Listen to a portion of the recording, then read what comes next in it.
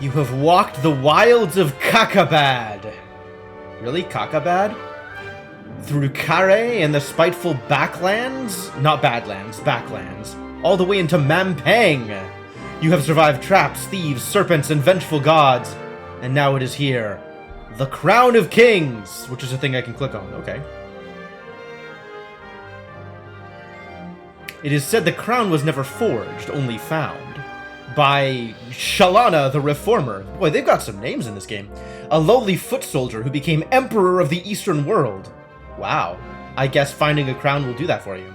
Such is the power of the crown. Oh, explicitly, that's what a crown will do for you. Okay. The air around it crackles with influence. Oh no, I have a choice. Take it? Wait? Oh, take it, sure. Your destiny awaits. With a crown in your hands, you will be as powerful as Kalana. The goblins are arming, the giants are waking, and the birdmen carving cruel daggers from stone. War will come, but you will prevent it. But then the image of the crown begins to flicker. You rush forwards. It's a trap! And startle yourself awake. Wow, the trap sent me back in time! You are alone, exhausted, in the little hut in the outpost settlement. Your unimaginable journey is not even a single step begun. Well, time to begun my journey, I guess. Watery tarts and their cursed objects. It's not quite Excalibur, but sure. Alright, where are we? We got a map, that's cool. This is actually a pretty cool zoom in. And you can even see, like, the texture on the map. That's neat. Part 1. The Shamutanti Hills. Click your character continue. Oh. I got layouts. Oh, I really do have layouts. What does this button do? Nothing. But it's clickable. Why is it clickable? I got no gold. I got no rations. I got 20 stamina. You know, even just looking at this UI has me understanding the origins of Pendragon a little bit more. Center? Oh, because I have a map. And at any point, I can go back to my character. Okay, I have no items. This is a button. Spellbook? Pray? Click my character continue. What does this button do? Scroll left and right to view my story so far? But there is no story so far. Okay, okay. Cool. Okay, yeah, we got a timeline. Great. Click your character to continue. Maybe I need to do the tutorial first? What tutorial? There's a tutorial? It sure didn't tell me about a tutorial. It is sunrise. You dress. Breakfast on bread and goat's milk. Oh, break fast, sure. And collect the pack and sword from beside your bed. Pray for luck. I like praying for luck. Trust the gods. Hey, Senna, how's it going? It's more Inkle Studios games. But before you leave, you close your eyes and raise a prayer to your spirit guide. This morning it has the form of a panther. Huh, yeah. It's Day of the Panther. But what will it become once your journey truly begins? A great calm descends on you. Outside the hut, you hear the outpost settlement stirring into life. Test the blade? Sure, let's test the blade. You pause to test the blade of the sword against your thumb. The blacksmith has done well. The edge is keen and draws a narrow line of blood. Oh no, first blood has been drawn. Time to go. Time, then, to depart. You lift back the flap of the hut and step into the early morning sunshine. Okay. Oh, I got items. Is it my sword? It's my sword. Weapons. Sword. Yup, okay, cool. I still don't have a spellbook and I still can't pray, but I can go to the outpost settlement, draw a path to the flag. Was that a good path? I guess we were expecting more visual, less novel. Well, it's Inkle Studios, my dude. The point of an Inkle Studios game is to tell a story with as little game as possible tacked onto it to make it an actual game. Eyes follow you as you leave the hut and walk towards the Great Shamutanti Wall. I'm not going to get over this name, by the way. This name is hilarious. Shamutanti. The frontiers people of this tiny settlement are well aware of your mission. You could say hi. We could be polite.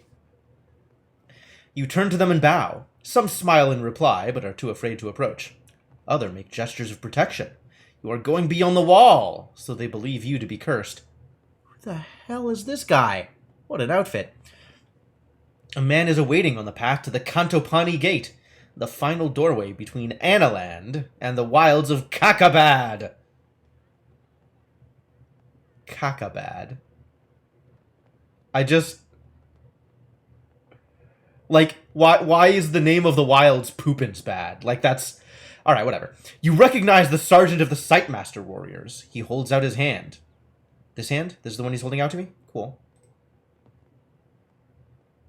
Okay, yeah, cool. That's a guy. We can still be polite. Greetings, Sergeant. He touches his forehead with 2 fingers. You are almost ready, he says.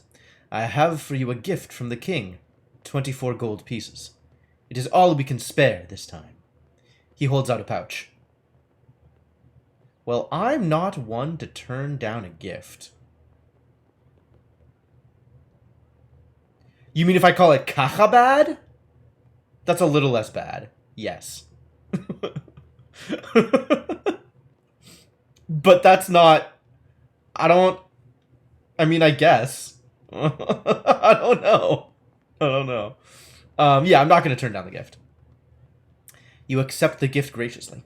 Thank you. You should buy some supplies before you pass the wall, the sergeant says. And you must collect your spellbook if you wish magic to aid you. Finally, should you wish to practice your swordplay, I will go one last round with you. And he points with his staff towards the training ground. Oh, well, I want to collect my spellbook, I think. But apparently I can really trace whatever path I want. Is this a good path? This is a great path. Let's walk around a bit. I'm sure this isn't going to backfire in any particular way. One of the huts, set slightly back from the others, is decorated with glyphs and strange symbols. A terrible smell emanates from its doorway. Ah, this must be the first hut in Kakabad. This is the hut of the chief mage. He has been preparing your spellbook for days, reading star charts to work out which spells will be available to you in the different locations in the hills and beyond. Am I willing to brave the odor? Probably. You lift the flap and go inside. The mage looks up at you with haggard, sleepless eyes, and presses the book into your hands. Do you understand how to use this? He asks. Not at all. Tell me. Each spell is crafted through the alignment of 3 stars, he begins. The spell Zap, for example, is made by aligning Zarathustra, Ayugis, and Pini. But that is not important. What matters is what the spell is called and what it does. Zap will give you control over lightning. Hot will create a fireball. Foff will create a force field around you. Interesting. Alright, so all the spells have 3 initials and sound like what they do. Shall I continue? Yeah, sure, tell me more. The mage nods. The law spell is formed from Lilith, Ayugis, and Wex, and will allow you to control the will of unintelligent creatures. The wall spell is quite different and uses different stars. The order matters, you see. Wall creates an invisible barrier. You will find the rest in the book. Do I need to write this down? Zap, hot, foff, law, wall. By the power of backronym, I command thee. Yep, it's pretty good. I want to know more. Yeah, tell me more. The mage looks surprised. Well, the Dop spell is useful for locks. Walk will shield you in battle. Walk? Clang! Love it. And dumb will cause clumsiness. Amazing. He scratches absently at his ear. I have the spellbook for that? Oh, good. Remember, some spells will cost you effort to use, but the ones that don't will not work without a focus, an item of some kind. You will need to read the book to know what. Research magic using the spellbook button on the map. Okay, spellbook button on the map. This volume contains the 48... This volume contains a soundtrack. Oh, and it's Baboon Day now. Sorcery 1 and 2 are separate games on Twitch. There are maybe categories for it. I don't know. But there's also a category for 1 and 2. Oh, Icarus. This volume contains the 48 spells of the High Craft, as discovered and passed down from generation to generation of sorcerers from the earliest days of the Eastern world. Each spell is formed of 3 letters, and each spell will take energy to cast. Stamina? Is that energy? Furthermore, some spells will fail without the use of a particular item or focus. Okay. If you learn only 6 spells for your adventure, learn these. Zap, Foff, Law, Dumb, Hot, and Wall. Okay. All these spells are extremely tiring and will cost you 3 points of stamina. Stamina is energy. More economical versions exist, though some rely on the caster owning particular items of power. Zap! Wow. Hot? Hot. Sure. An extremely powerful weapon, this spell creates a blast of lightning which shoots from the caster's hand. It is effective against virtually all living creatures without a magical defense, but it takes great concentration to use. Hot. Spell creates a fireball, which can be thrown by the caster towards a target. The fireball will cause severe burns on impact, but will then quickly extinguish. Who's this idiot? What an outfit. Why is he wearing his jammies underneath the cape? This powerful spell creates a physical barrier in front of the caster, which is capable of keeping out all intruders. The resulting force field is both extremely strong and flexible. Wall creates an invisible wall in front of the caster. It's foffing about. Oh no. The casting of this spell creates an invisible wall in front of the caster. This wall is impervious to all missiles, creatures, or other material objects. Hence, it is a very useful defensive spell. Okay, so this is for material object, and this is for people? Keeping out all intruders. But this also says creatures. Like, what's the difference here? Law.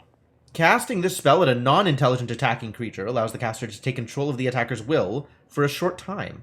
The attack will cease, and the creature will immediately come under the control of the caster. Nice. Dumb. Yeah, that looks dumb. When cast at a creature holding an object, such as a weapon, this spell will make the creature clumsy and uncoordinated. It will drop the object, fumble to pick it up, and drop it again. That's a very specific timeline. Big.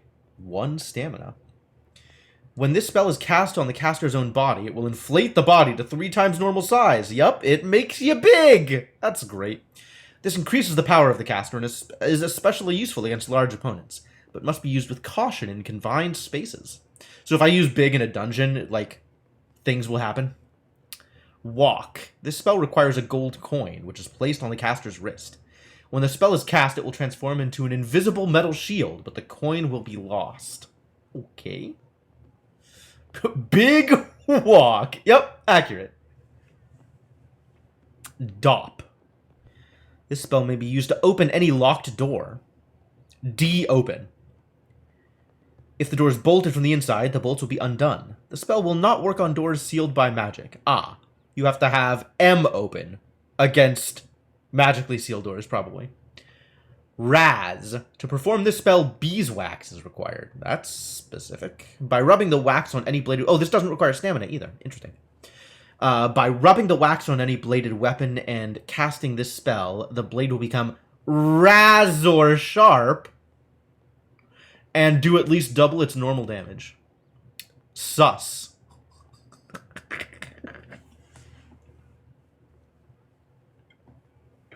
This spellbook is extremely sus.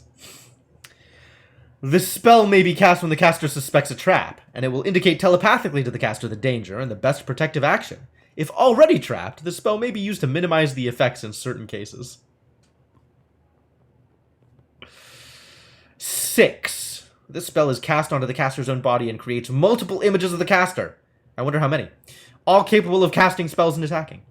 Each will perform identical actions, and most creatures will be unable to tell which is the real figure. Oh. Jig requires a bamboo flute. When cast, the recipient will get an uncontrollable urge to dance. Yeah, okay, that could be Jig. The caster can make any creature dance merry jigs by playing a small bamboo flute, thereby exhausting a creature or providing time to escape. Where is our sus 6 emote? It's in progress. I'm working on it. Oh, Senna. Gob. This creation spell requires any number of teeth of goblins. This spell may be cast onto those teeth to create 1, 2, or an army of goblins. Oh, cool. Do you like army of goblins, I guess? Who may be commanded to fight an enemy or perform any other duties. So there's a lot of spells here, right? Yob and Gum? Vial of Glue? Yob requires a giant's tooth. The giant will disappear when his duty is done. Gum makes things sticky. How? Information about the safest way of escape. Okay. Interesting. Dock requires a medicinal potion. Heal any creature who drinks them. The potions may be used by the caster, but will not bring a being that has actually died back to life. Does that mean that you can't drink a medicinal potion without spells being cast on it? Are they case sensitive? Oh, maybe, maybe. That's interesting. Doze puts things to sleep. Reducing its movements and reactions. Okay. Dud. Create an illusion of treasure.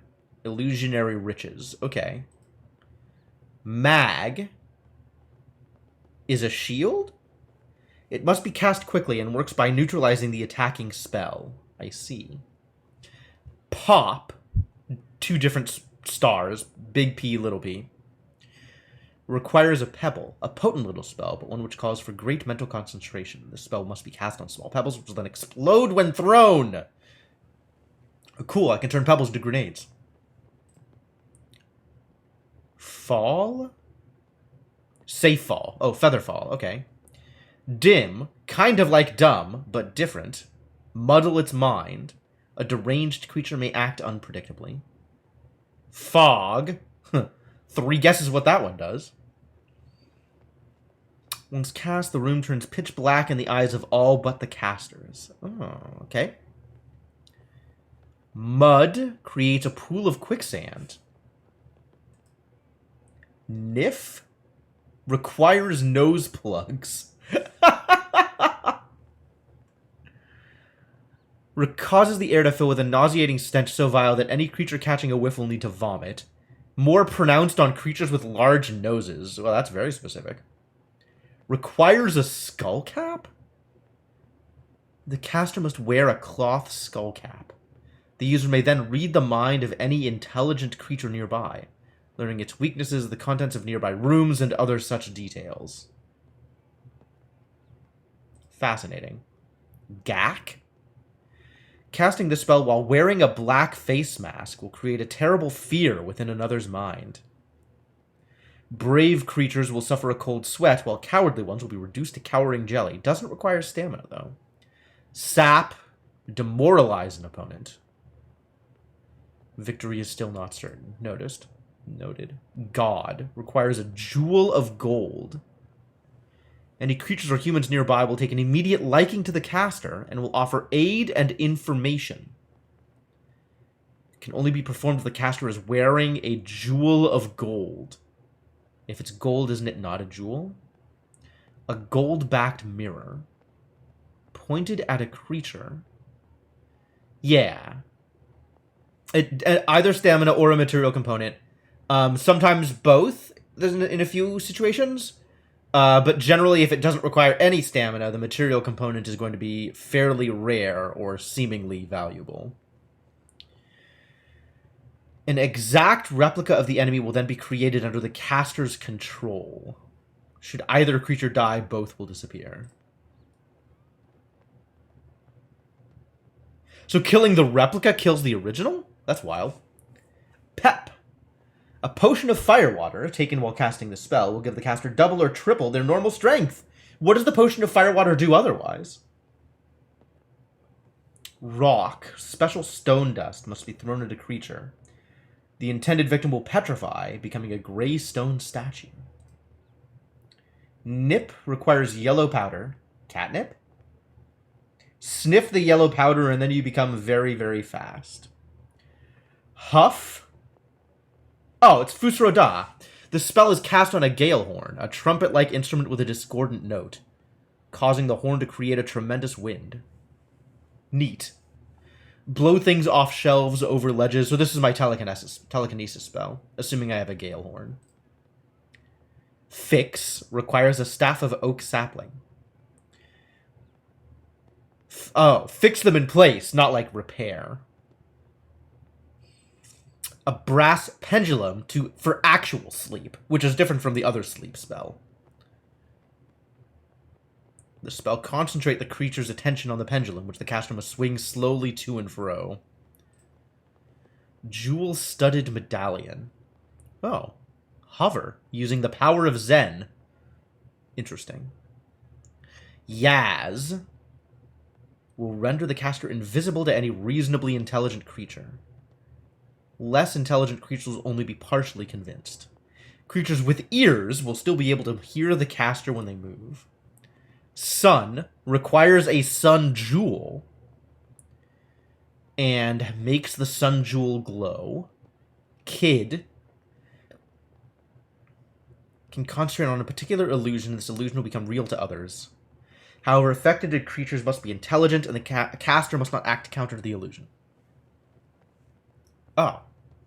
Making jokes. Kidding around with a bracelet of bone somehow. Wrap. Green-haired wig. Oh, allows you to communicate with non-human tongues. Okay.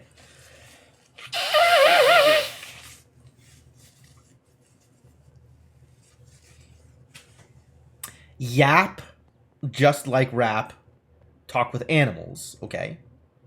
Green hair. This is so specific. Zip is blink. Okay. A ring of green metal from crag and rock. Not sure why the green hair is required. Me neither. Somewhat unreliable and can have disastrous results. Great. Farsight, Crystal Orb, Scrying, yup. Res, Zed. Interesting, some of these are, like, bolded. Or anti-bolded? I wonder if it's, like, capable of casting? Versus not capable of casting right now? Like, the ones that have requirements I can't cast, but all the ones that don't have requirements are lit up. That's probably how this works. Sure. Res. Literally a resurrection spell. Oh, nice. With holy water. Okay. An X-corpse can be killed again as normal.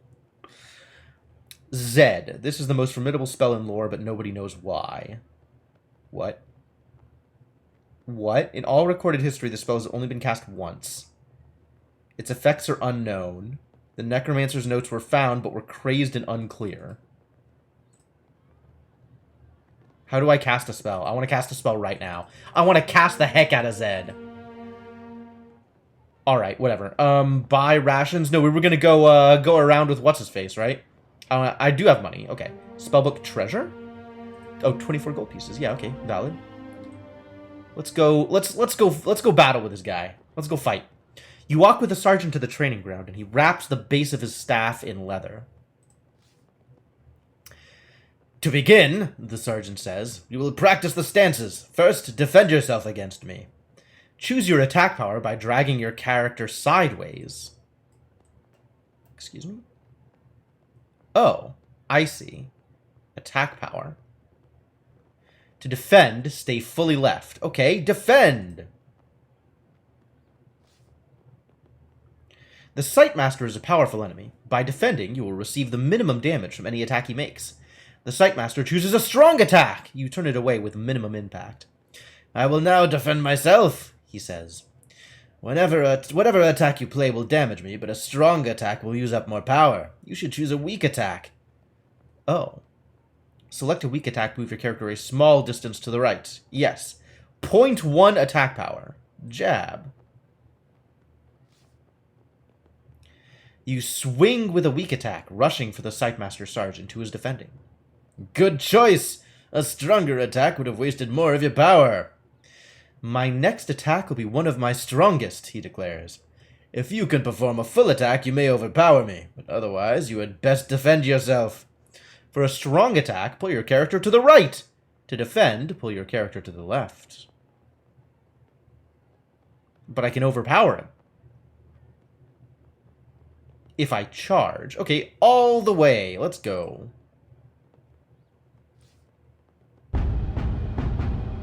You play a strong attack, overpowering the Sightmaster Sergeant again. He bows. You have finished me. Excellent. 1 stamina lost. Skilled swordplay. I see. Okay. So if I can reliably guess what they're going to do, I can either attack slightly more than they are, or defend myself as to waste their attack. Glory to Zed. Absolutely. Let's train again. I want to... Okay, ready your guard. Sure, I'll defend myself. That's a small attack. I should have attacked more. Okay. He's now going to defend himself, and I should do as small an attack as possible. Apparently there is a limit to how much total thing I can spend. Ah! I can see how much he's spent over the course of the fight. So I want to spend as little as possible, because I know he's going to defend.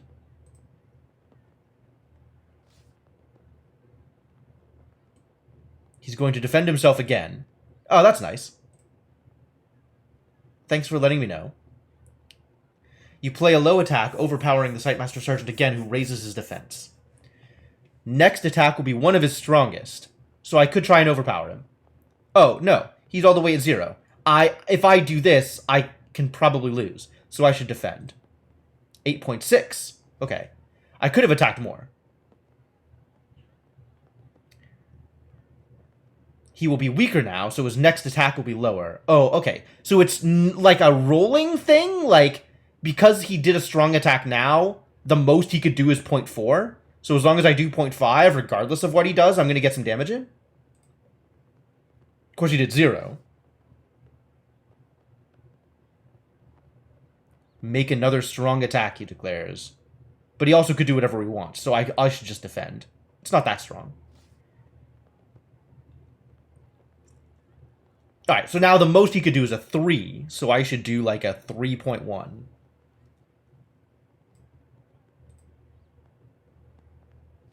And I get more damage on it. Okay. 3 stamina loss. Skilled swordplay. Alright, alright. I feel like I have a sense of what's going on here. Enough training. Very good, the sergeant agrees. But if you wish about in earnest, then I warn you. I will not go easy on you. He indicates the wider yard where there is space for a true match. Fight in the yard. Oh, do I want to do a real fight? I could do a real fight. I guess it would cost me real stamina instead of the fake training stamina. Sure, let's do a real fight. I don't care. You head over to the yard to practice a bout of real fighting. The sergeant removes the cloth padding from the base of his staff. This time I will not tell you my intentions, he says. You will have to read them for yourself. Be ready. Defend! Oh, I can choose what I'm doing. Well, I could just full-on attack. I kind of don't really want to do a weak attack, because if he overpowers me, I'm in trouble.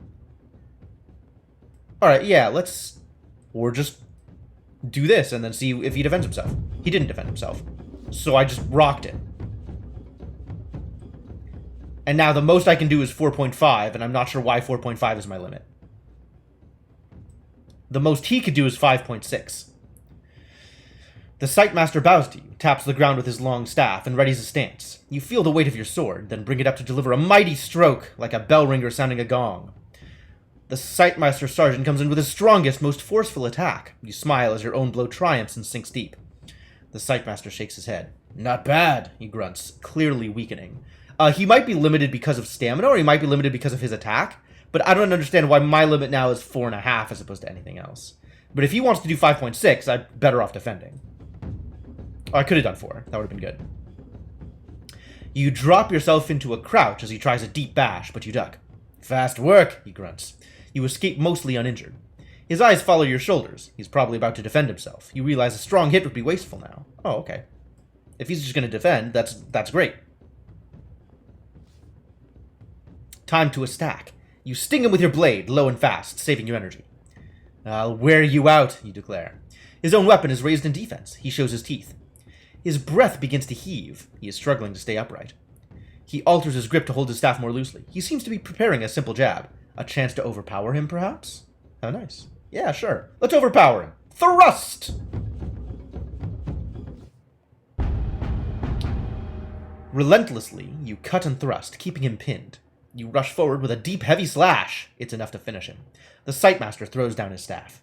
You have me, he declares with a grin. Skilled swordplay. Okay, cool. The sergeant is gasping for breath. He bows to you once more. Excellent, he declares. Few men have ever bested me. You truly are Analand's best hope. As he talks, a nearby healer hurries over with a salve, and your health and the sergeant's is quickly restored. Convenient.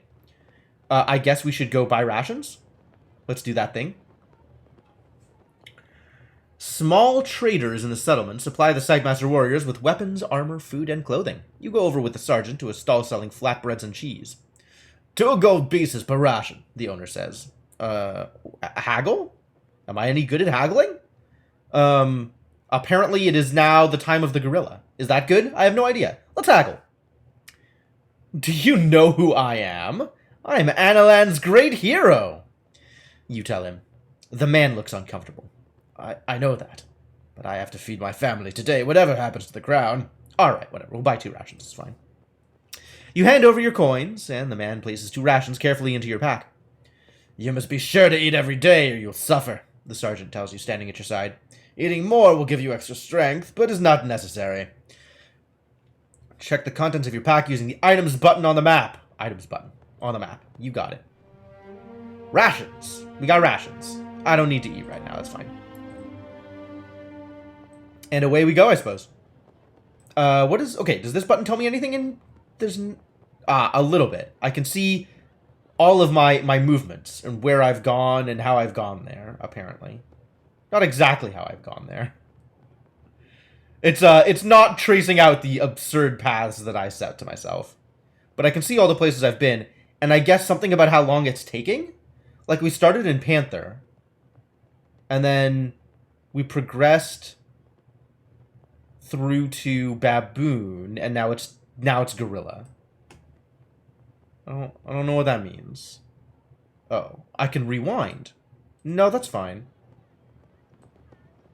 I have do-overs. That's cool. Alright, let's get out of here.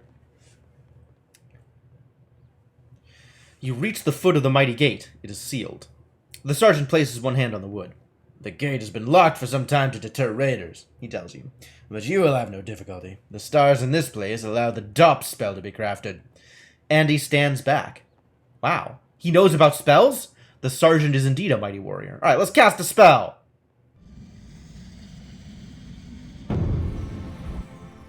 Oh my god. Click the letters to find a spell. Well, I can't cast Z yet. That's unfortunate. We have O's and A's. I mean, I guess I could cast Zap if I wanted. And I could cast Hot. Hot is available. Hog is available. Not that Hog is a real spell. I don't remember what all the spells are. I should probably write down all the spells so I have an easy list, rather than needing to go back and forth to the 2 spells at a time spellbook. There's rather a lot of spells, you see. But okay, let's follow along with the tutorial. We are casting DOP. Ah, now that I've chosen D and O, these are the only spells that are allowed. Got it. Opens locks and doors, requires a stamina. Cast! You weave the spells. One by one, the great tumblers of the door begin to creak and groan. Then the hinges turn with a noise like hail on a canvas roof. These gates have not opened since our last champion was lost, the sergeant says. I wish you more luck than he. Perhaps you will even meet him on your travels. If I overtake him, then he is too slow. I fear he is dead, or that does not concern me. I mean, I don't know.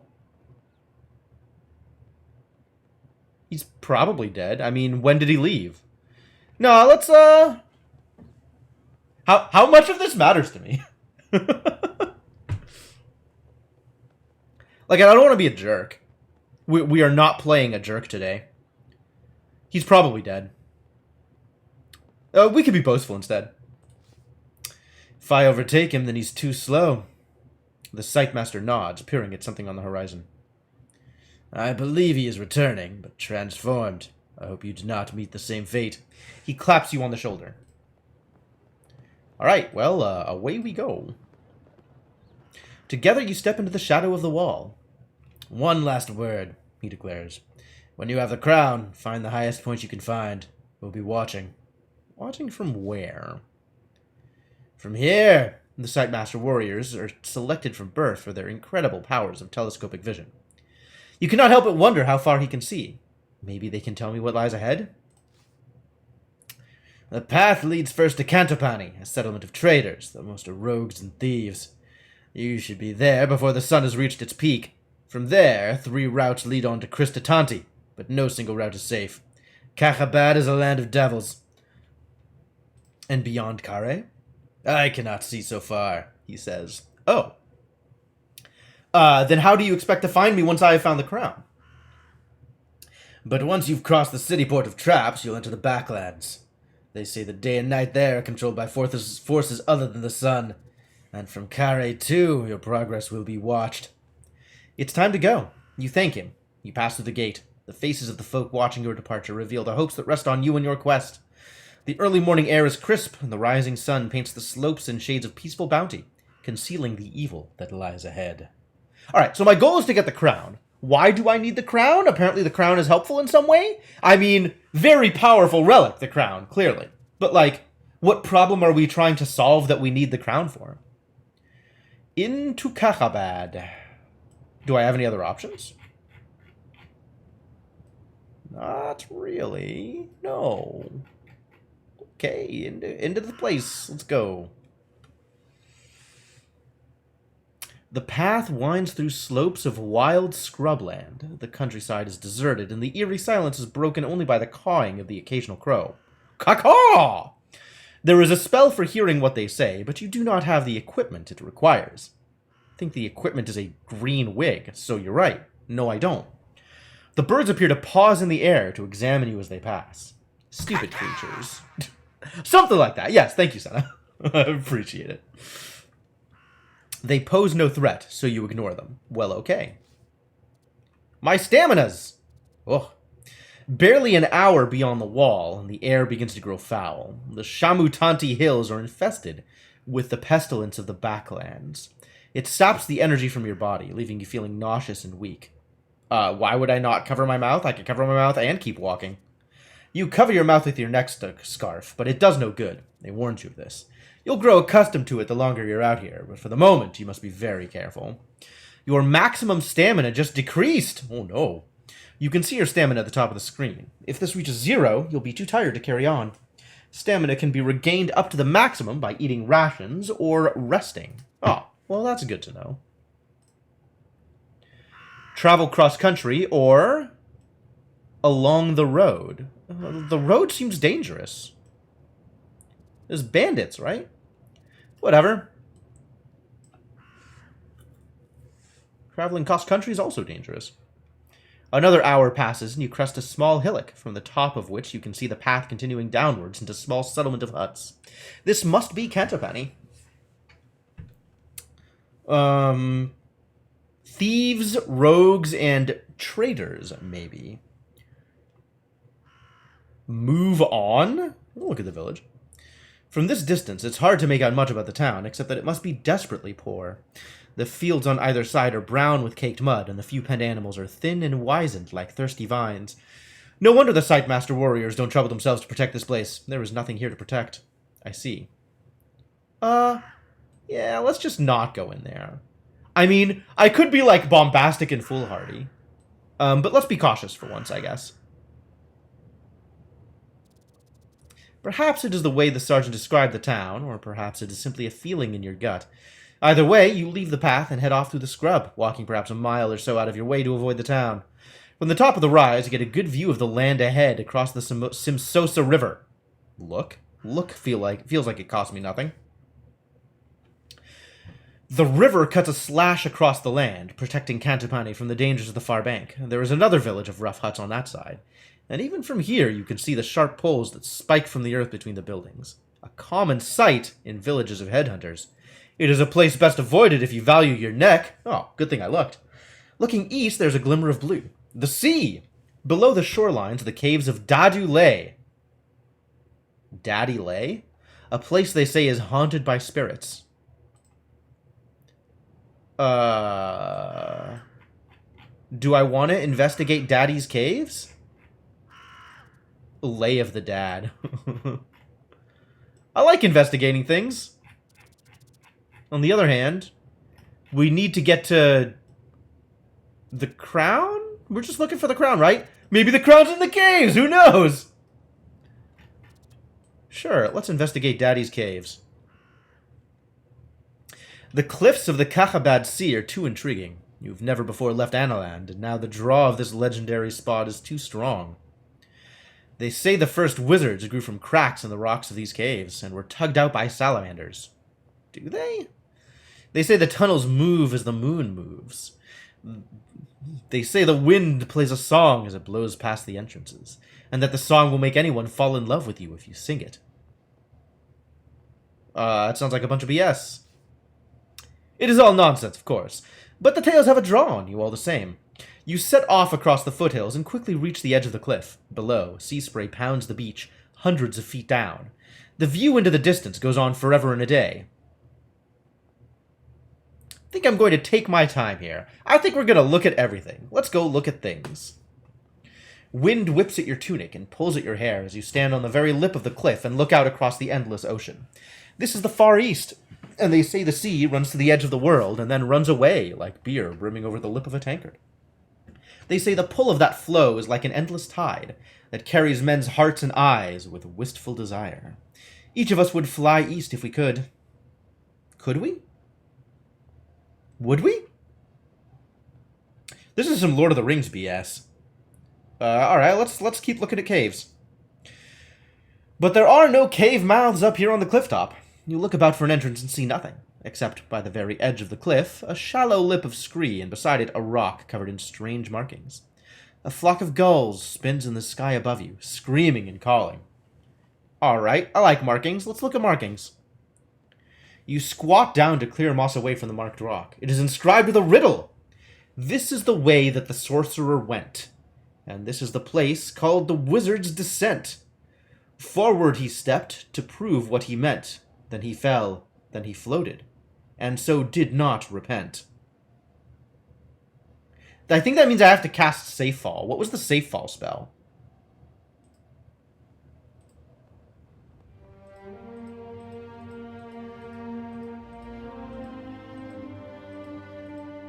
Where? There it is. Fall. I could just cast that. Okay.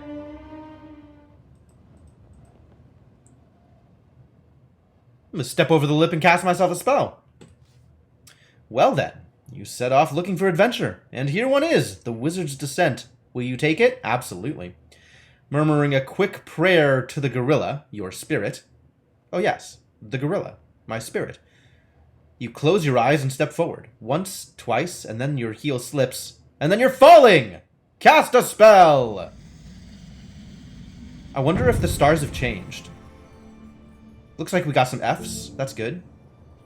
There's no... Hello? Fall should be available.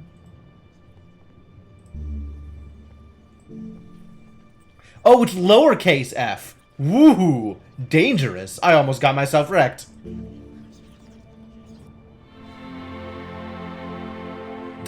In the remaining moments, you cast the spell. As soon as you finish it, your fall slows, as though a hand is cupped you and is lowering you to earth. You come to rest without incident on the grass. Yay! I did a thing! Now I can go down to the ledge. Now you are in trouble. Halfway up and halfway down, you are on a ledge an arm span wide with a drop down to the beating sea. There's no way back up. You have no choice but to follow the ledge and see where it leads. There is only one thing of note here, a glyph painted on the wall in a light brown paint. Why would I ignore the only clue I have? You peer at it. The color is old and faded, but it appears to be a P. You follow the ledge carefully around, hoping to find some way forward. A few yards later, you are spoilt by choice. There is not one cave mouth ahead of you, but two. Well, I can just cast a spell to choose for me, right? What is the choose for me spell? Oh, maybe I can't cast it.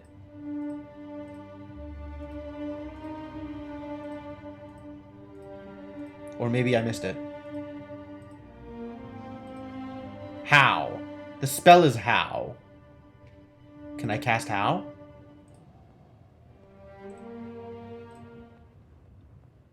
I guess I could look at the caves first, right? Your fall speeds across the desert sand. Oh my god, I keep forgetting about that game. What was it called? It wasn't just called Camel or something, was it?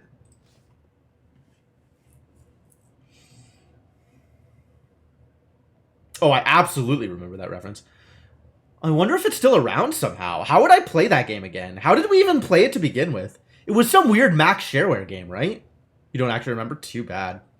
You peer into the darkness of the left cave. It seems to slope a little way downwards into the darkness, and the smell coming from it is salty and fresh. Perhaps it leads to the sea, or perhaps it drops into a flooded pool.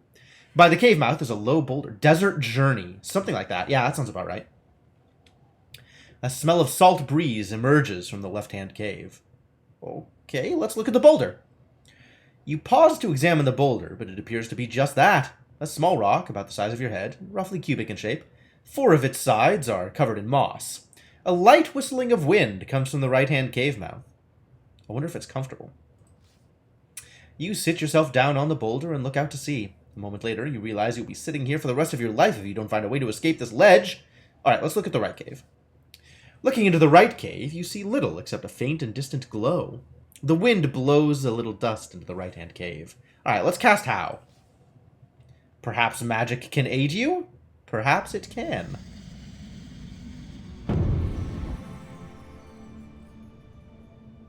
How? How?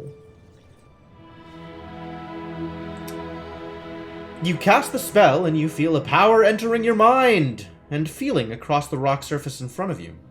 After a while, it settles on the left cavern. Then it is gone, and you are alone once more. What does rolling the boulder do? The boulder looks not too heavy. You could probably roll it over. But which way? Moss-free side upwards, moss-free side downwards. Oh yeah, because it's covered on 4 sides with moss. Interesting. Yeah, let's put the moss down. You heave the boulder over until the moss-free side is downwards. It takes quite some effort, but then you notice that the face that is now uppermost has some small indentations in it. A small rodent scurries out of the left-hand cave and away through the grass. Markings on the rock? You clear away the moss until you can see a few lines of a poem. 2 ways in, this cliff is cleft. Of guidance is our wizard bereft. One leads to safety, the other to death. When left with what's right, is it right what is left? Excuse me. Why the hell would you do this? Okay. Well, that isn't particularly enlightening, but we can just choose left, because we know that left is safe.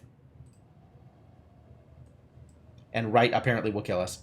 You enter the left-hand cave, moving slowly to let your eyes adjust to the dark.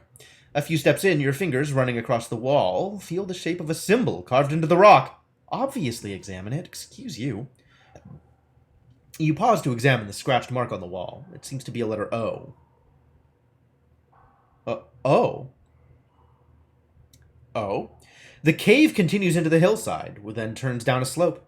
The walls grow narrow on either side. You are squeezing yourself deeper and deeper into the ancient heart of Daddy Lay, with no certainty that you will ever emerge. Then an opening appears, and with it a gust of wind and a hint of a strange green light. And this is the safe path? You squeeze through a narrow opening into a wider tunnel. Okay. Down to the ocean. Nice. The inside of this cave is lined with a bright fluorescent streaks from some strange mineral in the wall. It glows a grisly green color. That's hard to say.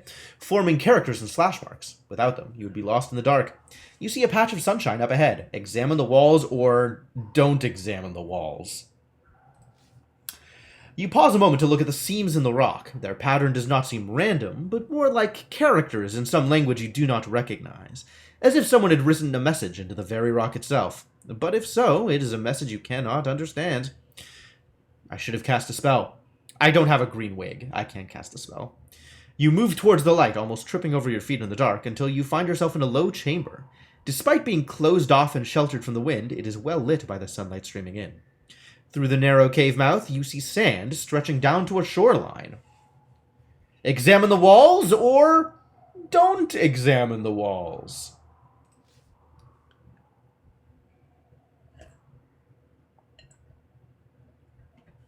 Looking closely at the walls here, you see a small patch of the fluorescent seam, but in the bright sunshine, its glow is lost and is just a dark, glassy mark. Is it desert sand? There's sand on my boots! Thank you for the bit, Senna. Directly below it is a small, flat stone. What magic might I try here? What spells are even available? We've got D's, F's, H's, and S's. Oh, and T's and N's and W's? And oh. I see. It's the beginning versus the end. Okay. We got O's, I's, and U's. I don't even know what I'd cast here. I don't know what spell would be helpful. Maybe I don't want to cast a spell. What if I decide I don't want to cast a spell?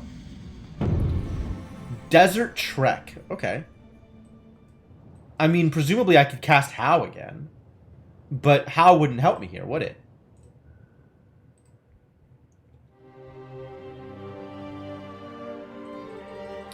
What would help?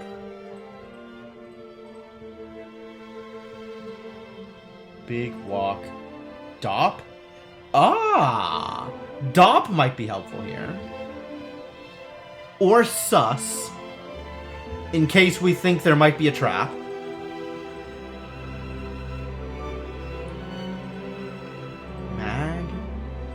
Magic protection. Dim fog. We could cast Sus. Sus isn't free, but we can cast it.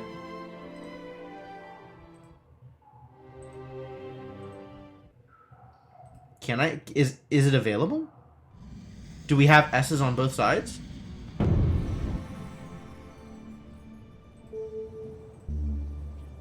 We have Sun. But I don't have a Jewel, so Sun doesn't help me.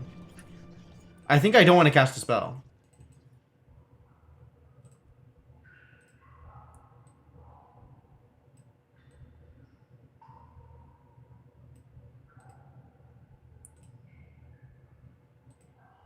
Okay, so I still want to examine the walls. Okay, so I can go back.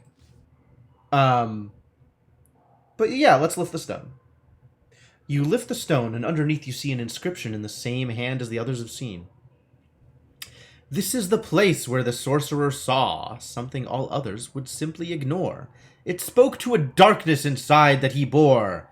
So he stopped, and he gloomed, and made light come once more. Ah, so it would have to be Sun. But I don't have the necessary reagent for it. Will it let me? It's not going to let me, right?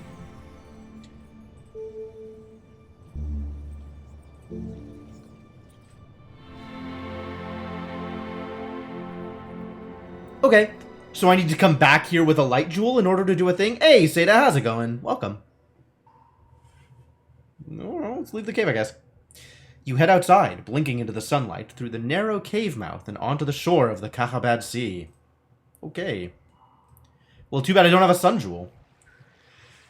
You walk out onto the sand to find you are not alone. A small sailboat is pulled up in the shallows, and beside it, a woman sits on a low stool with a strange flat loom on her lap. She is weaving a long belt of tightly woven, brightly colored cloth. You remember these kind of books? Oh, I guess this could be like a choose-your-own-adventure book, huh? Those are pretty good. Watch her work. You hang back, watching her as she weaves. The work is swift but careful, with the strands of each color appearing to diverge before being brought back in and knotted together. Threads disappear from the pattern, then explode into life further along. The object she is making is no wider than a belt, but it seems extremely long. Suddenly she stops and looks up. She has seen you. I mean, I don't know that this is necessarily the same as a Choose Your Own Adventure book, but it does seem to be a branching paths narrative, which is basically the same thing. Greetings, she declares. It has been a long time since I had a visitor. Okay, I guess greetings. We could be polite. Greetings, you say, nodding your head to her. What are you doing here, you ask. I am weaving, she says, and waiting. The woman watches you with great patience. There's a physical version this was based on. Oh! I guess that's why it's Steve Jackson's Sorcery. That makes some amount of sense. What are you waiting for? I am waiting, she replies, to ask a question. Are you ready now to answer it? Probably not. I don't think I am. Very well, then I will wait a while longer. But I need to know what her question is before I can know whether or not I'm ready to answer it. Maybe I should know more about her before I invite her to ask a question. Who are you, you ask. I have many names and faces, she smiles. But you have only one. Who are you? Am I nobody? I'm a hero from Analand! Watery tart. Yeah, she's even on the beach. She nods. Not yet, she answers simply. Heroes are those with nothing left to do, and you have much ahead of you. Briefly, she glances down at her weaving, as if she could read the future in the thread. Well, obviously she can! Alright, ask me a question. It is a simple matter. She holds up 2 strands at the end of the belt she was weaving. They have diverged just at the moment she ceased her work. It is about you. When the time comes to risk yourself for another, for no gain of your own, which would you rather choose? The way of danger, or the way of the coward? I have looked, but I cannot decide. That's neat. It's not often that Clotho allows you to make your own decisions regarding your fate. What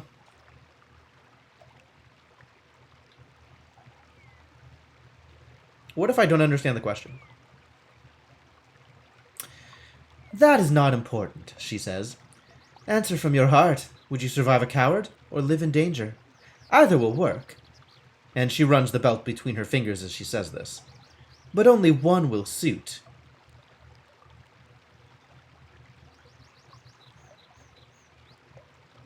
I see. Well, we're a hero, right? Let's be a hero. We'll be heroic. The way of danger.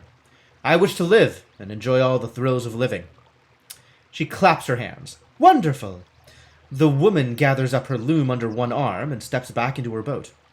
You have everything you need, she declares. Now you must simply leave this place and return to where you should be. The land of Daddy Lay was not meant to be lived in. Well, if she'll take me to Kare, that makes things easier, right? The woman frowns, then laughs. But I am not going to Kare, she says. Where I am going, Kare is dust and ruin, its stones turn to powder, and its people to distant songs. I do not visit often. And then she reaches up to her head and pulls out a single golden strand of her hair, which she gives to you. You will need this for your spell of returning. Then, with a breathed word, her boat creeps out into the waves, the sails fill, and her song is lost on the wind. I see. So, what spell is now suddenly available that was not available previously?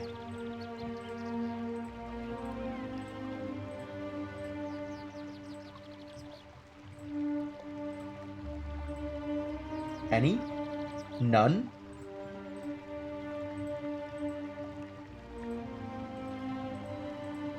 None. Okay. Thanks for telling me about spells, I guess.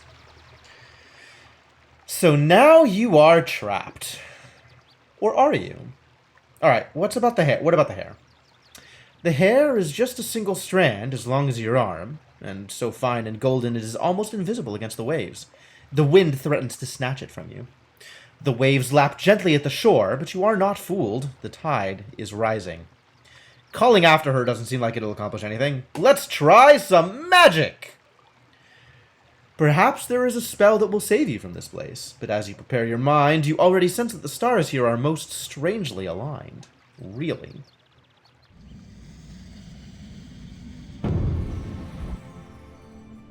We have R's, T's, and P's. O's and A's. And T's and P's and K's.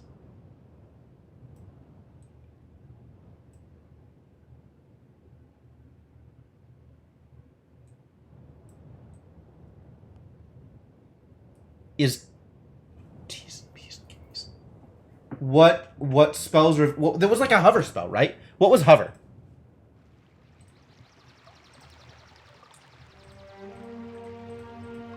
Can I cast it? It's not fall.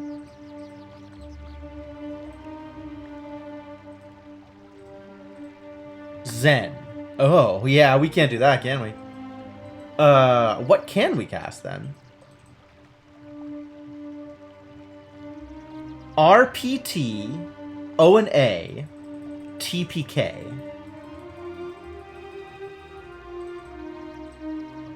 I need a spreadsheet for this.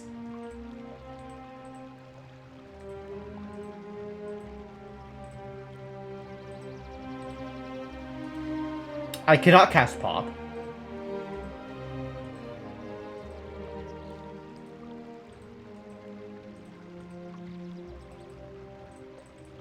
I could cast Rock.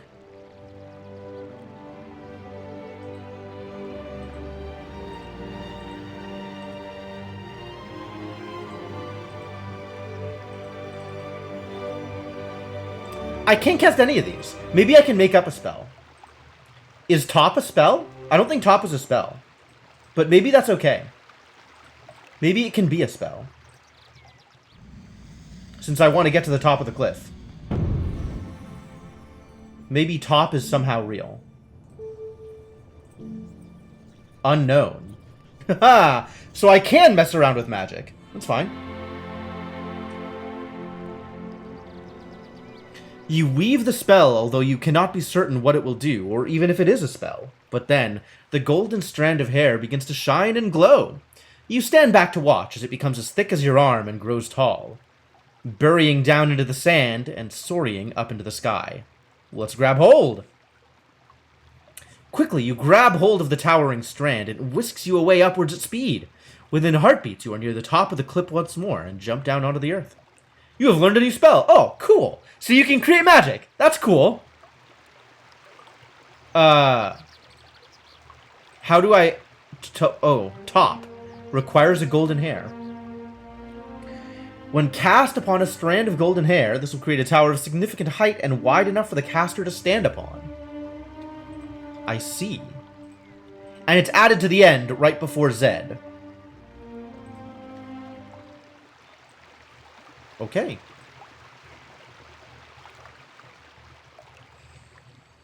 The golden tower disappears, shrinking away out of sight, but as it fades, the wind strums and it begins to sing. You can only just catch the words. In a long, empty mine roams a terrible beast, whose slaying it will be your duty in time. But should you meet early in mines to the west, creep inward and burn him. Remember this rhyme. Time to remember a rhyme, ladies and gentlemen. I know how to do that. Screenshots.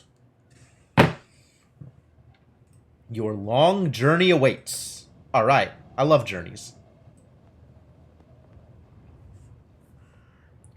Coming down a low rise, you hear voices ahead and the crackle of a fire. Wait and listen, or don't.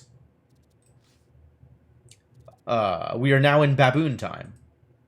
Is that good? It's a mystery.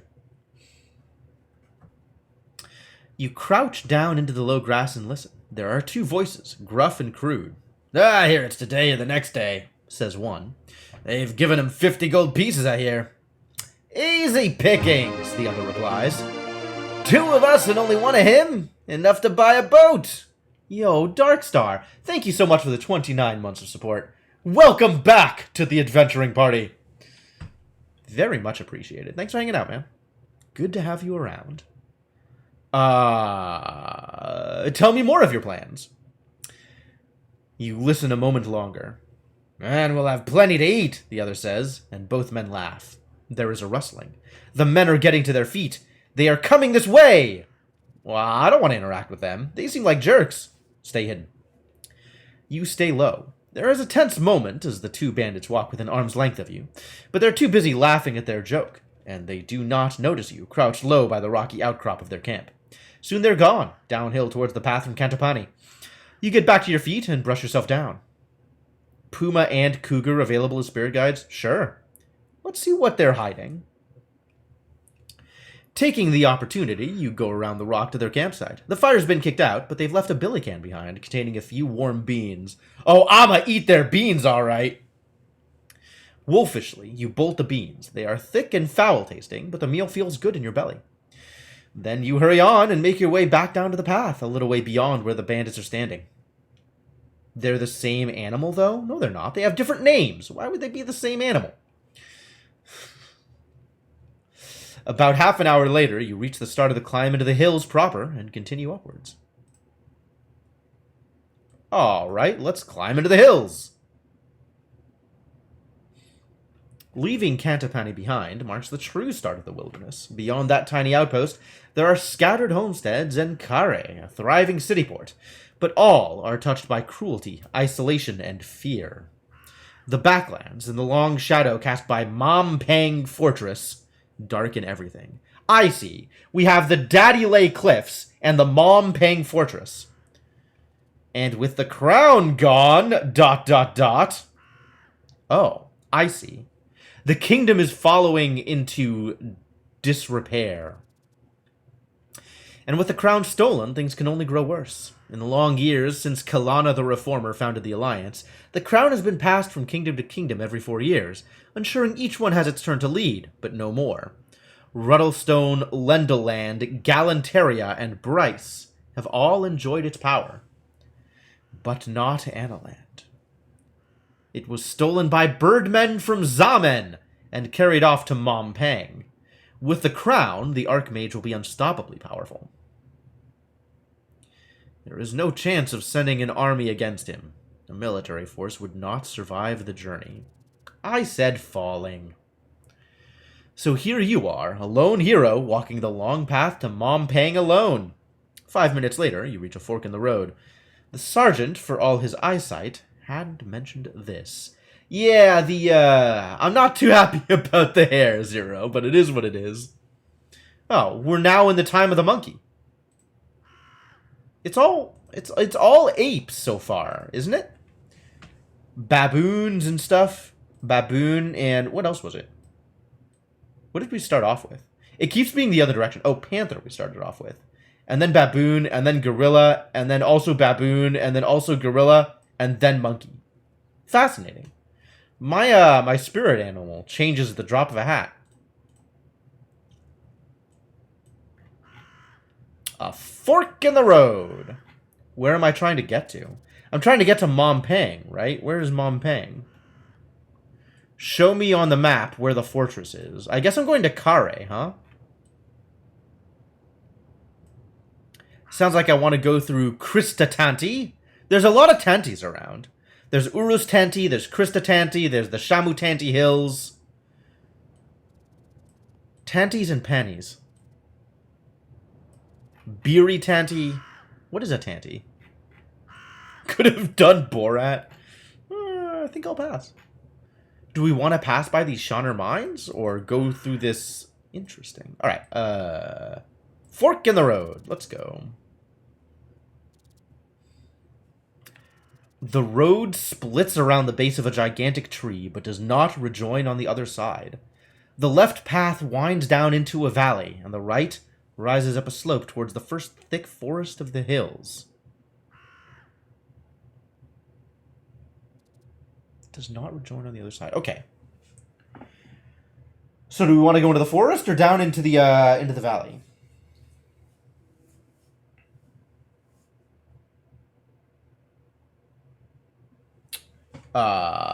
Well, I guess we can look and make decisions that way, right? It's hard to see much further uphill. The forest is sudden and thick and the path narrow. It may be hard going in that direction, but the hills will involve a lot of climbing eventually. You may get a decent view of the next leg from the top of the ridge. You pause to consider the lower route. There is a river here, and the path follows the left bank. It is a safer route, secluded and protected, but the curve of the landscape would mean you were almost backtracking. You are about to make your choice when you hear a faint cry from somewhere close at hand. Ignore it. A trap tie. How are these two not the same thing? Okay. Who's yelling? You look around, then finally up into the branches of the tree. A pair of wizened, calloused feet are dangling down over your head. About to drop on you, perhaps? You swing yourself up into the lowest branch of the tree, and the owner of the feet shrieks in alarm. You see it is an old man, dressed in rags and as thin as bone. "Oi!" he calls, trying to retreat along the branch. "What do you want?" Man, look at this guy. A few branches above him, you notice a buzzing beehive. What are you hiding from? How the old man got up to the tree is a puzzle. He must have been escaping someone fearsome to climb so high. "What are you hiding from?" you cry. "Damned Elvins," he replies. "I were travelling from Dumpus to the..."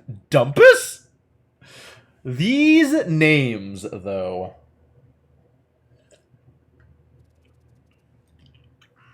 "I were travelling from Dumpus to the outpost settlement in Analand, but I were waylaid by Elvins, rubbed me blind, oh, but took me eyes, and left me up the tree.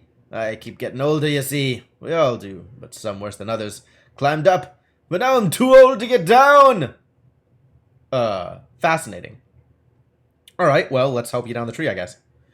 You reach up and grab the old man by the waist. He is as light as a leaf, and within a moment, you have lifted him to the ground. "Thanks for that," he remarks, brushing himself down and almost knocking himself over in the process. "I was just starting to get a bit, perturbed. But I'm on the safe now."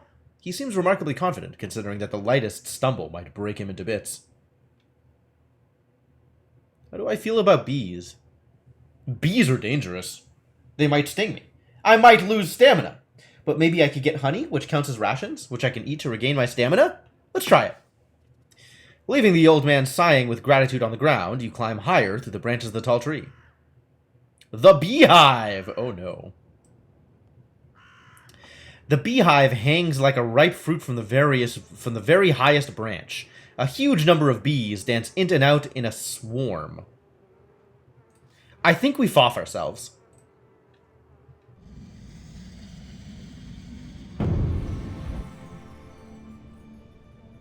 I cannot foff myself. Nor can I cast Zed. God damn it. I could zap the hive, I guess. OAEI? Lot of options.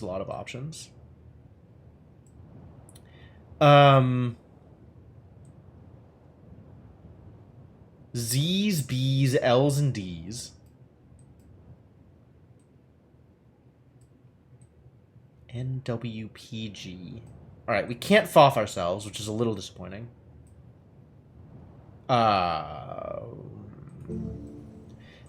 It's too bad B isn't a spell. But Buzz maybe is a spell. I can't Buzz. There's no use.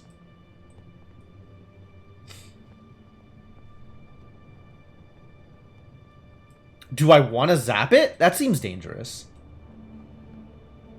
Also expensive. Like, that's a lot of stamina to waste. Maybe I don't cast the spell.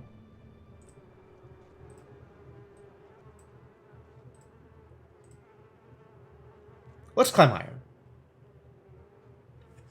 You climb up into the branches. The bees are quick to attack.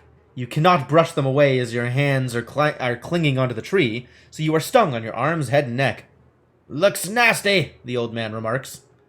Well, in for a penny, in for a pound. Ow. I lost some stamina, gained some rations. Nice.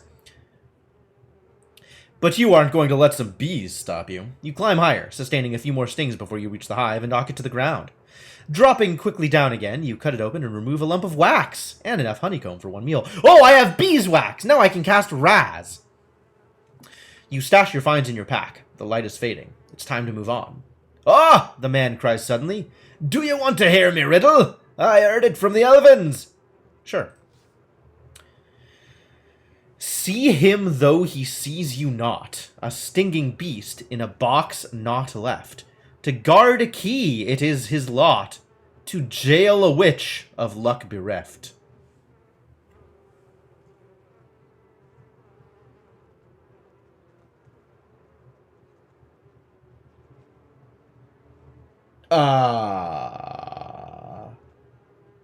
Interesting. Okay.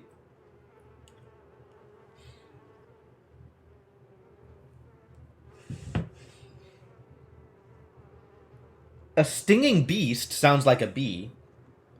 In a box not left, I'm not sure what that means.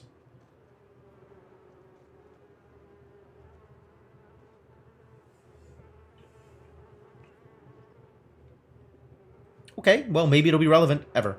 High path or the low path. Oh, I still don't know where I wanted to go, huh? All I know is that there's bees.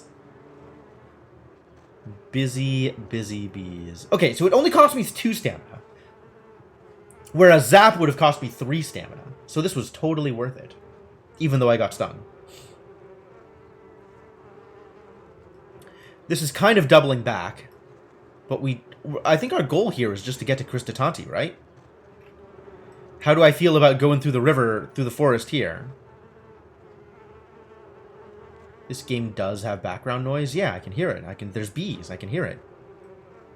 I'm not sure what you're trying to get across with that. I kind of don't like the idea of going through the forest. The forest seems dangerous.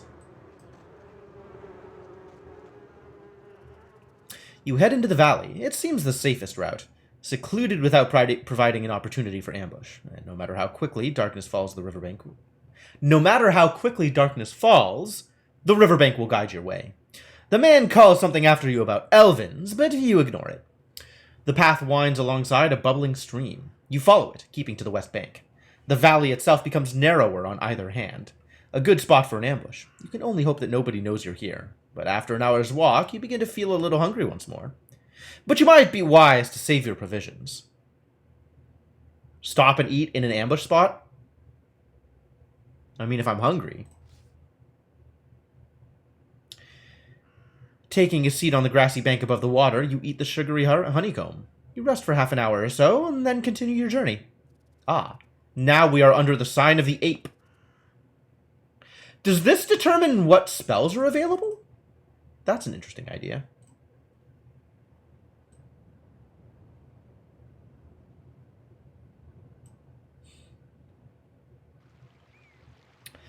The valley continues, and you walk for many hours until the sun begins to set behind the bank and the air grows cool. Now would be the time to find and pitch camp if you intend to sleep, before darkness descends completely. But the moon will rise soon enough, and you could walk on through the night. Somewhere beyond this valley, there are villages with real beds. Yeah, this is a village. Maybe a village with a bed. How do I feel about this?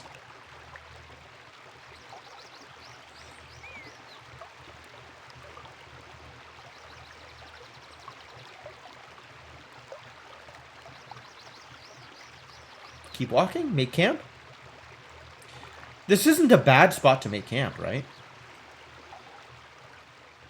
After a little thought, you decide to stop. In the moonlight, the river will turn black, and the way will be hard to find.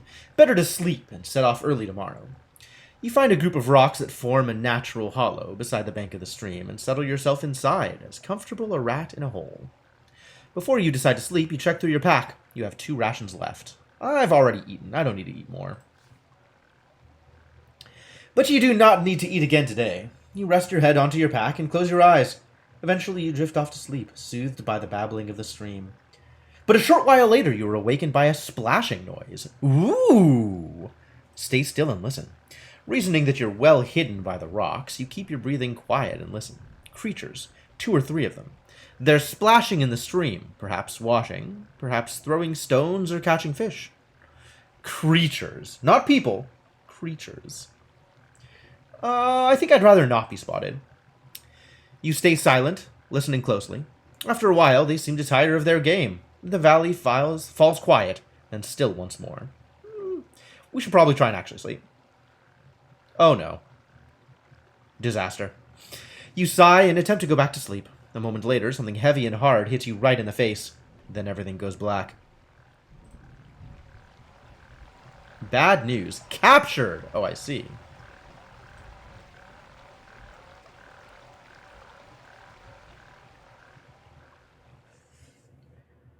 Rip? Probably not. Still halfway between sleeping and waking, you feel the presence of your spirit, the ape, close nearby.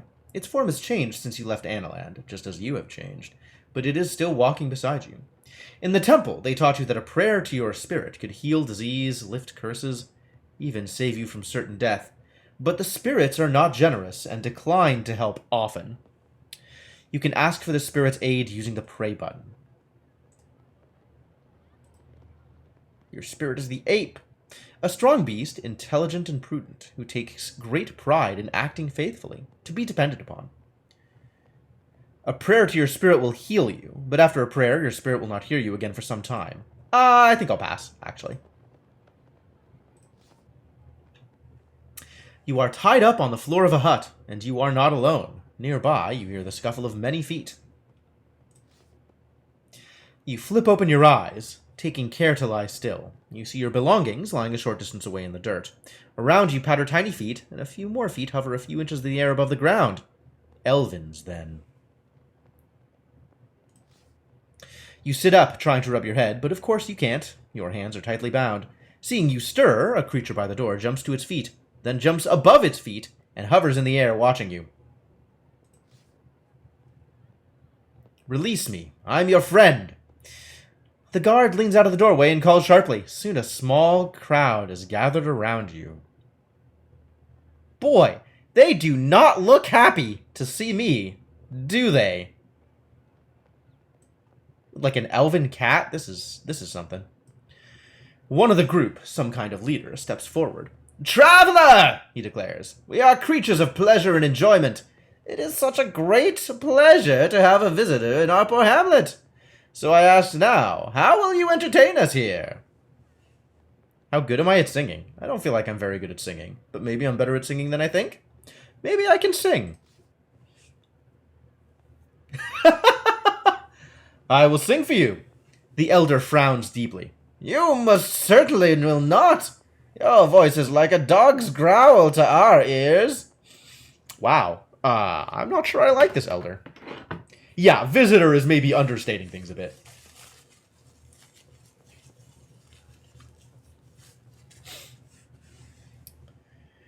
And you are like buzzing flies to me. No, we can be polite. They've shown... Well, I guess they knocked me out and took me prisoner. But it's not like I can really do much with my hands tied. So, let me show you my magic. The chief claps his hands with glee, and so do the others in the crowd. Excellent! Very good, but I cannot weave a spell with my hands tied. The elven consider this for a moment, and quickly decide. One approaches with a knife and holds it close to your face for a few seconds. Then he laughs, rolls you over roughly, and cuts the rope around your wrists. Now, declares the chief, entertain us! You are like flies to Vigo. Alright, we'll cast a spell. I'll show you a spell, the elven chief nods.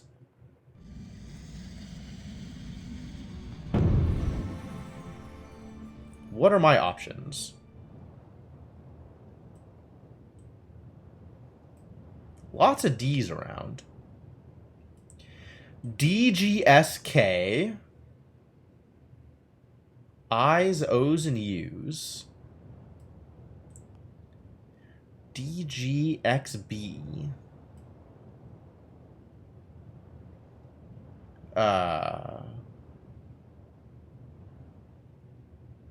God. Oh yeah, I could become huge, huh? Alright, let me look at spells. I don't know that I can actually cast God, because I think that requires a a material component. I really should make this list. I'm gonna copy this out, because this is too much of a hassle going into the spellbook each time. Oh yeah, God just makes him listen to me, but that still requires a material component, doesn't it? I need to be wearing a specific thing.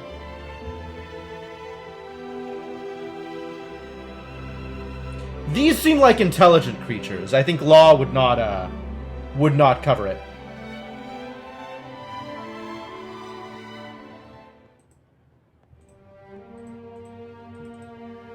Also, what do we have available? We could try and make him... No, we can't make him dumb. I don't think we have Hot. I don't think Hot was on the list of things we could cast. This is such a hassle to go through. I am actually going to make a Google Sheet with this information on it.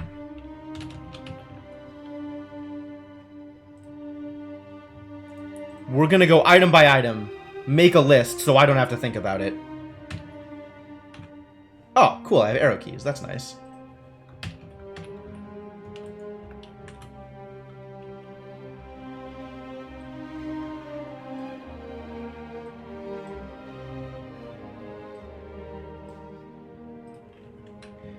ZAP requires 3 stamina, nothing else.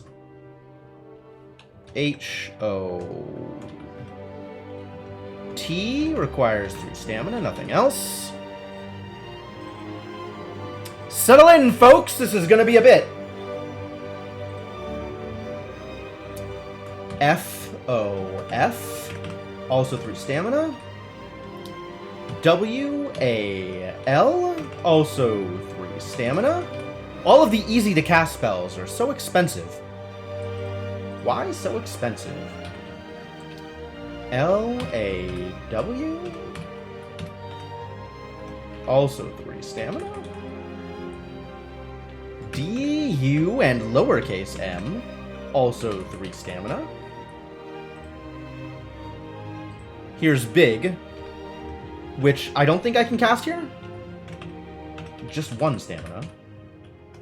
WOK, 1 gold piece, and 1 stamina.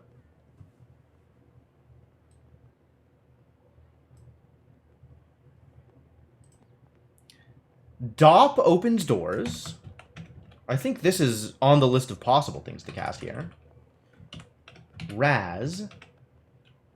Beeswax. No stamina, though. Convenient, that. Sus. I do like sus. 6. 1 stamina. It's also like, under what conditions am I actually going to be casting these spells, right? That's a real question. Jig requires a bamboo flute. Gob, make myself an army, requires a goblin's tooth. So there's one of them that, like, makes illusions, right? Which one was that? I guess we'll find out, right? Yob, giant's tooth. Should I make notes about what the spells actually do?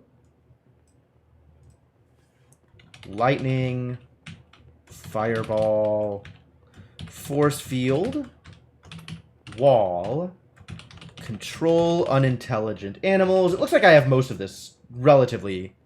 I'm pretty much figured out most of these.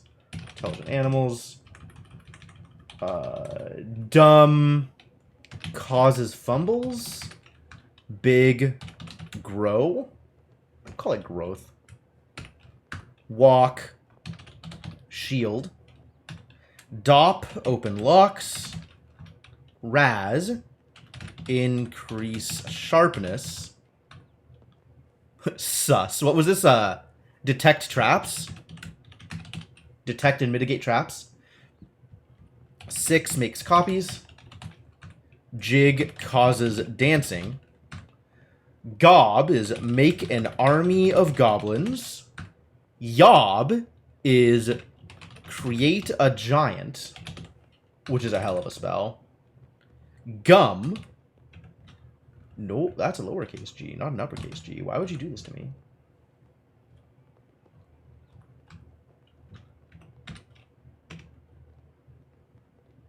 Why would you do this to me? Autocorrect Y. Autocorrect in a spreadsheet, no less. Don't give me that crap. Vial of glue. Like, this is, again, like, if you already have glue, why not just use the glue? Stick things to floor or walls. What else do we have? We have how.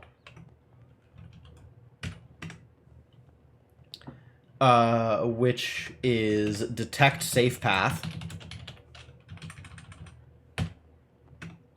We have dock, requires a medicinal potion. And,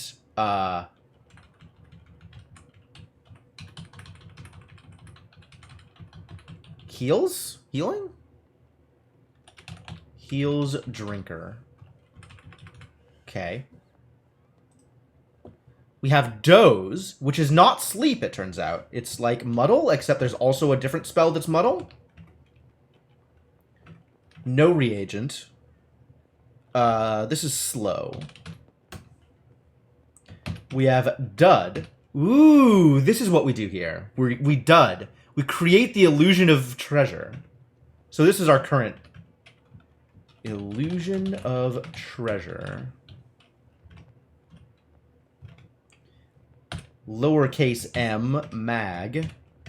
1 stamina, no reagent. Magic shield. Defend from spells. Since I am making a point of not including the actual name of the spell in my description. P, O, lowercase p. Requires a pebble. Create grenade. F. Hello? Hello? Ah. There we go. Weird. F-A-L. Featherfall. D-I-M. Also no reagent. What is this? Muddle. Sure. F-O-G. 1 stamina. I still don't know why this one is blue. Darkness. M-U-D. Requires sand, which I definitely do not have. Create quicksand. N-I-F. Sniff, I guess? Requires nose plugs, of all things. Bad odor. T-E-L. Requires skullcap, which is like...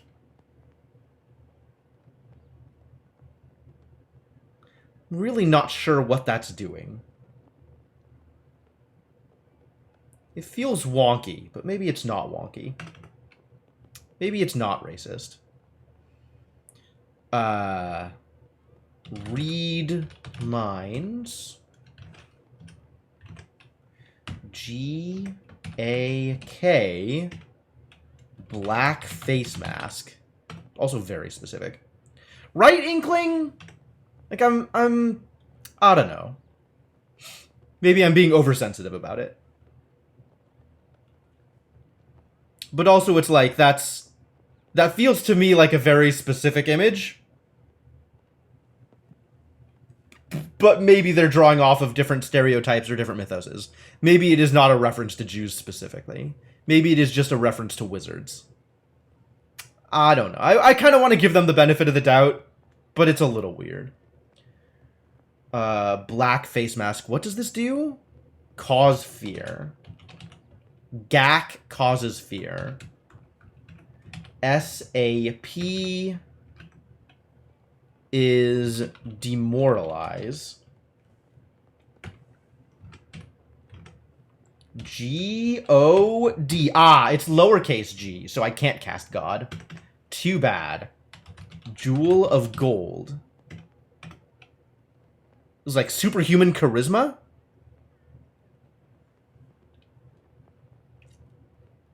Take an immediate liking to the caster, offering aid and information.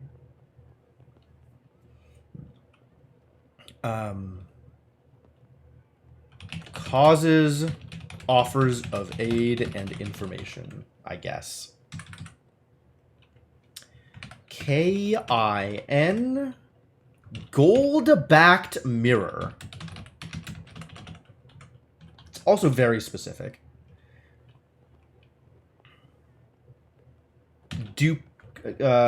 Duplicate creature.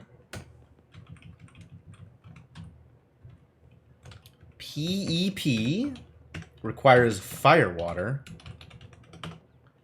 and is super strength.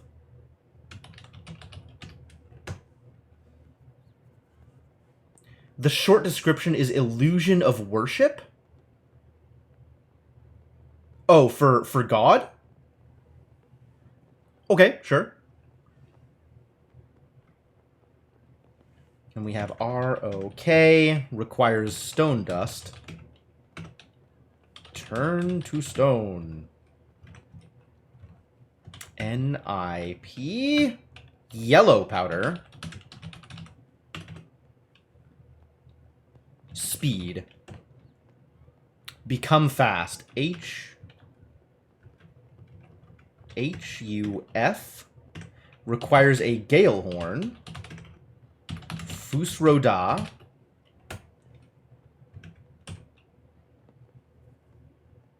Took the day off so you can drink and cry. Oh my god, Inkling.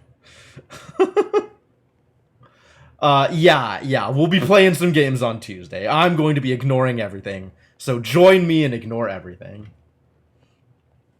Lowercase f, IX. Staff of oak sapling. Also very specific.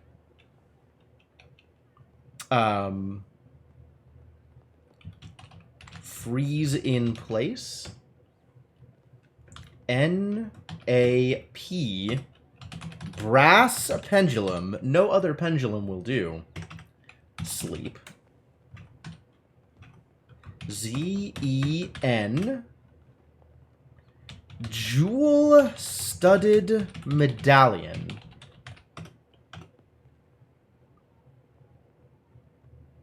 Hover. To increase the size of that thing. YAZ. What is Yaz? Yaz! Pearl ring. What does this even do? Invisibility.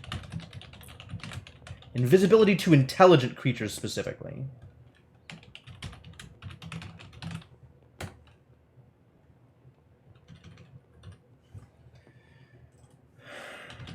Unintelligent creatures are too dumb to be fooled.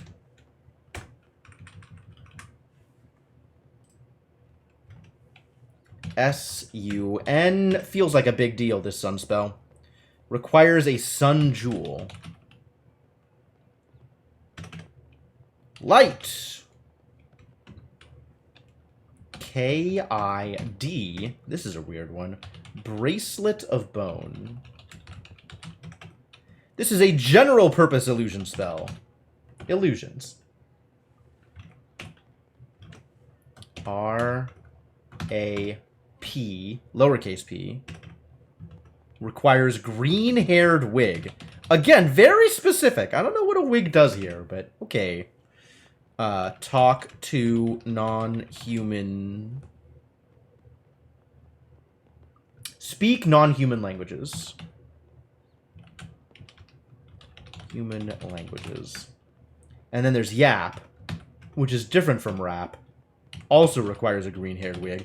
I don't know why green-haired wigs allow you to talk to things, but apparently green-haired wigs is how you talk to things. Communicate with animals. Zip. Lowercase p zip. Green ring.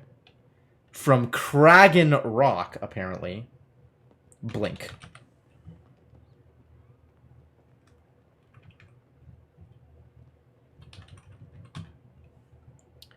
F-A-R requires a crystal orb.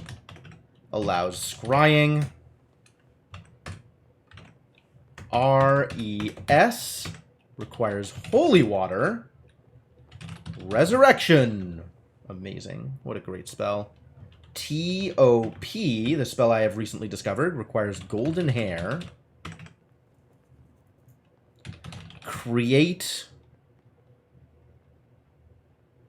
What does this create? Create vine? Create tower? Create tower, I guess. And then Zed. The end of the road is the Zed spell. Effects? Question mark. Cool. So now I can sort this by letters and see what is actually available to cast. I think we decided we're casting Dud, right? We'll make illusions of money. I'm sure they'll love these illusions. Illusion of treasure, yep. You cast the spell, focusing your mind on a large rock in one corner of the hut. Before their eyes, the elven see this rock turn into a mound of glittering treasure. They gasp with delight, smiling happily and congratulating you. Then one of them ventures over to touch the jewels, and as he does so, you release the spell. A great cheer goes up as the treasure pile disappears. An excellent performance, the chief declares. Thank you. You nod your head. But we have kept you from your road! The chief waves for his tribespeople to clear a route to the door, and the little creatures cheer. You gather up your belongings, and they set you on the path out of the village. But, really? This is just like... They literally knock me unconscious to kidnap me, and then I do a spell for them. They're like, oh, cool, wow. Sorry for detaining you. Off you go. That's fascinating. Apparently, Elven are, not particularly sensible creatures. Alright, well, now we know a few things about Elven. Waving back to the Elven as you walk, you reach the river once more, but now the path goes across it. Beyond, you can see a long, wide track, with trees lining the left-hand edge and a wide field of long grass on the right. In the far distance, a curl of smoke indicates a village. The evening is beginning to draw in. It would be good to reach town before the light is gone. Makes sense to make each... yeah, I mean, if they're worried about me casting spells on him. I guess I could have just zapped him, right?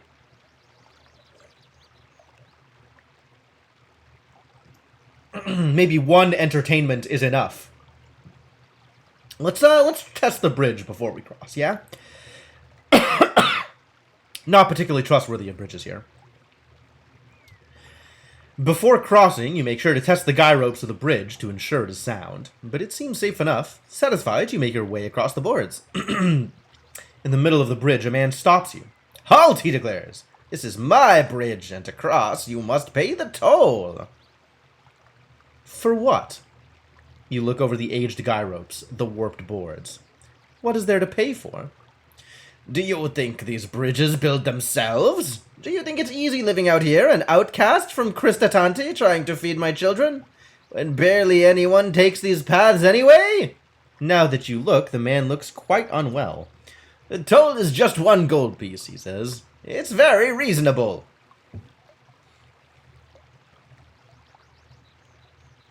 That is, I mean, as far as tolls go, that's pretty reasonable, right?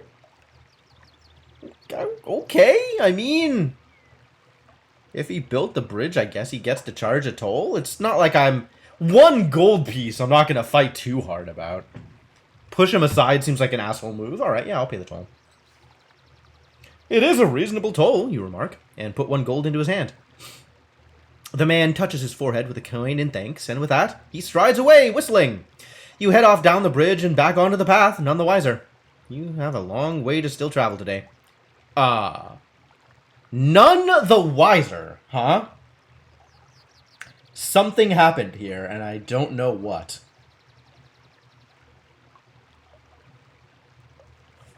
I mean...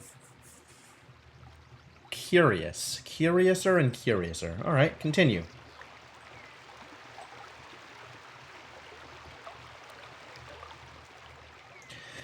The path continues along the side of the trees. Along the side of a line... Sorry. The path continues along the side of a line of trees. Suddenly, an acorn lands on your head, and you hear a tittering from overhead. The ape grants you strength. More elven. In the trees, hurling acorns. Whatever. No skin off my nose. They want to toss acorns. I could deal with an acorn or two. Walk on by. Oh, ow. Maybe I can't. You are pelted by more and more acorns, as well as some sticks and branches. You break into a run. Soon you're out of reach of the annoying creatures. Honestly... Yes, I know. Shut up. Honestly, this is less stamina than it would cost me to cast a spell on them anyway? What were my other options? I don't know that I had any other good options. Alright. Well. Approach Christa Tanti. One of many Tantis. The sun is now just past its zenith, and everywhere a dusty heat rises from the baked earth. You are worn out, almost to the point of physical collapse. You need food and rest, and no more trouble. Today has been too punishing already. You begin to think about where you'll stay for the night. Another night sleeping out in the open would be best avoided. But then you see a small village set into the hill. Move on, or... It's like, look at it or don't. Like, okay, I can look at it. Looking at it doesn't seem like it costs me anything. Smoke rises from the stacks. The houses are well set, with stone at their bases, and thatched roofs of grasses and thick leaves. There is, unusually, more than just the one street running through the center of town. But it is as though this place, once rich, has had its heart scooped away. Litter surrounds the buildings, and on the edge of the village are rows and rows of empty, abandoned houses. You continue your slow trudge along the path. This seems pretty dangerous, actually. But, as said before, I don't want to spend another night on the road. So I guess we chance it. You walk into the village. Young hill dwellers pass you and stare at your strange clothes. You nod back respectfully. Look at the people, or don't. Their own attire is rough by comparison to your gear. They wear their hair long, but piled up on their heads. These people are ghastly poor. The village is like a ghost town here on the knife edge of the backlands. Gather information? Or just go rest? I guess if they have an alehouse. Maybe I shouldn't be seen spending too much money. That's also worrisome.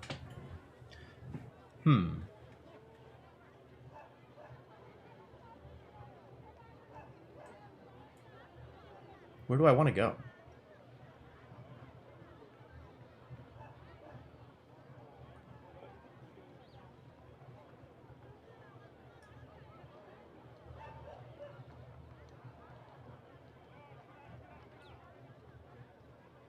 Gather information or just go straight to bed?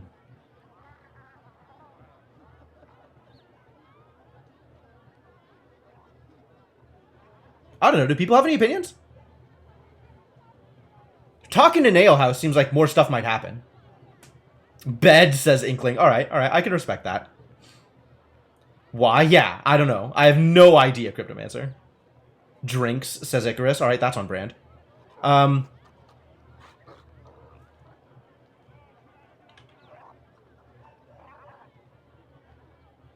I don't know.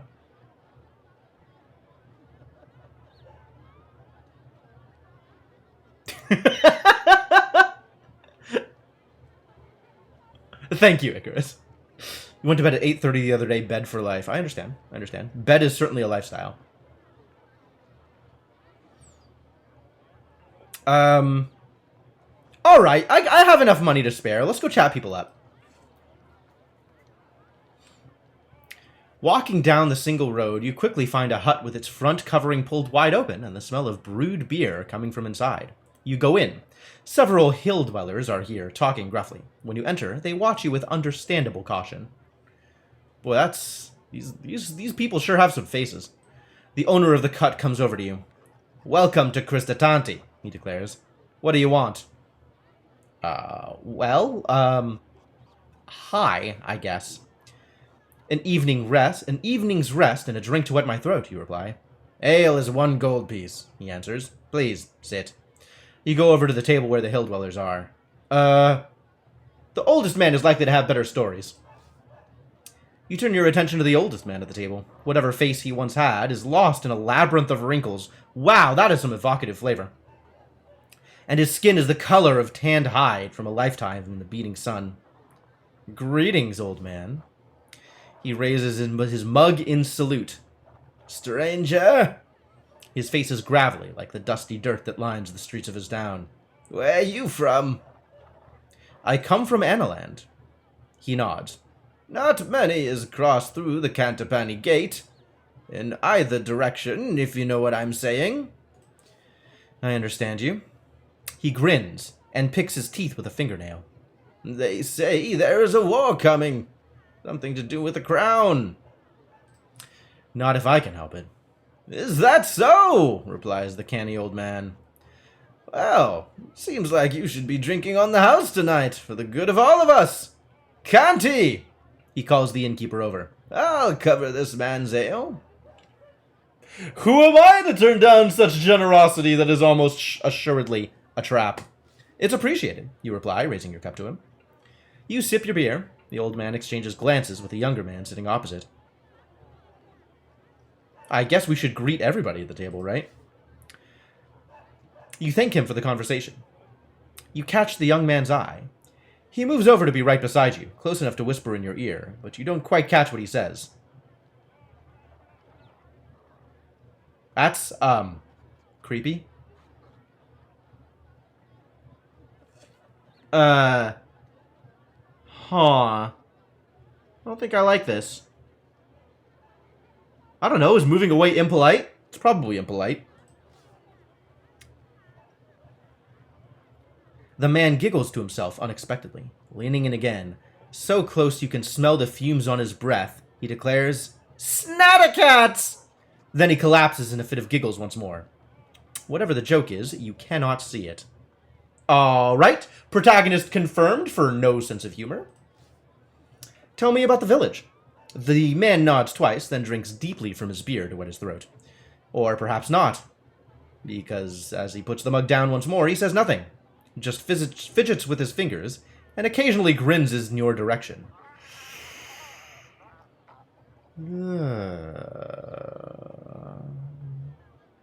What's the deal with this guy? You catch a woman's arm nearby. What's wrong with this man, you demand. She shrugs, slipping free of your grasp. Good for her. Every village has one, she answers. Doesn't mean we're all like that. Good stock we are. And she flutters her eyelids. Is literally everybody in here flirting with me? You get back to your feet. The young man giggles to himself, but does not attempt to stop you. Yeah, I think I'm out of here. I think we're done with this.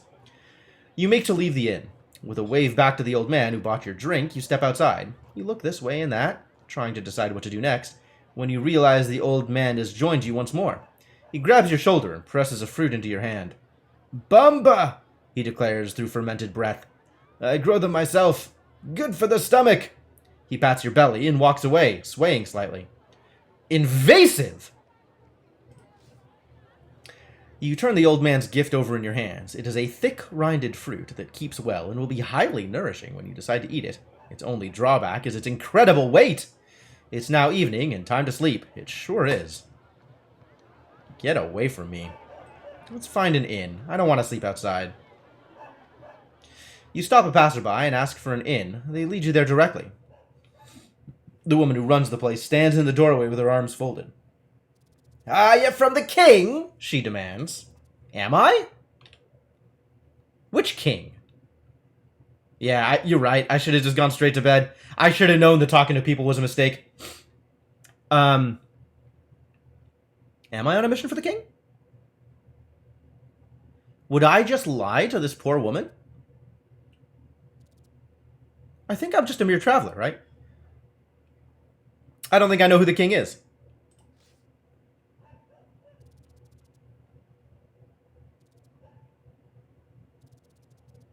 We're on a mission from God, but I'm not wearing dark sunglasses. The woman narrows her eyes at you. This is a guest house, the best in Cristatanti. Only guests stay. And any guest of mine knows it costs me 3 gold pieces to host a man overnight, and 2 to feed him. But it's all between friends. Is it? Maybe I'll go elsewhere. Is it worth 3 gold to stay here? That feels expensive. What's the going rate for a room in this town? Is it between friends? I don't feel like we're friends here. I feel like you're maybe overcharging me. Whatever, I'll just take a room. The woman shows you the way upstairs to a room. There are 3 other guests already staying and asleep, so you settle quickly. The bed is not clean, but it is comfortable, and after the long day and all its narrow escapes, you are grateful beyond measure for the rest. Eat some of your provisions. I don't feel like I need to eat, right? We ate, right? We've been given something? 5 gold between friends. Either this is a terrible friend or the king was stingy with his gift. The king might have been stingy. Also, were we actually, like, on a mission from the king? Who's the king? Which king? There's a lot of kingdoms around here. Could eat some of my provisions, I guess. We're up to 3 rations now that we have the fruit. Before you close your eyes, you quickly eat the old man's nourishing bomba fruit. You feel better for it, and it'll help you sleep. Okay, great. Your dreams are vivid. You feel yourself tied up, surrounded by snickering faces. Thin creatures with long fingers are picking at your pockets and the stitching of your clothing. You feel magic boiling inside you, but it cannot be released. Meanwhile, the food in your bag is rotting, wet through from the sweat of your back. And in the distance, a deep voice is booming with laughter. The long, cruel fingers of one hand are curled around the metal frame of a crown, and with the other he beckons you forward, as if into a trap. Well, time to ditch this place. This place is dead anyway.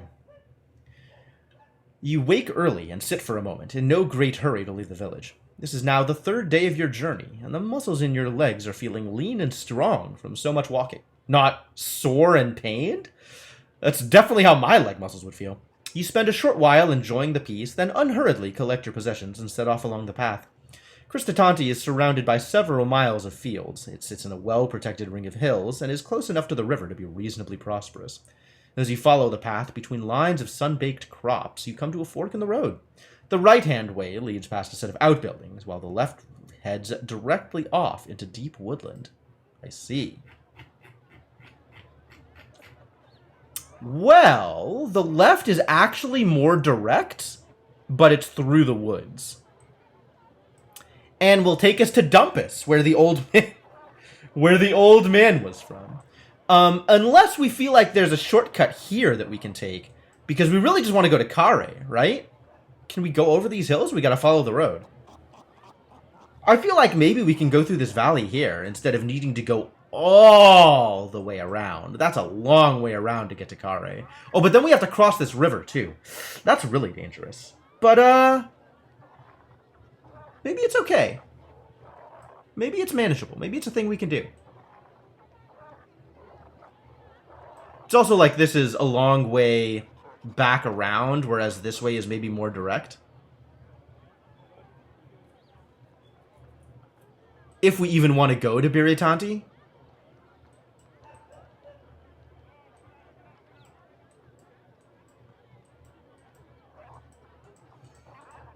It's a lot of Tantis. Well, Cristatanti was not too bad. Nobody robbed us or nothing, except for maybe the innkeeper. But that is entirely legal, unfortunately. Let's head north. I feel like maybe we can shortcut here or something.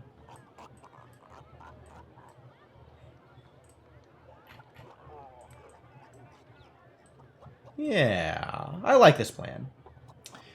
You glimpse a few people at work by the buildings. There will be precious little company on your journey, so you should take it while you can. Approaching a low wall, you see a blind beggar sheltering in the shade with his hand held outstretched. He hears your approach and clicks his fingers. Alms, would you? For love of Sindla, alms!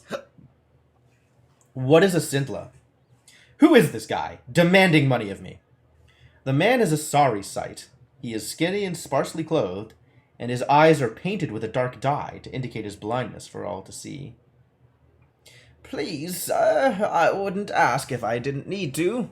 Used to be a jailer, see? Now I don't. See? Please. What happened to you?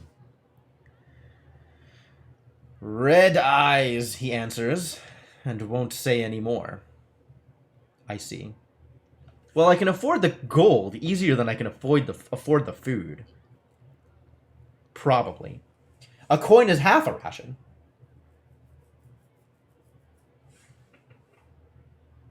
Do we want to keep talking? Maybe he has information. I'm sorry for your loss. Can't eat pity, the man shrugs. All right, take a coin. You place a coin in his outstretched hand. You are kind, traveler, the beggar says. He feels over the surface of the coin, then bites down on it. Why me? This is a gold piece. You're too generous to a poor sightless beggar. You get me killed if anyone knows that I have it. The beggar beams up at you. Look after yourself, you say, preparing to walk away.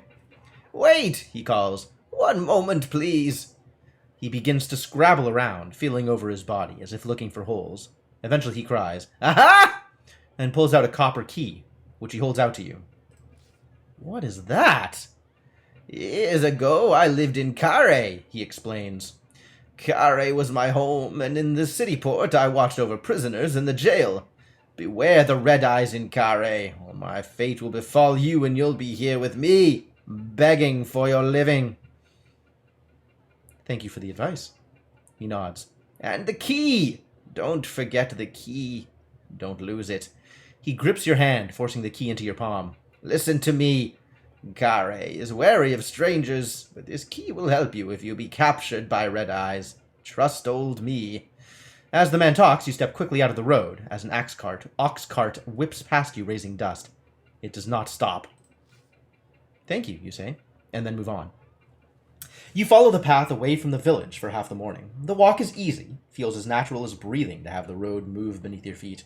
Hard to believe you trained for this journey so long, now that you're on it. You climb a little, tracing the side of a group of trees, until you meet a fork in the road. You could continue straight on and upwards, or turn west a while. Really? This is a fork in the road? West once again is a shortcut to Dumpus, rather than all the way around. But I still feel like there's going to be a shortcut up here, so we're going to go straight on. Before I do that, though, I am out of water. So, we've been going for about 2 hours. This is probably as good a time as any to take a quick break. I feel like I should have some music going in the background. There's like no real music in this game, or the music is uncommon. But I don't want the game muted completely, because I kind of like the random ambiance noises. I don't know. It's a little tough. Anyway, we're continuing straight on, right? We're still trying to hope that we can find like a shortcut up there. You continue along the path, climbing. Your legs feel strong and lean. By the end of this journey, you'll be built like a mountain goat.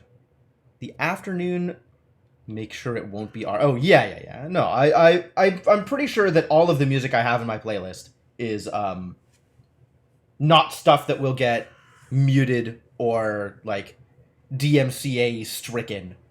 It's like OC remix stuff and stuff that I have permission to use. The afternoon progresses long and easy. This place you are walking through seems thick with desolation, as if it was long ago abandoned. Then, as if to confirm your thought, you come across 2 enormous stone pillars, listing slightly either side of the road. They form a gate, but the gate is 3 times the height of a man. Well, let's look at them. Peering closely, you make out the faded remains of carved characters in the old script, L and K. The remnant of a spell of fortune, perhaps, or of binding for these now fallen stones?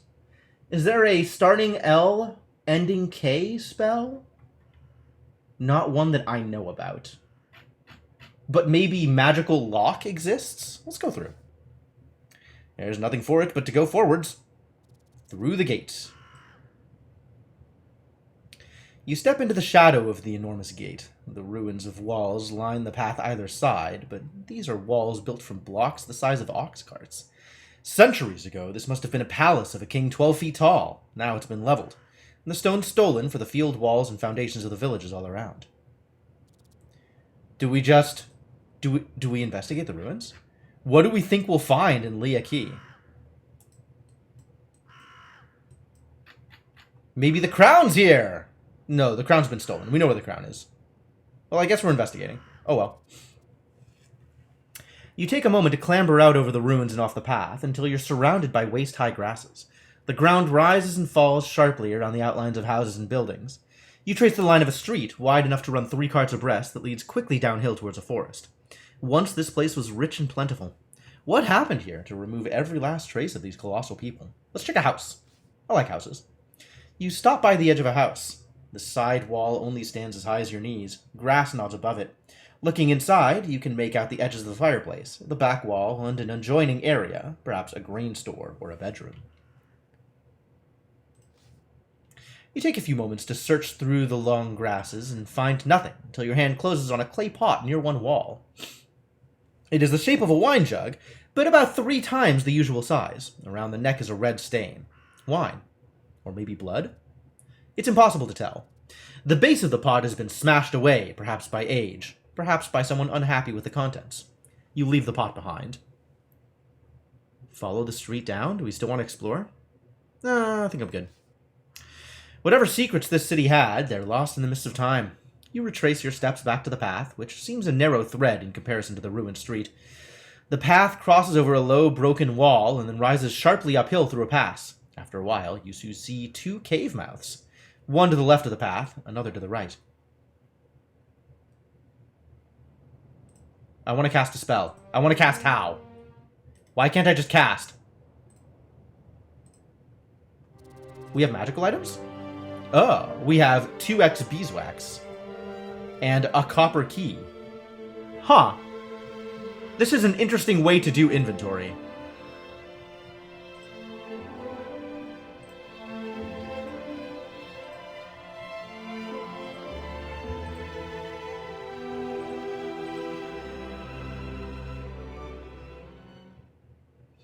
Magic beeswax? Kind of? It's maybe not magic beeswax, but it is a reagent for a spell. I mean, I'll look at caves, I guess. We'll look at caves. We are still looking for a shortcut, right? Maybe the cave is a shortcut through the mountains. Let's check the right-hand cave.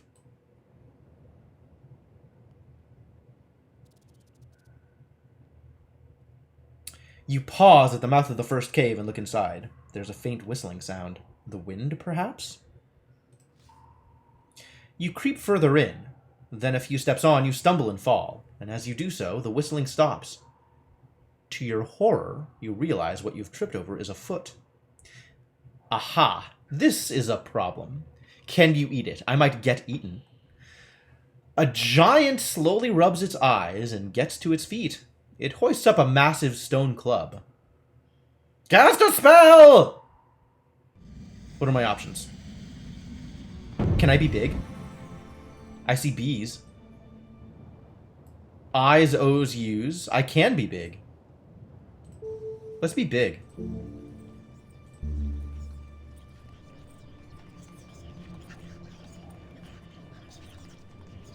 Steal its teeth? Yeah! Oh, I should steal its teeth. Then I can yob some people. You cast the spell and wait. Slowly the ground moves away from you. You're growing larger! The hill giant watches in dumb disbelief as you grow to match its size. Then you draw your sword. Okay. So I don't know what the giant can do. So I guess let's defend first. 1.4. Not much. With a roar that shakes the rock, the giant swings its club and comes for you, determined to crack open your bones. You raise your sword to cover your enormous body as it tries to push you back with his great hand. You're mostly unhurt. He beats his club against his palm, readying himself. Does that mean he's going to go for a stronger attack? 1.4. That's what he did last time. But that's no indication of how much he has. Also, at any point I could pray, if I really feel like I'm in trouble. We're going to defend again. Woo! Good choice. You stay low. Just in time. The giant raises its club above its head and attempts to crush you in a single blow. You are just in time to move away to one side. You're largely unscathed. His stupid eyes are watching you closely, not wanting to take a risk. Do like a big-ish attack. This is definitely higher than he can do, but if he defends, I'm not losing out on too much. Ah, sweet. Lumbering in, you move in, aiming to trap the giant against the cave wall. Stamping forward, you aim for his heart. He deflects as well as he can. He doubles over in pain. Now he could do a huge attack, right? Like, this looks like it to be about 11, so he has like 10.1 that he could do here. So I think I just defend.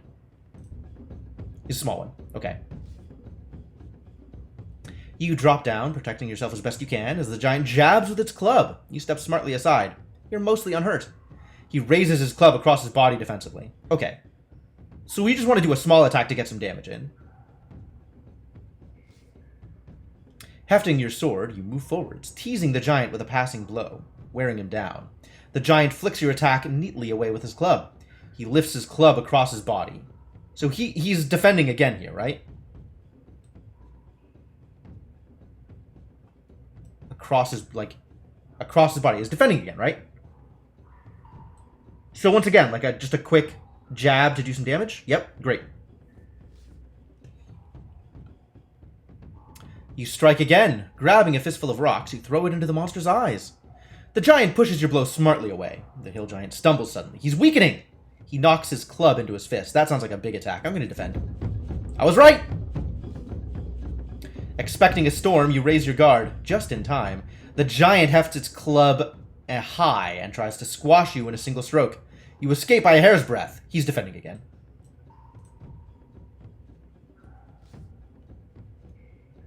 Lumbering in, you move in, chasing the brute with a worrying cut. The giant turns your swing easily away with his club. The giant's eyes are bloodshot, and he's moving much slower now. I don't have a good sense of what he's doing, but he could crush me here, so I'm just going to defend. Oh, we both defended. Great. You drop down, protecting yourself. The giant watches you stupidly in return. His eyes follow your movements cautiously. That sounds like he's defending again.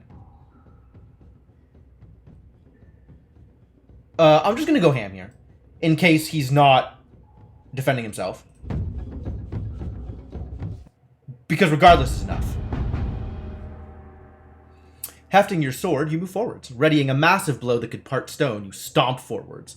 Then your sword slips between the giant's ribs, and he falls, gasping his last in a noise like a gushing waterfall. 4 stamina lost, a decent dueling. I could just try again. Interesting. No, I'm pretty happy with how that went, actually. The mountainsides fall silent. Search the body. You quickly search the giant's body, and find a pouch at his waist containing 8 gold pieces. It's hard to imagine the giant spending them. Perhaps he was not as dumb as he appeared, or perhaps he liked them because they were shiny and nothing more. You like them too, so you take them. You step over the body. The giant is quite dead. His eyes stare open and his mouth is wide mid-roar, showing his teeth. Oh, I'm definitely taking his teeth. With your sword, you pry loose a couple of the giant's teeth. It's bloody work, but you'll be able to take them with you. Cool. I guess I could have taken his tongue. Why would I want a tongue? Yikes. But now I can yob, so that's cool. Let's search the cave. You explore into the depths of the giant's cave to see what you can find. At the back of the room, you find a large loaf of bread. It's too big to carry, but you could eat a little from it. How do I feel about found bread? uh, potentially worrisome. But I didn't get as far as I'm going by making intelligent decisions. You tear away the crust with your sword and then eat a few handfuls from inside. It's fairly nourishing, if not pleasant. All right, well, now we're done. Time to move on. You hurry out of the shadow of the pass. Turn downhill. Aww. I was still hoping for that shortcut. You crest the rise and continue down the slope on the other side. You pass out through another gigantic gate and into a barren mountainside. Approaching Dumpus. Alright, let's approach Dumpus.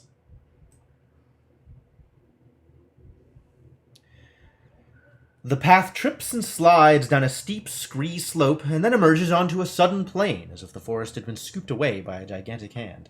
A river trickles thinly between short grasses, and by its banks stands a tiny village. I have to go to Dumpus? I don't have to go to Dumpus. I could avoid the village.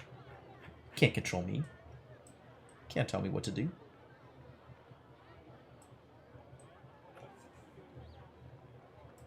What is going on here? Bridge of Vankus. Like, this road goes into there, but then what?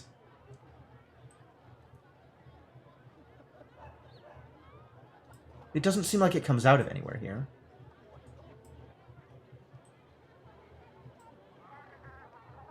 I don't think it goes through to Biritanti. I think we just avoid Dumpus and head to Uristanti. Oh, this is the bridge? Maybe.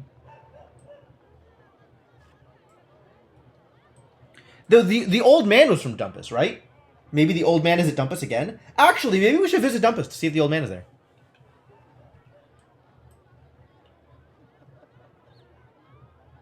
Today has been mercifully short and uneventful. You have made excellent progress. With a decent meal and a night's sleep, your next day will start auspiciously. So you begin the gentle climb down into the village. You follow the path down into the village, passing a sign which declares it to be Dumpus. Dumpus, yep. The streets are thin and narrow, and the buildings have been set close together as if trying to withstand a storm. There is a terrible smell hanging in the air. All in all, it seems an unpleasant place. Let's talk to some villages. How are you liking Dumpus? You pass along the main path through the village and pause outside a hut in which several of the hill dwellers are sitting and eating. They seem deep in discussion about something. Several are shaking their fists in the air. Lifting back the canvas flap, you step inside. The hill dwellers stop talking immediately and look up to you. One gets to his feet and gestures you forward. Bow my head? Dumpus smells like Milpitas. Yeah, that's probably right. I don't know about bow my head. I'll step over. You step forward. Then one of the others calls something in their native tongue and points at your side to where your sword hangs out below the hem of your cloak. In broken common tongue, the first man croaks, "No weapons." And he indicates a table by the door where you can leave the blade. There are plenty of other weapons there, so the men appear honest enough. Sure.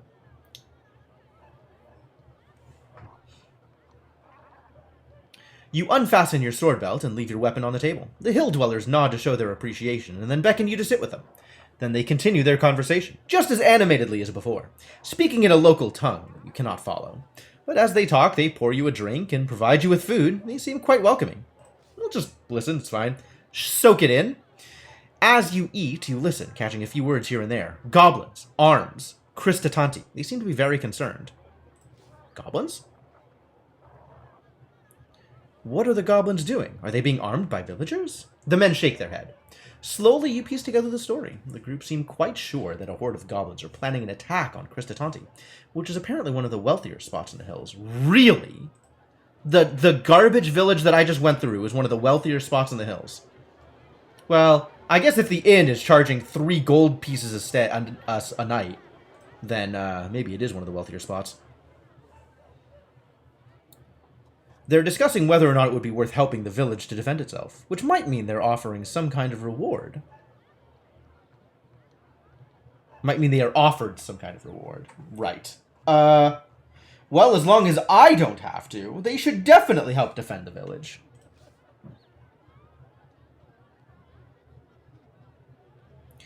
You must help them, you declare earnestly. Christatanti, it does not help us, one of the men points out. They are rich, we are poor. You will place them in your debt. The men nod, swayed by your ruthless logic. And you? How do you fight? One man asks you. I guess we do serve the king. Okay. I serve the king of Analand. The men shrug. Then you serve a shadow. A sun. It is going down. The evening draws to a close. The men thank you for your counsel and leave one by one. Oh, okay. So, what's in the town? What's around? Let's go visit some random places. Well, I definitely want to be able to cast Telepath, so I guess we buy a skullcap. Halfway along the track, you come across a couple of merchants' huts.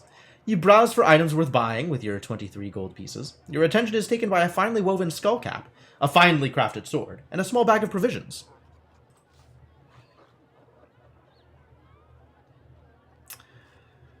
You pick up the skullcap and turn it over. Stolen from a priest of Daddy Lay, the merchant declares with pride. A fine piece of work. 4 gold pieces. You can tell from the feel of the cloth it has no inherent magic, but it might be useful in spells. There is one spell which requires wearing a skullcap as its reagent. You place it on your head, but you feel nothing. You take it off again. Sure, you got it. You pay him 4 gold pieces. You place the skullcap in your sack. Carefully, you lift the longsword from the table and swing it through the air. It cuts with a finely carved edge. A piece of fine work, I'm sure you agree, the merchant enthuses. 6 gold pieces. Too rich for my blood. You return the sword to the merchant's table. Do I want to buy food? How much is food? You examine the bag of food. There's about enough to last 3 days. 6 gold pieces, the merchant says with a smile. Good for a traveler, I'm sure. Ha. Well, that is the going rate for food.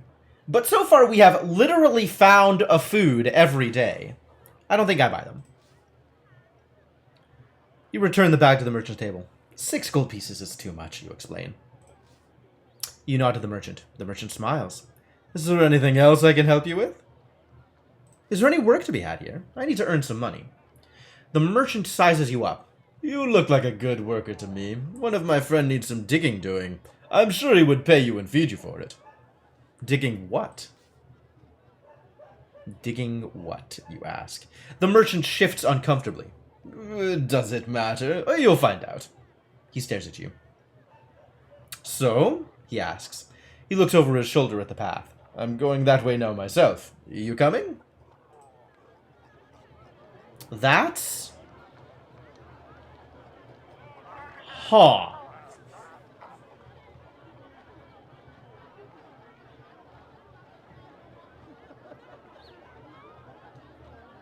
I mean, I don't mind getting paid and getting fed, but, he needs some digging. Yeah, extremely sus. If only I could cast sus and find out how sus it is. Sure. He leads you to a house on the edge of the village and introduces you to the householder, a stout man who is probably incapable of lifting a spade, let alone digging with it. What is it you need doing? Cesspit, the man replies. Out back. Needs digging. How much?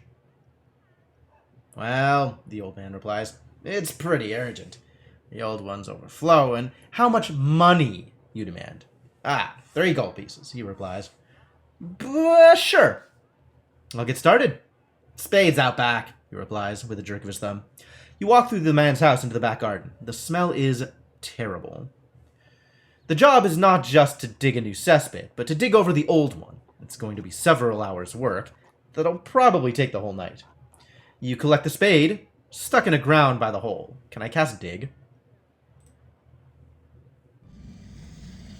Is dig a spell?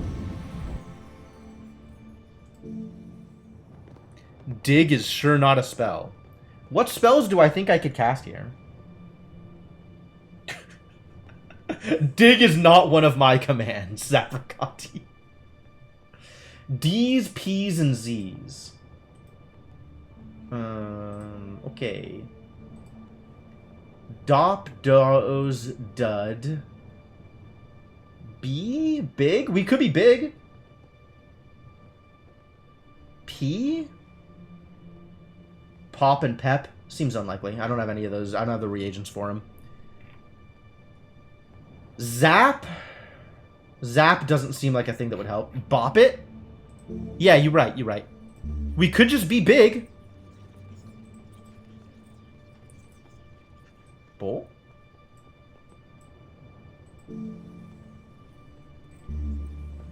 I could pep myself if I had fire water.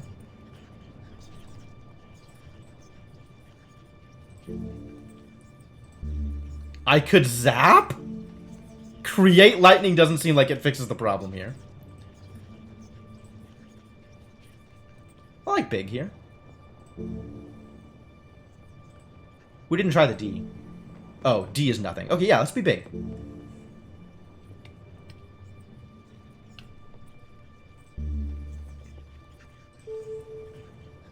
Yeah, the strength-based spell is based on drinking moonshine. Yep, yep. You have to have a potion of strength. And then you can cast the spell of drink potion of strength. Like, okay. Okay.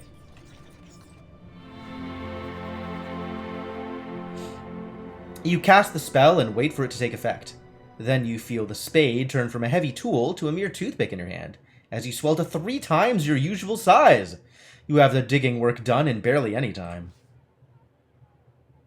You go back into the house and collect your money, 3 gold pieces. The grateful householder also provides you with some food, as well as a space on the floor, to rest for the remainder of the night. You settle down happily and are quickly asleep. Ah. Well, that's certainly more convenient than finding an inn. I got paid. You dream strange dreams as you sleep. It seems as though you wander through doors and hallways built 10, 20 times your height. You are an insect, and the hills over which you walk are the follicles of hair on the shaved chin of a giant. Storms of hot, fetid breath seem to sweep across you, threatening to blow you down into hell. Overhead, you fancy you hear the flap of giant wings. Caw-caw! The birdmen came for the crown. Perhaps before this journey is finished, they will come for you. Boy, my dreams are weird. Yeah, we're definitely leaving Dumpus now. Leave the heck out of Dumpus. You rise early, dismiss the attentions of the householder, and head out into the street. Within a few minutes of walking, you are out of Dumpus and back on the road.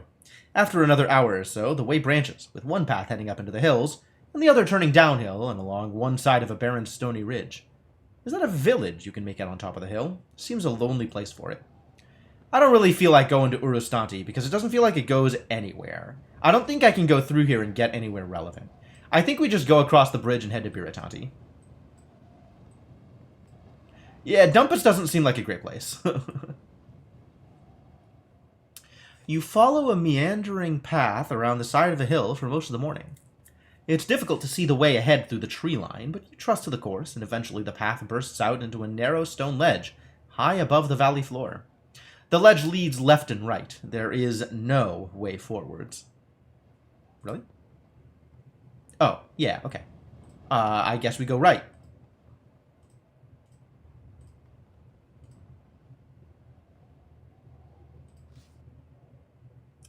Looking left, you see that the narrow ledge is formed by a splitting of the rock that leads all the way down to the Misty Valley. If there is a path up the other side, it's not clear from here. Looking right, you're taken aback, as out of the mist that fills the valley, an impossibly wide bridge looms into view, as if it had only now fallen into place. It is made of planks and thick ropes, and is suspended from this peak to the peak on the other side. Who could have built such a marvel? And how long ago? Ooh, that's not what I wanted. Okay, I have eaten. Well, no, let's not do that, actually.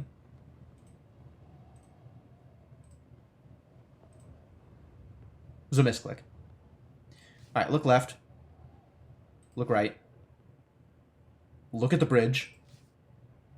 Look out of sight. You take a moment more, staring at the bridge. It forms a delicate curve across the valley, swaying very slightly in the wandering wind. But the more you look, the more it seems too perfect. Could such a bridge possibly exist? Or is it mere illusion to trick the incautious traveler? Getting to your feet once more, you take a moment to find your balance before moving on. One slip here, and you will fall a long way down. Let's check out the bridge. The bridge is worth looking at least. It is sound. If it is sound, you'll be able to tell. If not, the other route will still be waiting. As the ledge winds and weaves its way across the cliff, you reach the peak where the bridge is deeply anchored by its enormous stone foot.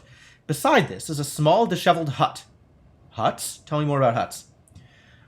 A small little shack. It's barely large enough to house a goblin, but someone has decorated it in a weird fashion, with outlines of figures tall and short and stocky, drawn in faded shapes of wood, and some in red blood-colored clouds. What is your favorite color? And from a few of these figures, an actual bones protrude from the walls themselves, as if they formed part of the structure. You should have known immediately, of course. A bridge like this, out here, smells of sorcery and witchcraft. Okay, let's talk to people. You walk over to the hut and knock. There's no answer. Stranger still, however hard you beat your fist, your knocking seems to make no noise, as if the wood were a cup of water. You are beating your knuckles against its surface.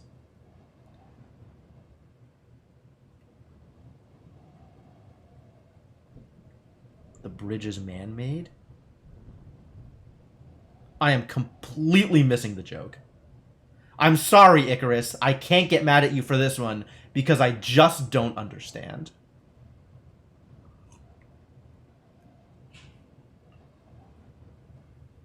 Try the bridge, I guess? No matter. The hut is old and disheveled, probably empty. Is it, though? Setting your foot upon the bridge, you begin to make your way steadily across. Scary. Oh, I get it. Okay, well, sure. Of man, by man, for man. Yes. Shouldn't of man be the last thing? But you have only gone a few steps when you hear a voice calling from behind you. Halt, stranger! You turn to see an ugly, hunchbacked creature who has sidled out of the hut door. If you wish to pass, 2 answers must you give to Vankas. Who is Vankas? 4 man is always the last, is it?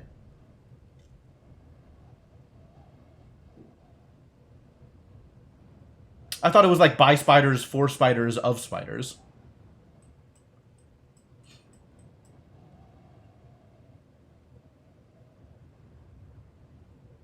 Ignore him and keep walking?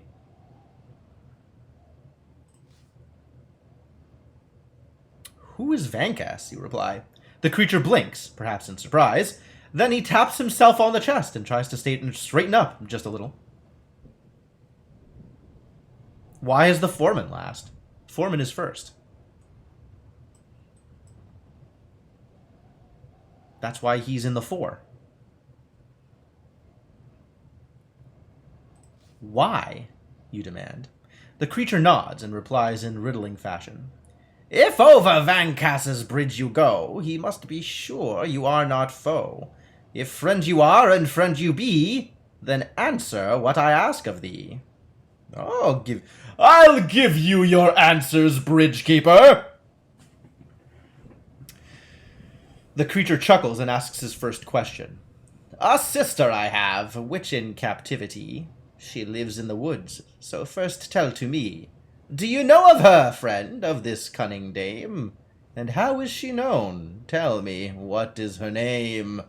You have met no witch or sister, but perhaps you have seen clues, all the same. The Hunchback of Edrigan? I guess.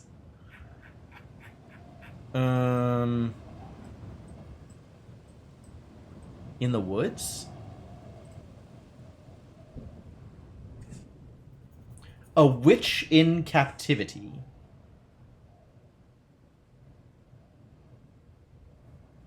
Have I seen clues? I don't feel like I've seen clues.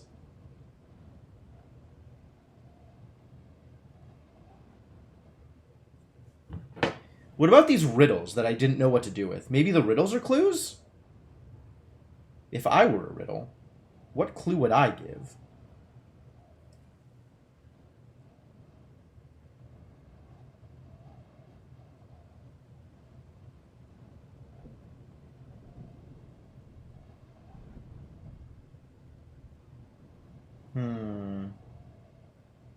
I've seen a couple of riddles. There were letters I saw earlier. Where did I see letters earlier? Did I really? Where did I see letters earlier? I don't remember that at all.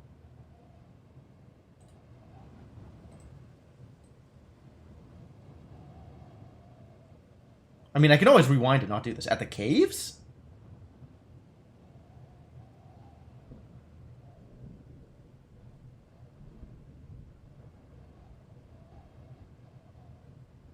At the caves? Oh! Yeah. You're talking about the caves down here in Daddy Lay. Yeah, there was like a O, and then over here there was like an F and a K. Um,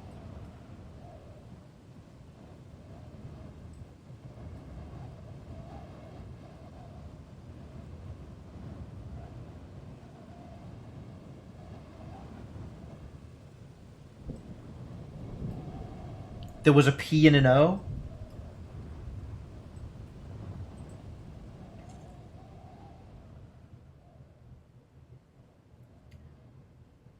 The FK is from the ruins. Something starting with a P?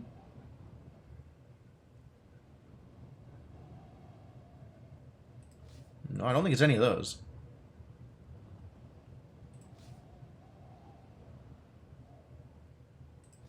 Man, I have no idea. But I am losing my options as I skip past it. I don't know.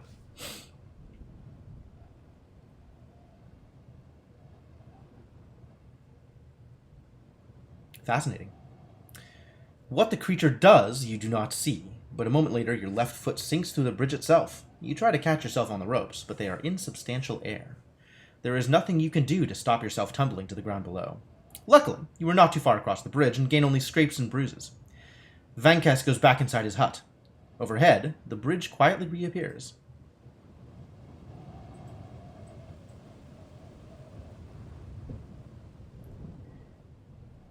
Enraged, you head back up the hill to the hut, determined to skewer the rat who insulted you so. But by the time you get there, he's gone.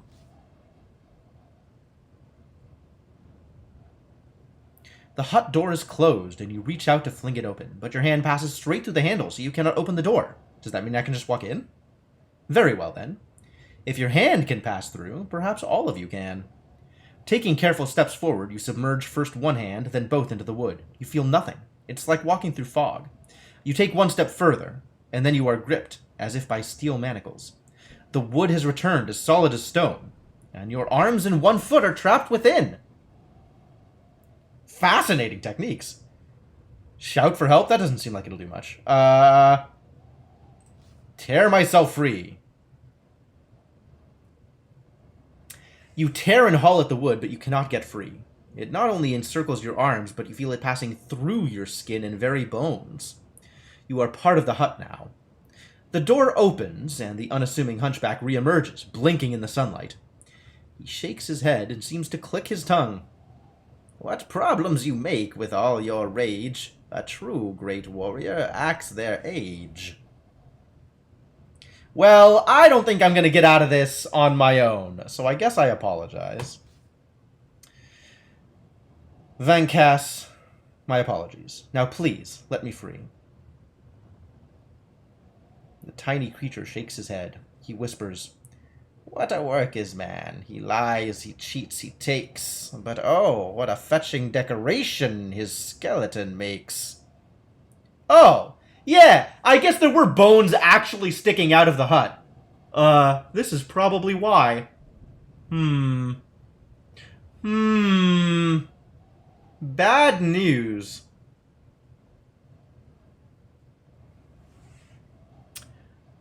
Tug free or wait?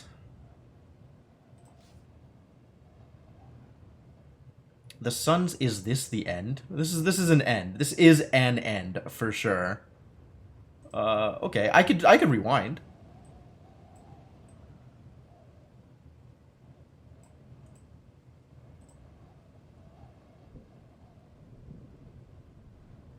Can I cross the bridge again? No. Gingerly, you reach the foot of the bridge and try the first plank. It seems solid enough, and the ropes feel taut as well. You take one step and another. Below you, the hill begins to curve away. Looking ahead, the bridge stretched another 200 yards at least, with the drop below reaching double or triple that distance. It seems to be holding, but can you trust it? Nope, you sure cannot. A terrible plan. Cursing, you step quickly back off the bridge. You go back to the path and head downhill. You make your way along the stone ledge. The angle is steep, and it's hard going not to stumble. So presumably, at some point, way back in the midst of time, I could have gone through some woods and maybe heard about people who lived in the woods? Like a witch of some kind?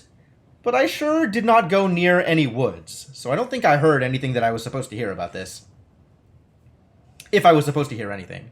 I could also just rewind time and brute force it, right? Like, there's 4 times 3, 12 options, so I could just try them all. I don't like that plan, though.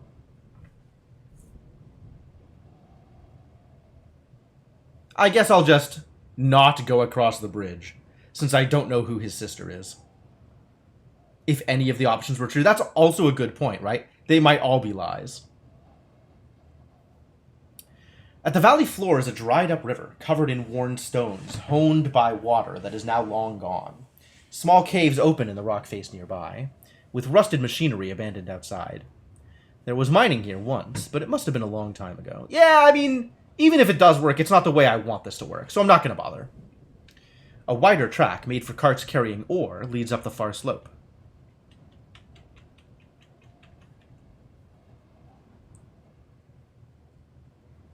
Like watching Army of Darkness. Klaatu Verata. What's in the mines, do you think? This is probably dangerous. You approach the mine entrance. A wet wind greets you from the depths. Ugh. The mine shaft must lead somewhere. But it is pitch dark, there are no torches, and you do not have any light of your own.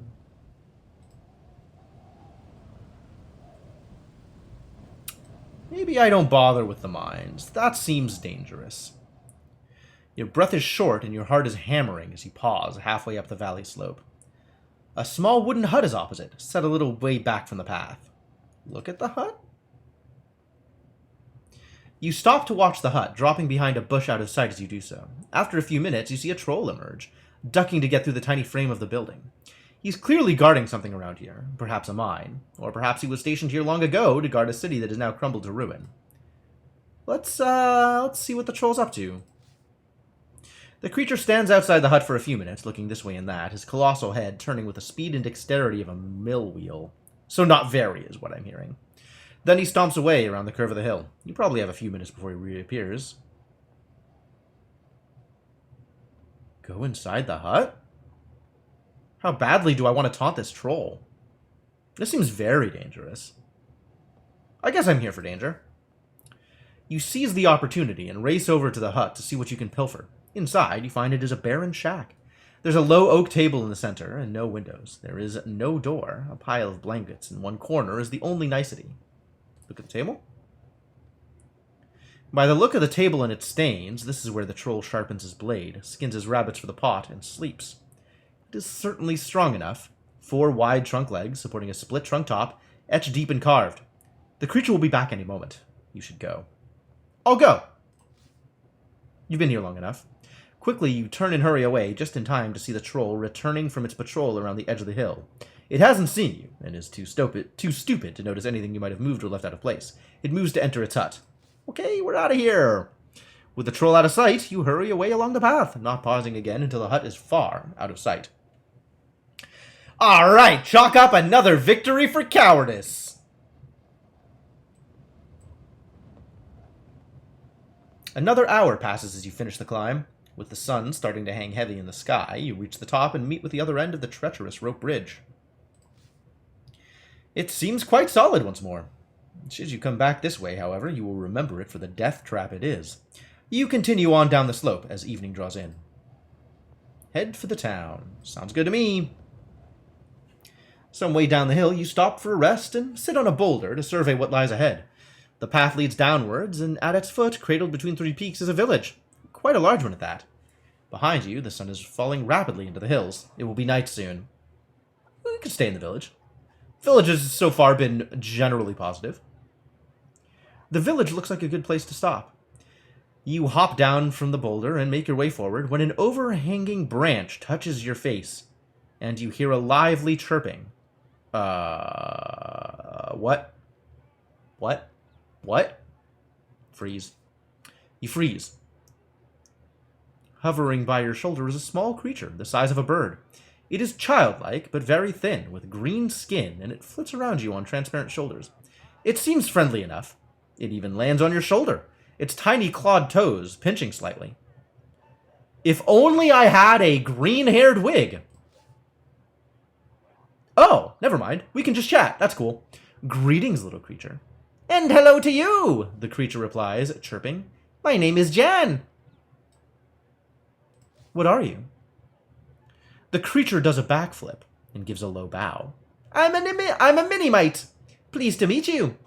It reaches out a tiny hand and shakes your earlobe. Weird. What can you tell me about the village? You point down the valley. Is it safe? That's Biritanti, and it's very safe. It's the largest village in the whole of the Shamutanti Hills. Every traveler who comes this way spends at least one night there, so it's a little bit expensive, especially for mini-mites, but pleasant enough.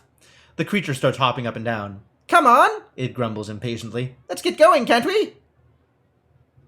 What do you want with me? See that village? The creature replies. Last time I tried to go through, they told me I wasn't welcome, so I wouldn't mind some protection. Alright, let's get going. Well, let's get going then. I'm sure the creature has good intentions. The creature shakes you by the ear in excitement, and you set off along the path once more. You descend into the bowl of the valley. The hills on either side are toweringly tall and throw the village into deep shadow. It would seem a very gloomy, threatening place. But from the streets come the distant sound of laughter and merriment. Ah. Very merry in this village.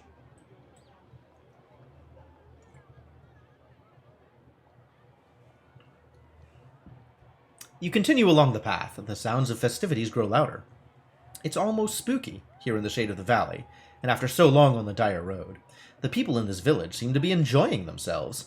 See? The Minimite on your shoulder remarks. I told you it was a happy place. Jan, what's going on? Are they bewitched? Jan shakes his head. No, if there was magic, believe me, I'd know. This is the Festival of the Young. What, pray tell, is that?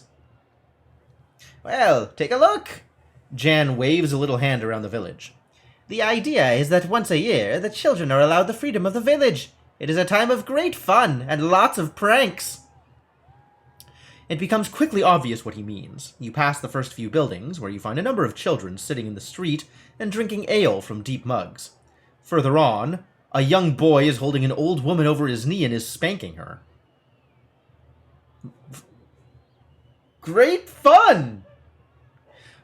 On the other side of the street, a group of boys is fighting outside a hut with a sign that reads Glandragger's Tavern. It is all a complete mayhem. Rescue her? I mean, it's not my business, and I think she's going to be fine. You consider helping the woman, but there's nothing you can do. It is their festival, after all. I don't think I want to hang out in a tavern with a bunch of kids. Let's go further into town. You pass beyond the tavern and turn a corner to find a group of girls standing by a signpost pointing to the Crystal Waterfall. They are tripping up their elders as they pass and giggling. Hey, little girls, what do you know about the waterfall? Okay, now I'm creepy. Everything is creepy in this game. You stop by the group and ask them about the waterfall, but they are too distracted by Jan, whom they delight in poking, tickling, and generally cooing over. After a few minutes of asking them about the waterfall, you give up and walk away. One of the girls calls, "Come back!" Another shouts, "The water is good for you!" Jan sighs, already missing the attention, but comes back to rest of your shoulder. I see. You leave the girls to their snickering. Find an inn? Visit the waterfall? Water is good for me. I'm not sure I trust them. They seem decidedly untrustworthy, I gotta say. Nothing about these girls seems like I should trust what they're trying to tell me. Hey, Neto, how's it going? So do we just find an inn then? Why not games and demos? Because this is a game. It's a real game.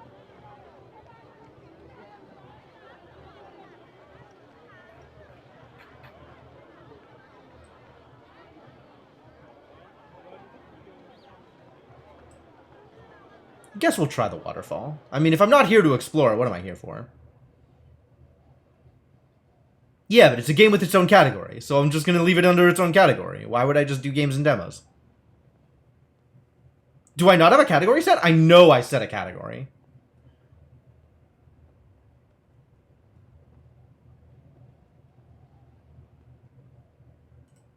I can hit done a couple more times. Maybe then it'll show up.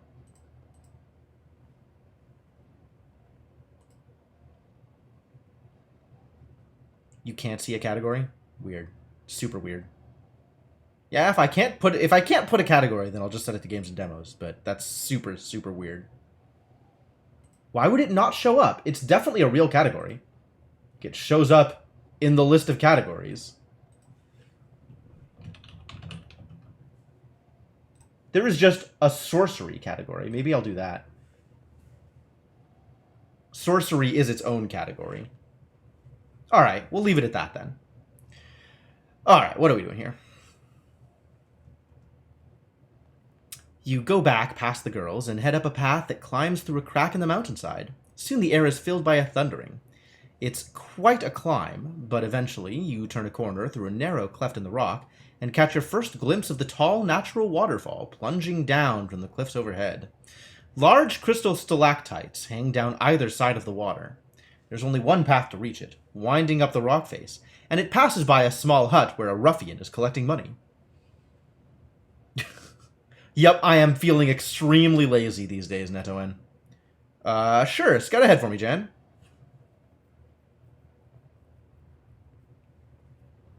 You tap Jan on the shoulder. Why don't you scout ahead? Find out if this waterfall is worth the money. Jan nods vigorously. All right, but I'll be quick. Don't think you can get rid of me just like that. I can catch up. All right, noted, Netoen. You make your way over to the hut. Greetings, you begin. You collect a fee for the waters. I do, sneezes the ruffian. These waters cannot be so healing that he has not caught an awful flu from them. 3 gold pieces. There's a buzzing at your shoulder as Jan returns and resettles himself. It doesn't look like much to me, he whispers. I think you'd be wasting your gold if you'd paid. I am not, Netoen. I really am not. My facial hair is a little too patchy for that. Alright, well, sounds like this isn't worth it. You shake your head. For a bath? That is too much. The waters are healing, the ruffian explains quickly. They'll do more than make you clean. I'm not gonna pay 3 gold for that. I'd pay like 1 gold for that. I'll give you 2. Apparently I'll pay 2 gold for that. Alright. 2 gold will still leave me at 20 gold. That's probably enough to do whatever I want. He seems to be won over by your manner. Alright. 2 gold pieces. But don't tell anyone I did it. You hand over your coins. The ruffian pockets them quickly, scanning the path either side to make sure he hasn't been seen.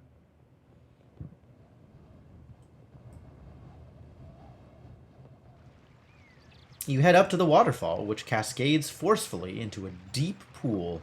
You strip off your clothes and dive into the pool while Jan flitters through the froth. The cool water is fresh and invigorating, and you feel yourself getting rapidly better. Wow, that was all 10 stamina. All 6 stamina, rather. Did I fix squeaking? Oh, I have a new chair. The old chair was falling apart in a number of ways. So, I have taken a new chair from somebody else who no longer wanted it. I don't know if I'm happy with it. I might still end up just buying a new one, but it is definitely better than what I had before. You feel a huge swell of confidence. Coming here was the best decision you've made. Now you can move on, refreshed and ready for the night. Oh, good. Sleep by the waterfall? You just sleep out here? Does that cause problems? The idea of going back into the village now is unappealing. You're refreshed and calm. The scenery here is beautiful and peaceful. Getting out of the pool, you dry off, collect your things, and head off into the trees to find a spot to rest. Between curling roots, you find a small place to settle down to rest. Jan perches a little way above on a knot and is quickly asleep. You are tired enough to follow suit, but you're hungry from having not eaten. Well, let's eat. That's fine. It's probably worth it. You pull out a quantity of your cheese and bread and eat quickly. The night's darkness draws in around you. In the distance, you hear screams and whoops from the village that only slowly fade. You feel lonely, distanced from such revelry. You rest your head onto your backpack and close your eyes.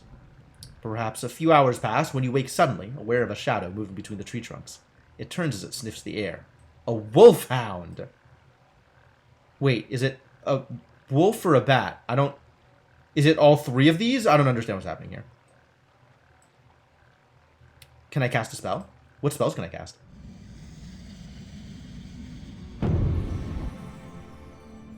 We've got J's, B's, and L's.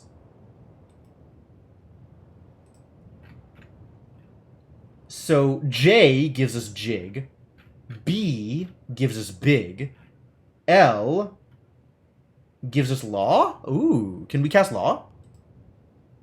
We can cast law. All right, all right. Control non-intelligent creatures. Seems good to me. You cast the spell, but strangely, nothing happens. The wolfhound wheels round. You must defend yourself against him. I guess the wolfhound is intelligent. You draw your sword, the long metal flashing in the moonlight. The beast roars and howls. He does not have much stamina, so I could actually overpower him.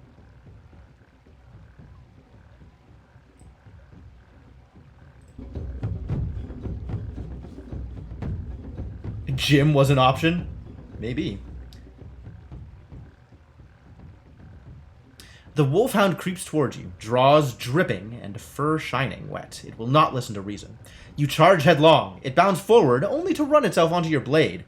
It writhes and howls. As the wolfhound grows weaker, its snarl gets madder. So it has, what, 0.9 available, or 1.9? So let's go to 2. And that should be enough. It defends itself, but... oh, only for 1? Disappointing. You risk a lunge. The wolfhound drops back. The wolfhound is crawling now, its fur thick with dried blood. The most I could do is 4.8, which it could beat. So I think I want to defend here. I do, in fact, want to defend. The wolfhound goes for your throat. You react on instinct, dodging around a tree for cover. Oh, I didn't know it could go that high. You flick out your blade at the wolf, but the wolfhound is a whirl of claws and swiping paws, and bashes you easily aside as it comes for your blood. Alright, let's just go all the way in, because even if it defends, we'll still beat it. You put all of your strength into a swing of your sword, hoping to finish the creature in a stroke. The blade connects. As the wolfhound weakly opens its jaws to bite, you plunge your blade between its teeth, and all the way down to its heart. The wolfhound howls, a gurgling, blood-soaked sound, and then it dies.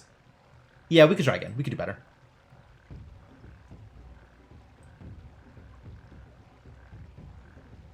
So it caps at 7, I think. So all 7.1.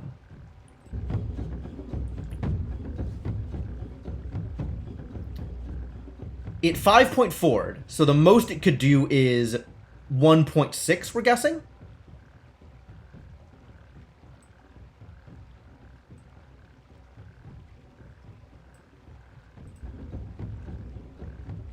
Okay, that's a defense. It is tensing, preparing to pounce. Alright, we'll defend. because I can't actually beat it. Alright, and now we go ham.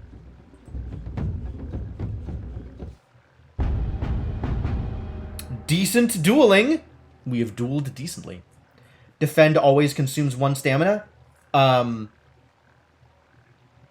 If it attacks, yes. Regardless of how much damage it would have dealt had we tried to attack it. I've never seen it do more than 1 to me. But I have dealt more than 1 to a defender before. Like, I dealt 2 when I was big, right? No, I don't want to try again. Oh, crap. Well, whatever.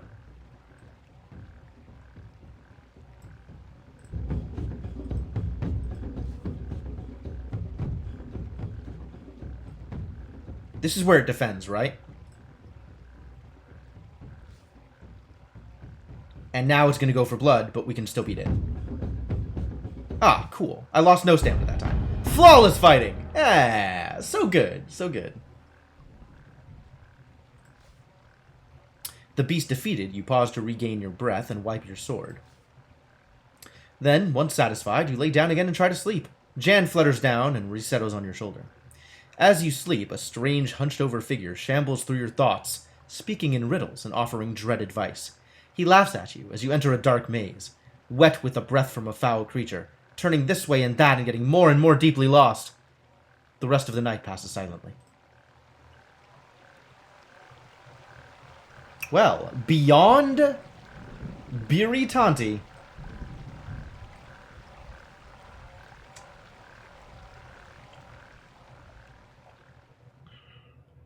you rise early from your spot beneath the tree. As you gather your things, Jan leaps up and onto your shoulder. "Ready to go?" he chirps. You pass through the village, which is now as quiet as the grave, and rejoin the path on the far side of Biritanti. The sun sits on the horizon like a gleaming jewel. If all goes well, you'll reach Torrepani today, the last village in the Shamutanti Hills. After a short climb, the path breaks, heading uphill to the left and downhill to the right. What does John have to say? To the right is a forest. To the left the going is easier. The path heads through a field of black flowers to Torrepani. What else do you know? Nothing, protests the creature. And that's a fine way to talk to your guide. Not charging you for my advice, you know. You'll get no more from the creature. With Torrepani so close, it hardly matters which way you go, surely. Well, if the going left is easier, then let's go left. I like easy. Woods are scary. Probably. Woods are probably scary. We've never been into woods. We go left, you decide. Good choice, Jan replies. The path slopes gently downwards through the shrubby forest and across patches of dry, weary earth. The Shamutanti Hills are relatively verdant compared to the backlands beyond the Jabaji River, and you can see the influence of that desolation already creeping into the soil like a spreading infection.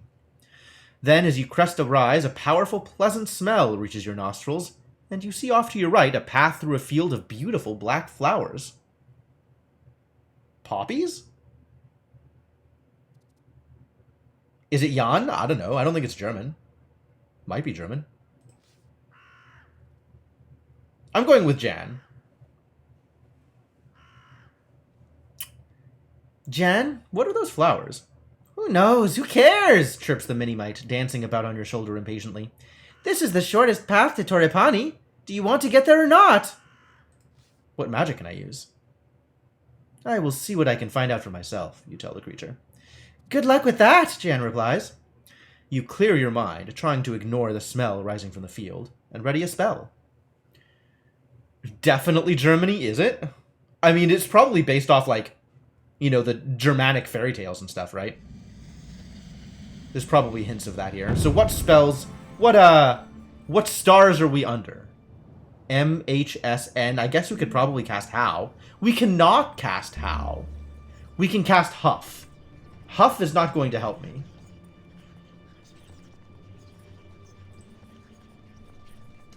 Can we sus? We can sus. How sus is this?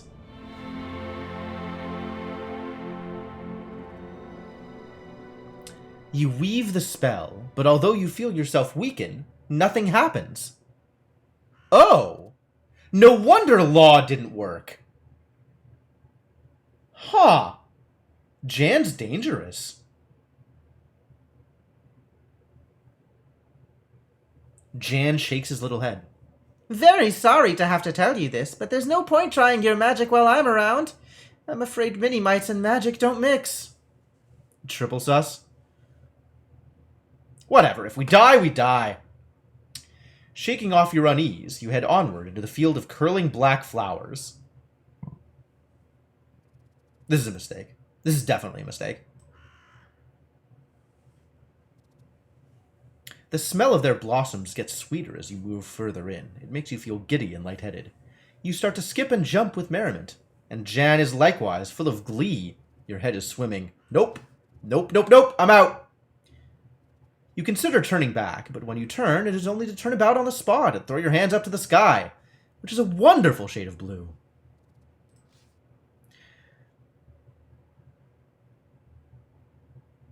Aha. Everything, the air, the smell, the movement, the velvet color, makes you want to dance. You throw down your possessions and unfasten your cumbersome sword so you can move more freely. Then your hand hits something hard. It's a skeleton. He has blossoms between his bare jaws, and more blossoms clasped in his bone grip. He bears no injuries, but there is not a scrap of skin on him. It seems he came here and simply would not leave. Okay. This is a problem. Leave. Go. Run. Wow, this is terrible. Okay. Let's not die, right? Let's just not die. That's probably better. Let's just not die.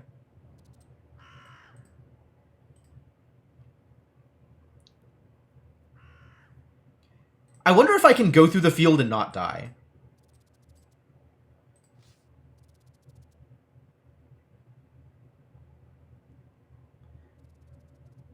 The smell of their blossoms gets sweeter as you move further in. You push forward through the flowers, but quickly break out into a run before hurling yourself headlong into the blooms. Jan begins to fly around your head in fast circles, making you feel even more disorientated. I don't want to dance. Eat the flowers? That seems like a bad idea also. You consider turning back, but when you turn, it is only to turn about on the spot and throw your hands up to the sky, which is a wonderful shade of blue. Eat the flowers seems just as bad.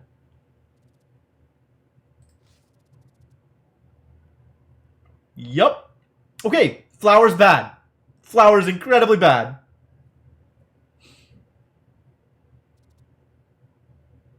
The Black Death fills you with such a joy that all your troubles are forgotten. Let's not do this thing.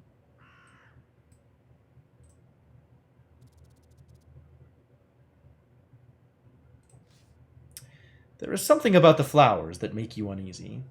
We're going the other way, you tell Jan, turning back and heading downhill once more. The Minimite complains, but does not leave your shoulder. I guess we're taking the wooded path. You climb a rise. The way is not too steep, and as noon approaches, you've crested the ridge and are descending yet again. You are now at the highest point of the hills, where the trees are thin. The view west goes on forever, and sometimes you catch glimpses of Kare on the northern horizon. We do need to eat every day, so I guess let's stop and eat. Taking a brief pause, you eat the last of your provisions and feel better for it. Then you continue along your path. Jan is in a talkative mood and fills the air around with his chatter about what he can see, how things smell, what he plans to do once he makes his fortune in Kare. You pass from the open hillside into a patch of deep forest. Quite suddenly, Jan falls quiet and hisses in your ear. Stop! Stop now! Where did I get the stamina from? From eating. Why? Because, insists the creature in a tiny voice. Because something is following us. You come to a dead stop. Jan is right. Something is moving through the trees behind you. A moment later, a point of steel has emerged from the darkness between two trees and touches your neck. You've seen me, whispers a voice. I know it. I see nothing, you call back. You are quite safe. It is not I who is not safe, returns the voice. Who's there? There is no reply, but the tall, dark figure of an assassin emerges from the trees. He is dressed head to toe in black, and you had not seen him a moment before, even though he had been standing a mere arm's length away. He wields a sharp scimitar in expert hands. What are my spell options here? Can I be big? We've got K's, Z's, and F's. Can I zap him? I can zap him. Let's just zap him.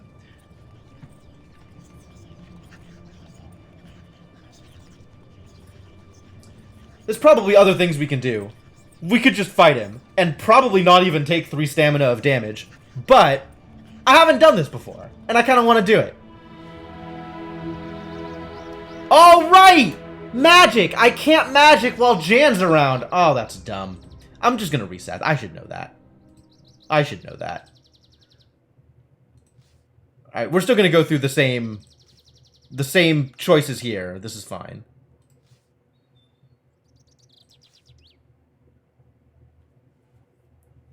You have a moment to draw your sword. Alright, let's fight. Alright, so we still have more attack power than he does. That's nice. So we know that whatever we do, we can overpower him if we both start at 0. That's nice. Oh, he defended himself. Unfortunate. The assassin nods at you, taps 2 fingers against his chest, and then takes his position. You measure the weight of your sword, then bring it up to deliver a cleaving blow. The assassin covers himself. He's left breathless, but otherwise unharmed. Closing his eyes, he murmurs a quick prayer as he sets his stance. Alright, defend. Yup. You drop yourself into a crouch as he powers forward, but it only tires him out. You are mostly unharmed. And no matter what he's doing, he can't do anything, so we can jab him. Yep, he defends himself. That's about right. We still can't go above his thing. Time to attack. You sting with your blade, low and fast, saving your energy. But the impact clangs against his turned sword. He grins. He is bruised, but not seriously hurt. So we can't beat him, but we don't know what he's going to do. Defend? He defends also.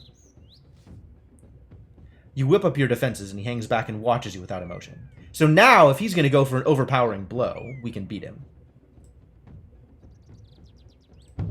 Oh, he defended again! What a jerk. Acting quickly, you rush forward with a deep, heavy slash, but the blow jumps back off the hilt of his. But the blow jumps back off the hilt of his blade. He grimaces with effort. He is battered, but ready to come back stronger. Breathing deeply, the assassin whispers a mantra as he readies his blade. 0.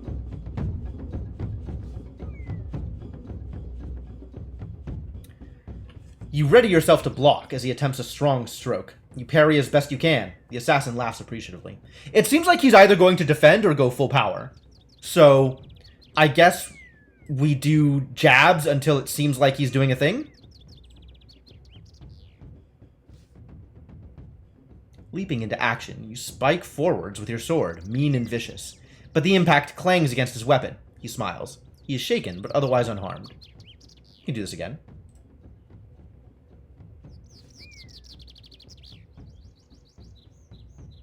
The trees watch as the battle unfolds. Cleverly, you read his intent and attack efficiently. You sweep low with your blade, low and fast. But the blow jumps back off his raised weapon. He grins. Blood drips from the assassin's tunic. He curses under his breath. He's not doing the thing where he, like... This one, right? The whispers a mantra before he does, like, a big attack.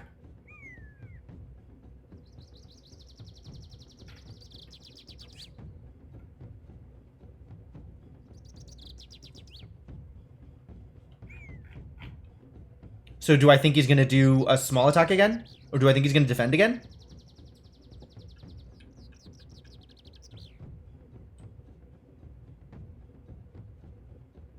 I'm just going to defend here and see what he does. Okay.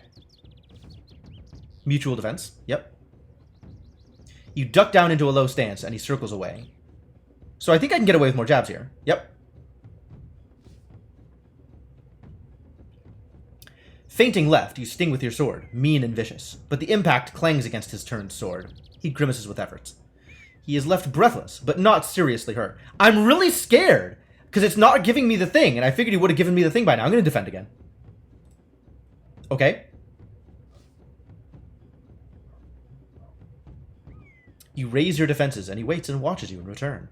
The assassin spins his sword about to shift the sword across his body. That feels defensive, but we haven't seen this before, so we don't actually know.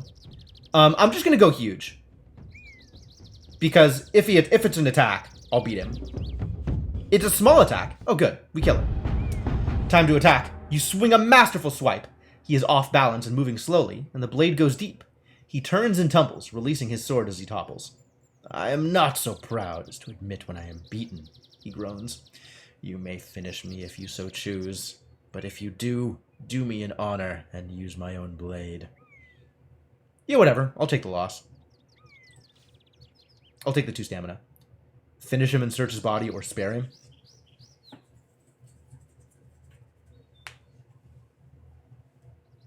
I mean, he did just dump me. Jump me. Not dump me. The other thing. Not that thing. He did just jump me. With intent to kill. For no good reason.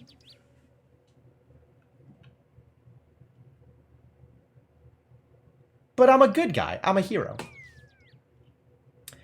Then get up, you tell him, holding your sword back, but not putting it away yet. He nods and sheathes his own blade. You are an honorable man. I'm glad to meet you. Now you have saved me, you own me, in part. My name is Flanker, and I am an assassin and a thief. Flanker, wow. Why did you attack me? It is a simple matter. I pick on wayfarers for practice in hiding and in killing. I assumed you would be no match, especially when I saw your pet. He points briefly at the Minimite, who is currently hiding under a fold in your tunic. But I see I was wrong. He bows his head once, perhaps in respect, perhaps from the pain of his injuries. You are traveling to Carre, he asks. Well, he seems like a good enough folk. I could just answer his question. Seems reasonable. Yeah? I go that way as well. I will not travel with you, but once you are there, perhaps I will see you. If so, I will not forget the debt I owe you. What is your business in Carre? He looks long into your eyes for a moment, then re-answers. The nobles of the city have heard rumors. Goblins are reopening the old mines. They want to know why. Ah, yeah, I do know the answer to this one. I've heard people talking about it. They're arming for a war with the villages, you tell him, remembering the conversation with the villagers in Dumpus. I would wager they are, Flanker replies. But it is not in search of iron that they have reopened the ancient workings. You know the history of these hills, perhaps. They have not always been so poor, so underpopulated. Once, great and powerful men lived here. Men of great knowledge and sorcery. And giants! Yeah, we've already killed one. Flanker shakes his head. The giants came after. The giants are what those great men became. The ancient miners once ran a great city spanning from the Kakhabad Sea as far north as the Jaikar mines. That was where they mined the ore that forged the crown, and it is that metal, that power, which the goblins are searching for. If Mom Pang should rise, it will be their only hope. I have a vested interest in recovering the crown. The crown will be recovered. Flanker's eyes are wise and insightful. I will see you again, he says fiercely, in Carre. He bows his head again. This time, it is definitely from pain. Go, he hisses.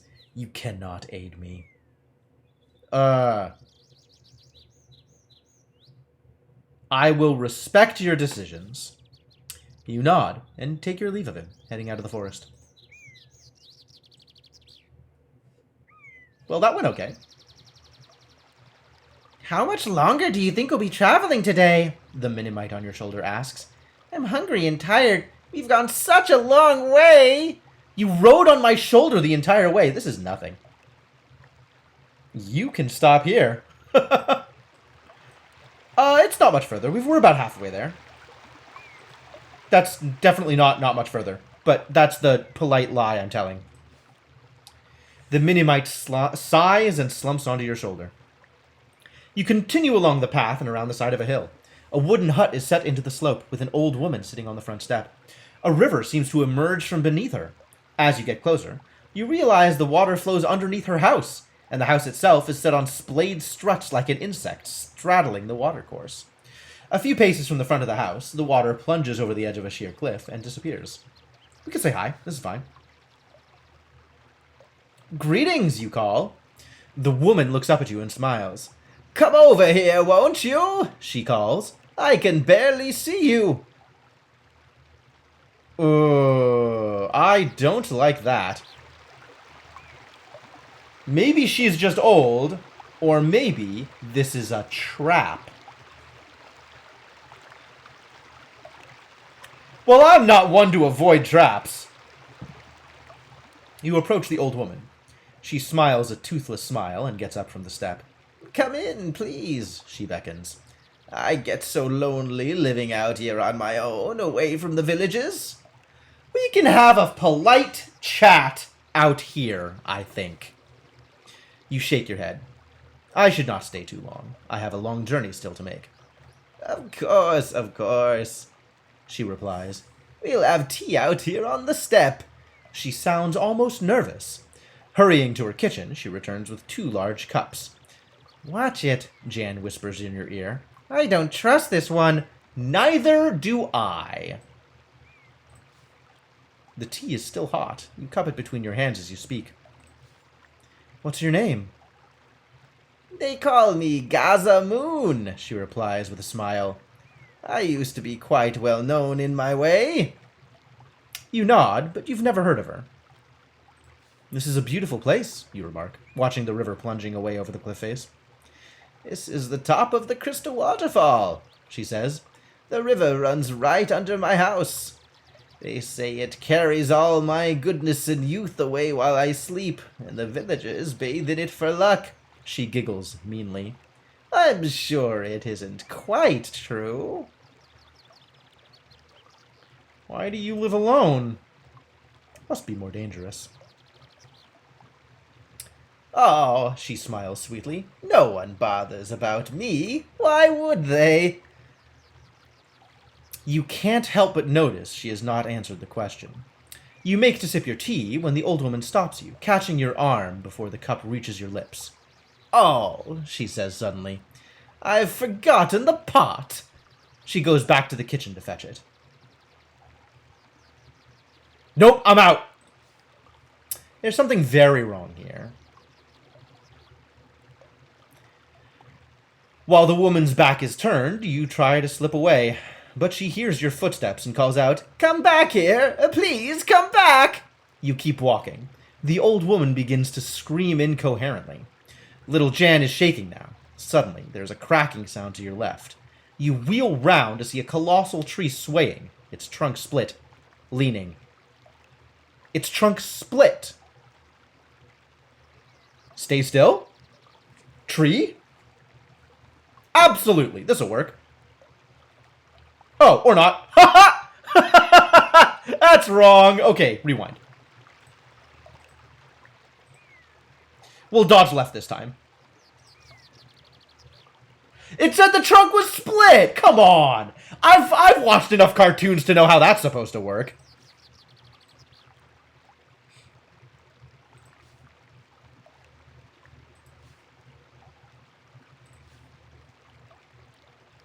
We're still bolting, though. Alright, let's dodge left. You dodge left. The tree falls exactly where you'd been standing. Picking yourself up, you find the old woman standing in front of you. You do wrong to ignore the invitation of Gaza Moon, she declares, pointing a crooked finger at you. Her hand is crackling with blue energy. A lightning bolt is only milliseconds away. But Jan's still around. We can't cast a spell. Dodge right. Nope. Shouldn't Jan cause her to not be able to cast spells? She's better at spells than I am. Disappointing. Rewind? I don't want to die. If only we could put Jan on her shoulder. Yeah, right? I'm gonna rewind again.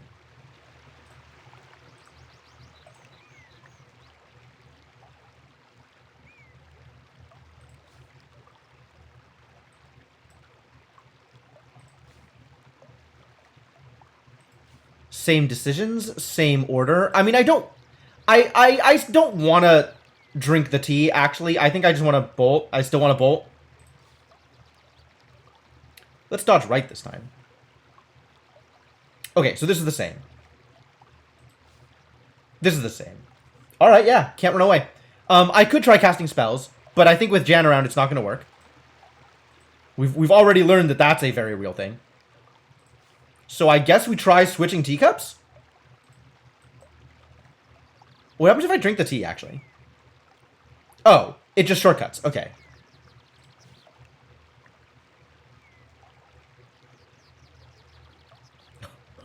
Nope.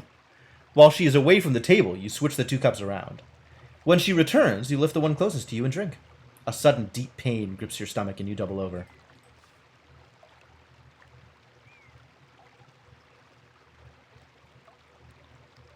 Wow.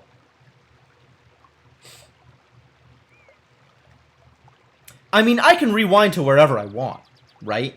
Like, I can rewind even further. Yeah, she went full Sicilian on me! You wince and cough as you find yourself seizing up. Ha ha, suspicious stranger, laughs the woman. I can count on travelers suspecting my witchcraft. You try to shout out, but you are paralyzed and quite powerless. The old woman begins to search through your bag. Jan flits about in some distress, unsure what to do. She removes the giant's teeth and the beeswax and stashes what she has stolen into a drawer. Then she flicks a finger and you find yourself elsewhere. What?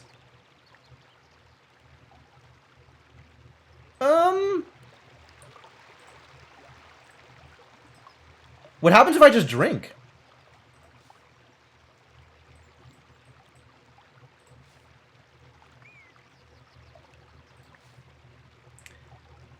You lift your mug, blow away the steam, and take a sip as the old lady returns. The old lady lifts her own mug and takes a deep gulp. Your own tea is gently refreshing. Then she splutters and coughs and grips her side. Wow! Wow! I can't believe this works! You sit back and watch to see what will happen. She is trying to smile, but the pain is clearly quite severe. Stumbling and almost falling, she staggers to her kitchen and gulps down another drink. Not Dread Pilot levels of treachery, right? When she returns, she seems much better again. I'm not as young as I was, she explains. All the same, she pushes her tea to one side. But tell me about you. You're a traveler? Yes, that's right. I'm going to Kare. She claps her hands. How wonderful! Such a delightful city. Indeed, you answer. Tell me, on your journey, you didn't happen to come across an old man, did you? Met a lot of people, maybe. Of course, she answers. But this one was special, very old, and carrying a page from a spell book. I've met an old man or two, but there was no page. Really? That's a pity.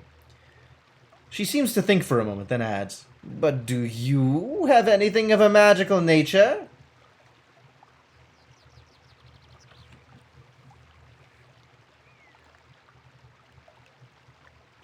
Say no and leave.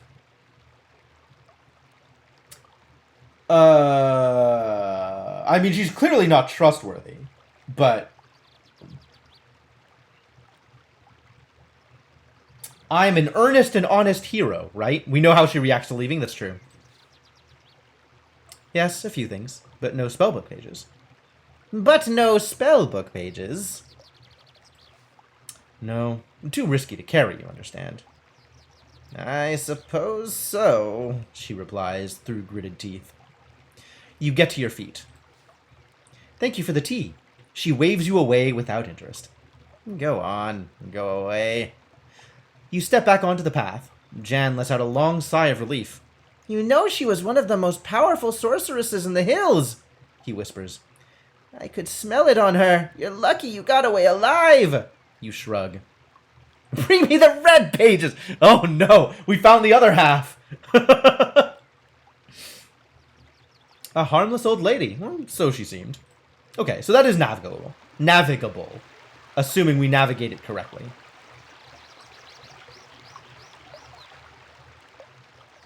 It is now late afternoon. You pass over the brow of the next hill, and below you is the village of Torrepani, slung from one side of the valley to the next like a flood barrier.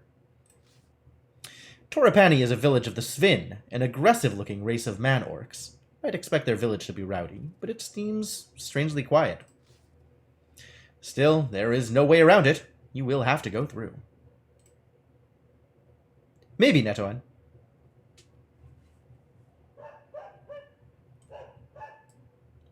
Dogs, apparently. You enter the village. There is a definite air of depression hanging over the place. The Svins are going about their business, slowly and miserably, and pay you no heed. You sit yourself down on a tree stump in the very center of the village to consider your options. Well, they're kind of doing their own thing. I guess I can let them do their own thing. Let's find an inn. There are 3 inns in the village, but 2 are closed down, their windows boarded and their thatched roofs rotting through. The third looks little better, but at least its door is open, and the smell of well-cooked food drifts out.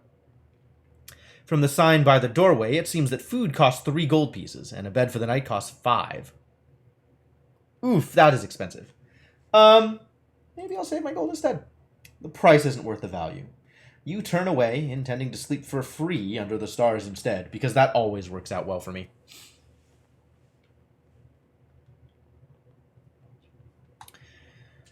You walk out past the borders of Torrepani and settle down under the trees. It's a quiet spot, and you're tired.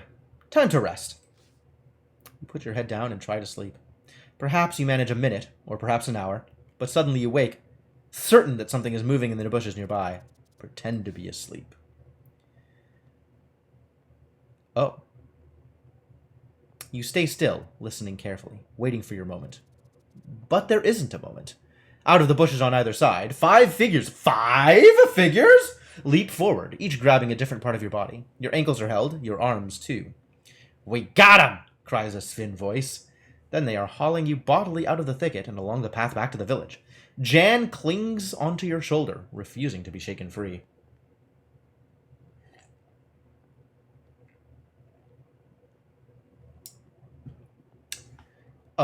Extremely frazzled legal secretary. Wow, Nightbot. No, my spirit animal is ape, but nice try. Fascinating that I have a spirit animal quote, and it comes right here. Good job, Nightbot. Very good at this. Really need to pray for healing. Like, this doesn't help.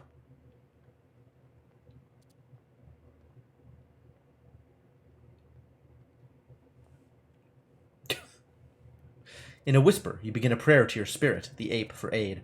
Nothing happens immediately. Then you reach a low hut and are thrown to the earth. Your arms and legs are released. Perhaps your spirit has heard you. You cannot be sure. But now that you have summoned the powers above, they will not help you again. Captured. Oh no. The door is slammed and locked. A moment later, it reopens and your possessions are thrown inside. Well, I wanted to sleep before. Could try and sleep now. A few more minutes pass with no more movement. Figuring they will probably now wait until daylight, you put your head down to sleep. Your dreams are filled with grasping hands and long dark nails scratching at your flesh. And however much you toss and turn on the floor, you can't quite get them out of your mind. Daybreak. Daybreak. You're still alone. An hour passes before you hear any noise outside, and then the door to the hut opens and 5 Svins come in.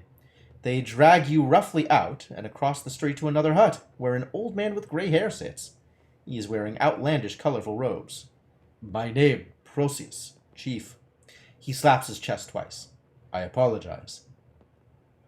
Then he bows, brushing the dust on the floor with his sleeves. This seems to happen a lot. People just like randomly kidnapping me in order to not do anything now that they have me at their mercy. Apology accepted. The chief nods. He waves to a menial who brings in bread and milk. Well, I'm not going to turn down food now.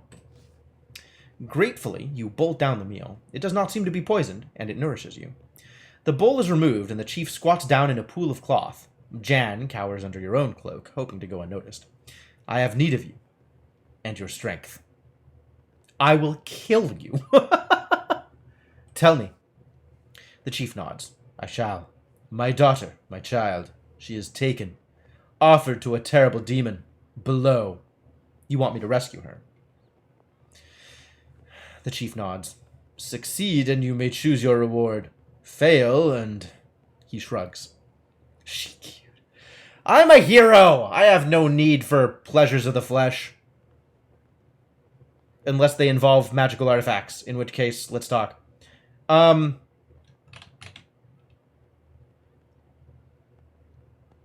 Well, I probably can't let a girl being sacrificed to a demon go unaddressed. So I guess I'll do it. The chief nods. I hope you will. He gestures to the other Svins, who, still taking no chances, grab you by your arms and haul you to your feet. What if he lies? Then he lies! What am I going to do about it? Is the demon cute? Alright, now you're speaking my language, Icarus. How come I'm the chosen one? I don't know. Lucky? I got chosen. I'm on a mission for the king, actually, to recover an artifact. No? Oh, okay, my bad.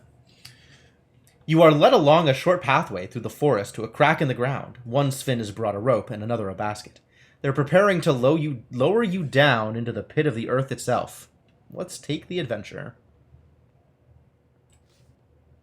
You wait until they are ready, then step into the basket. The chief nods to you with respect.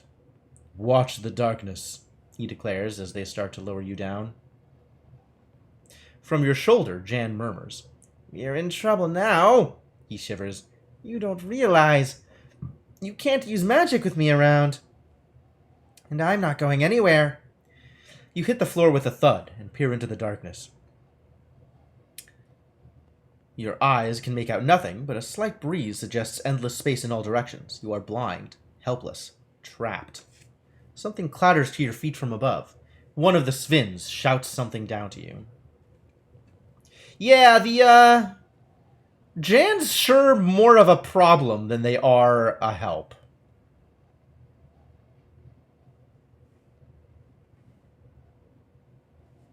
Oh, I see what you mean, Netoen. The Svins are not that strong? I don't know. It took 5 of them to get me captured, right? Like, if there'd been any less, I would have been fine. You crouch down and feel around your feet until your hand closes on the base of something. You pick it up. It's a dry wood torch. Something else falls from above and strikes you on the head. Tinderbox! Calls the voice. Rubbing the bruise on your head, you reach down and find the tinderbox. Curse whoever hit you. No, we're good. You strike a light and the torch blazes into flame. Below. You can see now you're in a large cavern, wide and deep. At the far end, passageways disappear to the left and right. Through an uneven rock fall at the far end of the cavern, you hear a murmur. Rocks? You clamber over the rocks at the edge of the cavern to investigate the sound. It is a whimpering, coming from the other side of the pile of stones. The Sven girl, perhaps? She came in this way, but then the cave-in blocked off her path. You'll have to find another way to reach her.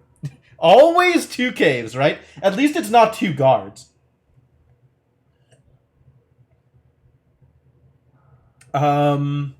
Left has classically been correct, so let's go left. You go... Oh, God, it's another junction. Okay. We have gone left. I'm going to write down my path, actually. I have gone left.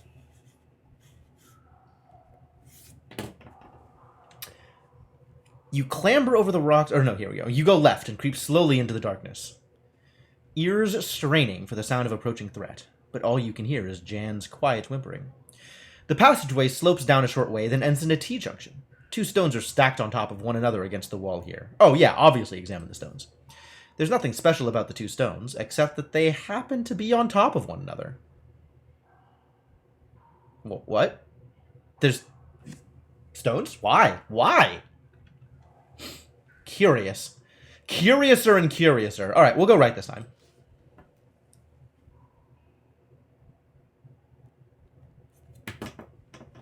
You turn right. Here the cave system widens. Pendulous stalactites hang from the ceiling, as if about to fall and skewer you into place. You skirt between them, following a thin, safe path until a side passage opens on the left. No, we'll keep going straight.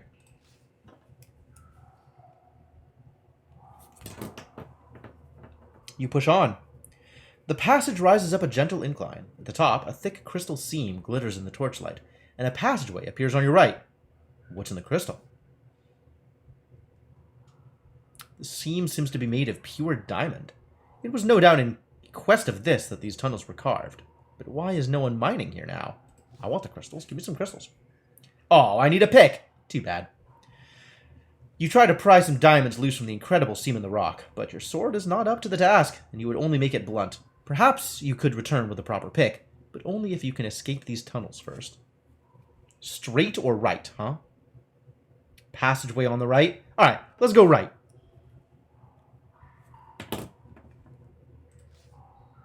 You take the right-hand tunnel.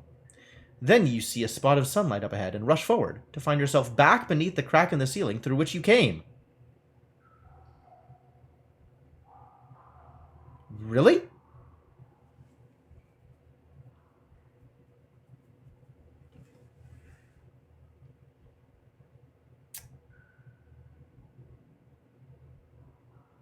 Really?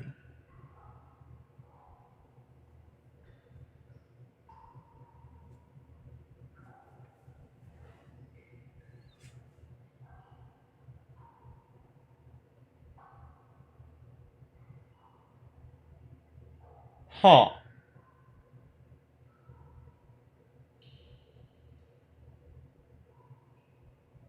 Well, I'm not climbing out. We haven't rescued What's-Her-Face yet. So I guess go straight on? You creep forwards through the dark, quite sure you are going in circles. The ground seems to dip, and at its lowest point, the tunnel splits. There is a stacked pair of stones here as well. Still need to find the cute demon? Yeah, no kidding. Well, the last time we saw a stacked pair of stones, we went right. So if I go right, I'm expecting to find a straight/left option. Yep. Cool. So I have gone in circles. Well, the last time we did this, I went straight, so maybe I'll go left instead.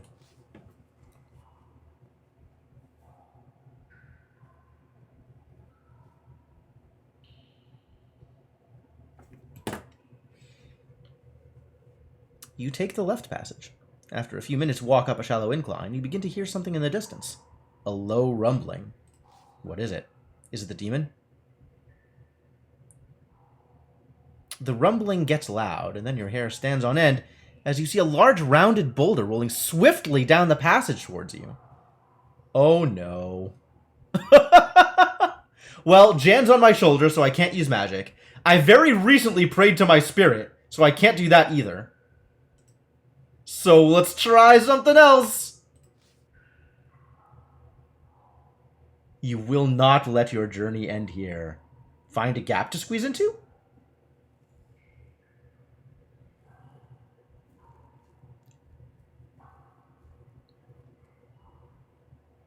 Find a gap to squeeze into seems more likely. Oh, nope. Alright, rewind that one. We're listening by the rocks. We're going to go left.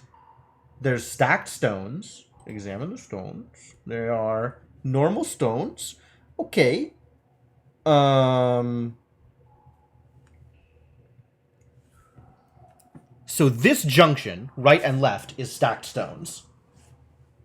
If we go right, we've not gone left here before. So we can go left. I'm gonna go to the boulder again and run first. So we're gonna go right here. Left takes us to the boulder, and then turn and run. Try something else. Run for it. Nope. Wow, okay. Can't go in there without magic or something. Cool. So let's just not go in there.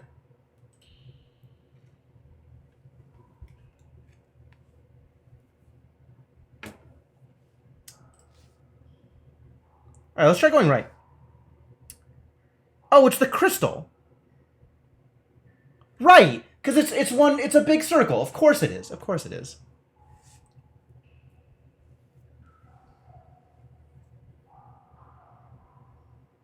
Let's...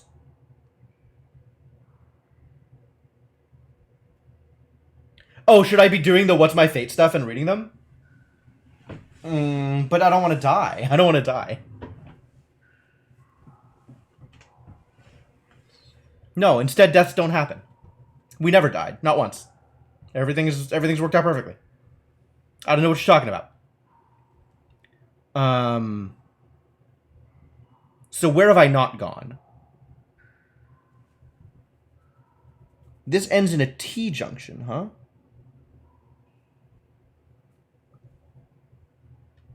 The tunnel ends in a T junction.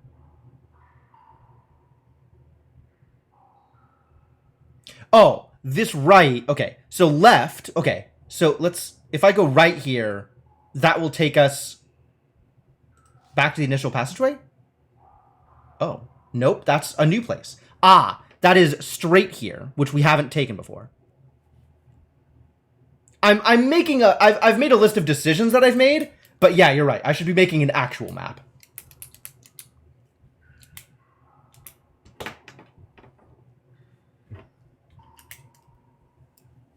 So I have a starting room.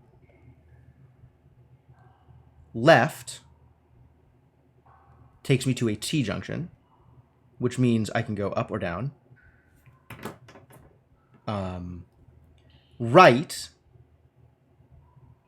takes me to a room where I can go straight or left. Left in that room takes me to Boulder.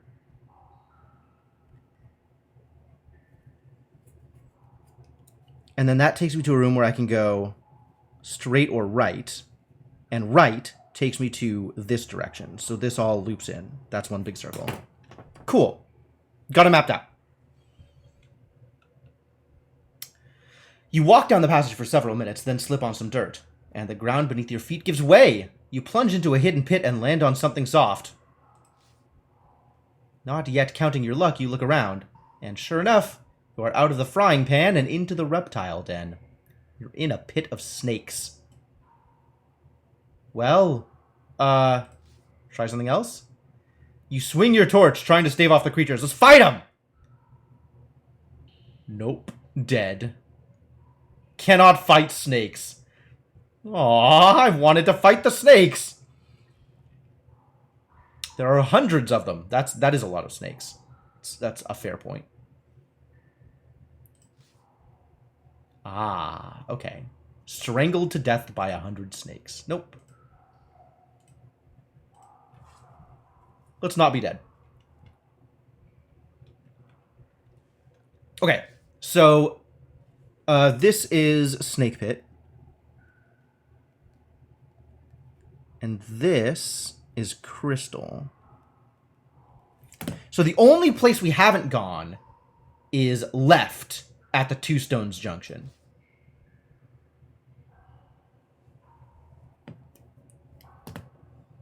You take the left passage. The tunnel twists and bends sharply, as if carved by a river now long since dried away. You lose all sense of which way is which, except to keep going forward, where the tunnel splits. There is a stacked pair of stones here as well. Once again... Okay, so let's go left.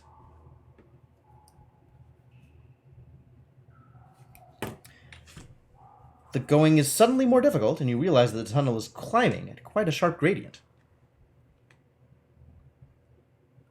Little stones rattle and roll away downwards into the dark.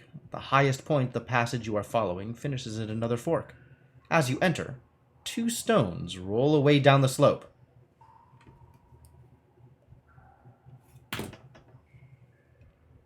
Go left again? You go left. The cave walls crush in close, as though the rock is squeezing you to death. Your shoulders rub against the walls. When you feel certain you can go no further, the path you are creeping through forks again. Another pair of stones are stacked in one corner. That's promising. Go left again!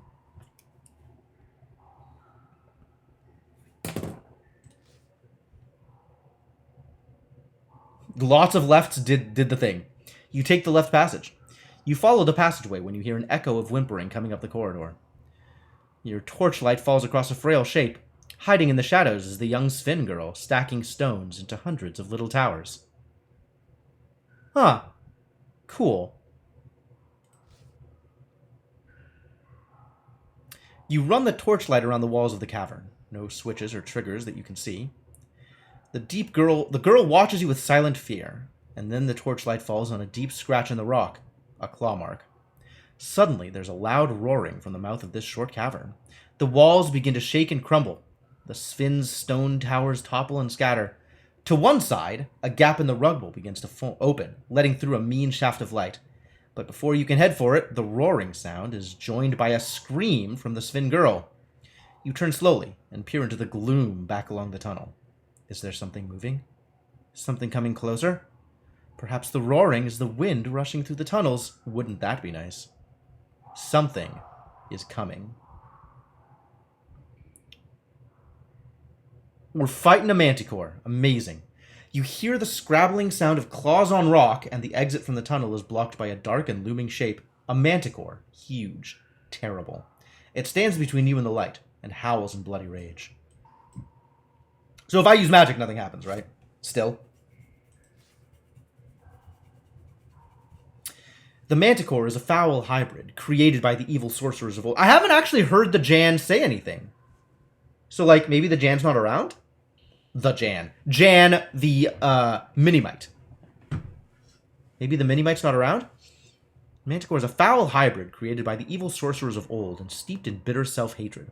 It has a lion's body and the tail of a scorpion, but its face is that of an old man, and its thoughts are cruel and resentful. As it sees you, it rears back, flapping two enormous wings on its back. I'm gonna try using magic. Oh, or not. Okay. Jan is still around. Well, too bad. Oh my god, this sucks. It's very bad. Okay. You begin to ready a spell when Jan tugs at your arm. You can't, he hisses. I told you, you can't do magic when I'm around. Not that it stopped Gaza Moon. Cursing him, you try to think of other options and fast. You have no other choices. You draw your sword and close on the beast, eyes focused tightly on the terrible sting. Let's defend first. Oh god. Good defend. The fearsome creature paces forward, teeth bared. You drop back, raising your guard, hoping the beast will wear itself out. At the last moment, the manticore pounces, all claws off the ground and bared to plunge into your flesh. You brace yourself as it comes down and leap aside at the last moment, claws raking your skin. For a moment, it is close enough to smell its warm, fetid breath. Okay, so I'm assuming that it has, like, up to 12 here. So we have 1.1, which means if we go to, like, 1.2, we're probably safe. Oh, or not. I should have just full bore. I don't know how much. Maybe it doesn't follow the same rules as my bar does. The manticore moves quickly and strikes so fast with its scorpion sting that you barely see it move and have only a single heartbeat to respond. You defend yourself as best you can.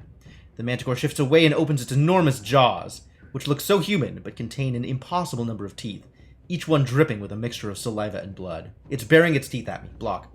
Oh. Tiny attack. What? Warily, you move into a defensive crouch. The manticore stays low and tries to ram you. You give silent thanks for your concentration. Block again. Bigger attack.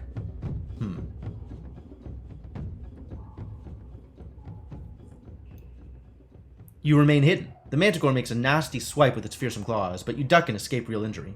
You swing your arm and refresh your stance. The beast growls at you. The walls shiver with its fury. The Sven girl edges nearer, as if thinking of scratching the creature with her claws. It's scared, she whispers to you. You might not believe me, but you've scared it. Which means we can attack? Like it'll just defend? Because it's scared?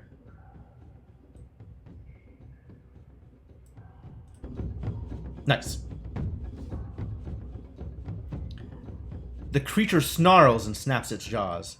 You must finish this monster before it finishes you.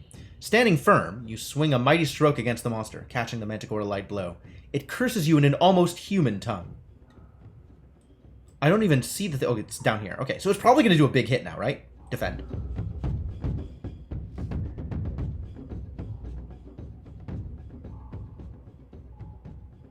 could still do almost anything here, right? It did, like, decently high, but does that mean that if I go full bore, we'll do more than whatever it's going to do? Like, it's done 10 before. But then, otherwise, it's hung around, like, 4, 5, 6, etc. You can almost smell the creature growing enraged and drop quickly away. The manticore whips out with its terrible sting, but you leap aside to safety. You adjust your grip and shift your weight. If I don't attack, I'll never get anywhere. I just need to figure out how much to attack.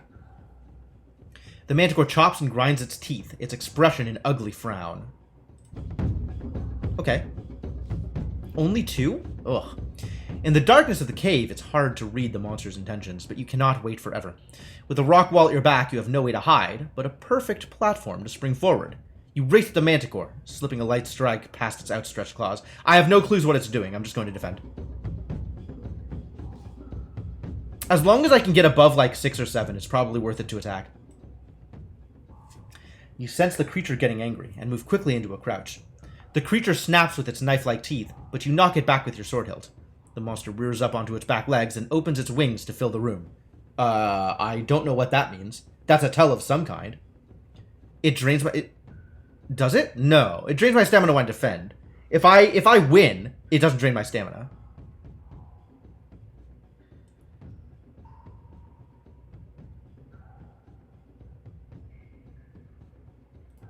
Not that I've seen, anyway. Maybe I just haven't noticed. That would surprise me, honestly.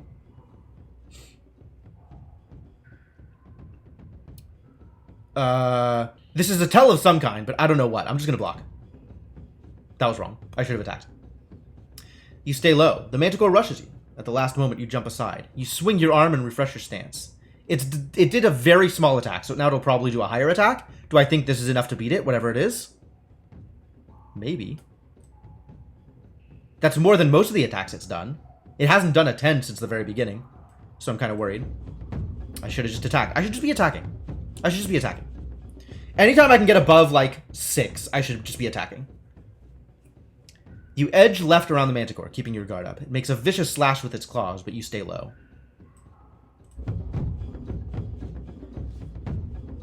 The manticore laughs at you with a human expression of twisted joy. You risk an attack. Charging forward, you rush into the manticore, catching it a passing cut. It is injured and angry. Now I defend. I still would have beat it.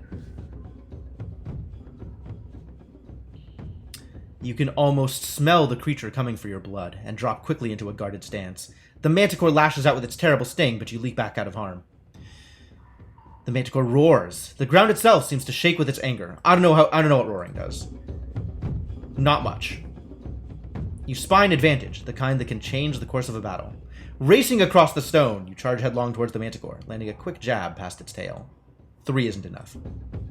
I was right.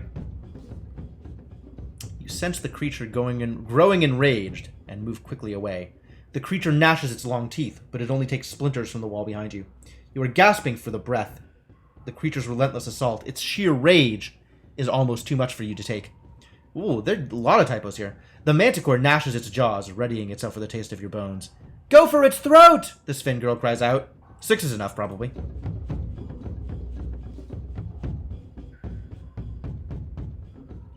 You must kill this creature. Bellowing, you race at the manticore, catching it a light blow. The creature crashes against one wall. Rock dust pours onto its back. But as it tries to shake itself, it stumbles. You can hardly dare to hope. The foul beast is weakening. I don't think 3 will be enough. I was right. You can almost smell the creature getting angry, and drop quickly into a crouch. The manticore makes a nasty swipe with its fearsome claws, but you duck. You adjust your grip and shift your weight. 6 is enough. You rush into the manticore just as it pounds its tail down like a hammer stroke. As it rears, you push your sword up into its exposed belly. The manticore rears back and beats its wings hard. Oh, I could have attacked.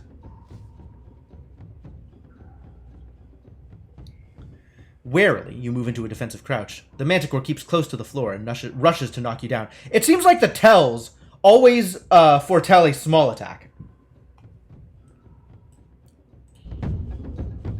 Whereas no tell is in kind of the general range. You try something. For Analand, you cry, as you charge madly towards the manticore. At the same moment as it comes for you with its terrible sting, you cut into it like a butcher. The sting of its tail begins to leak a foul-smelling green ooze. This is where I block. Yep. You sense the creature coming for your blood and move quickly into a guarded stance. The manticore whips out with its terrible sting, but you leap aside to safety. You swing your arm and refresh your stance. The manticore paces back and parts its wide jaws and bellows. So I think every single tell, the bellow, the wing flapping, the roar, have all preceded small attacks. Is that right? That's what it seemed like. So if I do like 3.5, that should beat anything it sends at me. If it does a small attack. Cool. Dropping your weight. I know. I know, Kemps. I know. I'm not happy about it either. But I don't know what to do about it.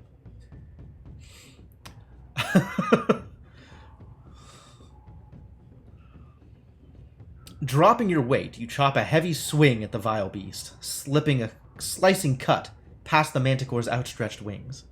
The manticore screams and howls in a voice that is almost human. It is dying. Slowly, furiously, but nonetheless it weakens. The creature howls at you. You hear a distant tunnel collapsing. All in! 14 stamina lost. Shameful. Shameful! We could do a lot better. We could probably do a lot better. Back against the rock, you deliver a ferocious stab at the foul creature. Your sword blade seems almost to be possessed. It finds its way past the manticore's sweeping claws, through its thick hide, and down into its ancient, cruel heart. For a moment, it howls loud enough to make the walls shake, and then everything falls very quiet. Wow. Wow! Everybody's against me in chat. I want to try again and see if I can do better. I think I can. So we start off with a defend, because it goes hard on the first attack. Now it's going to do around like 4.5, 5.5.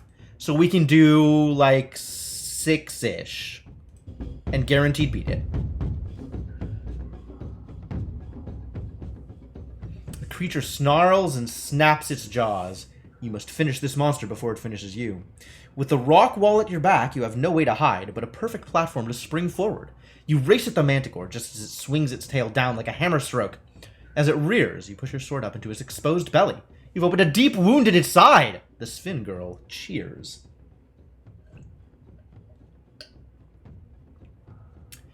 The manticore shifts away and opens its enormous jaws, which look so human but contain an impossible number of teeth, each one dripping with a mixture of saliva and blood.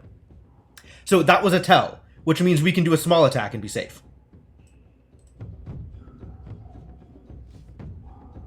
Sidestepping, you slash out at the manticore, catching it a light blow. It curses you in an almost human tongue. That's probably enough to beat whatever it's going to throw at me. Barely. Charging forward, you rush into the manticore at the same moment as it comes for you with its terrible sting. You cut into it like a butcher. Blood is now coursing freely through its thick fur. The beast growls at you. The walls shiver with its fury. That's a tell. The Sphin Girl edges nearer, as if thinking of scratching the creature with her claws. It's scared. You might not believe me, but you've scared it.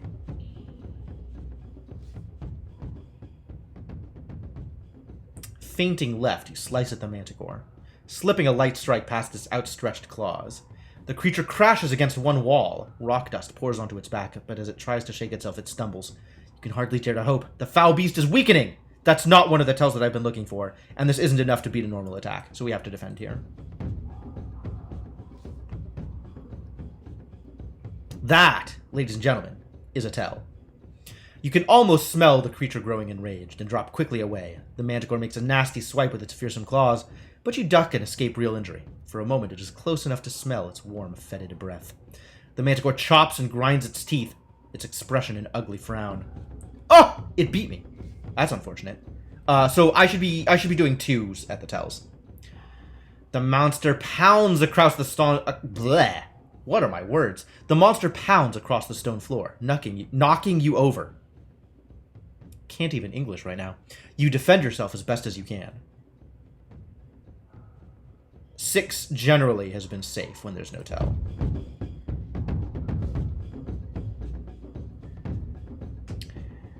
Uh, 4.3 is unlikely to be safe with no tell. In the darkness of the cave, it is hard to read the monster's intentions, but you cannot wait forever. Racing across the stone, you charge headlong towards the manticore, just as it charges you. You catch it rearing up and exposed. It is injured and angry. Good defend. My English is on par with the game. Yikes. Alright, that's a tell. You sense the creature getting angry and move quickly into a crouch. The manticore whips out with its terrible sting, but you leap aside to safety. You gives silent thanks for your concentration. The monster rears up onto its back legs and open its wings to fill the room.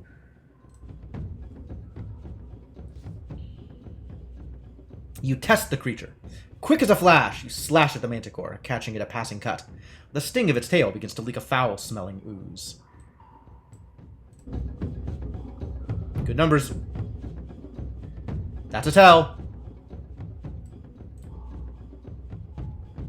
Alright, that was a good run. Skilled swordplay. I'll take it. Continue. The only noise in the chamber is the hammering of your heart and the quiet breathing of the Sven girl.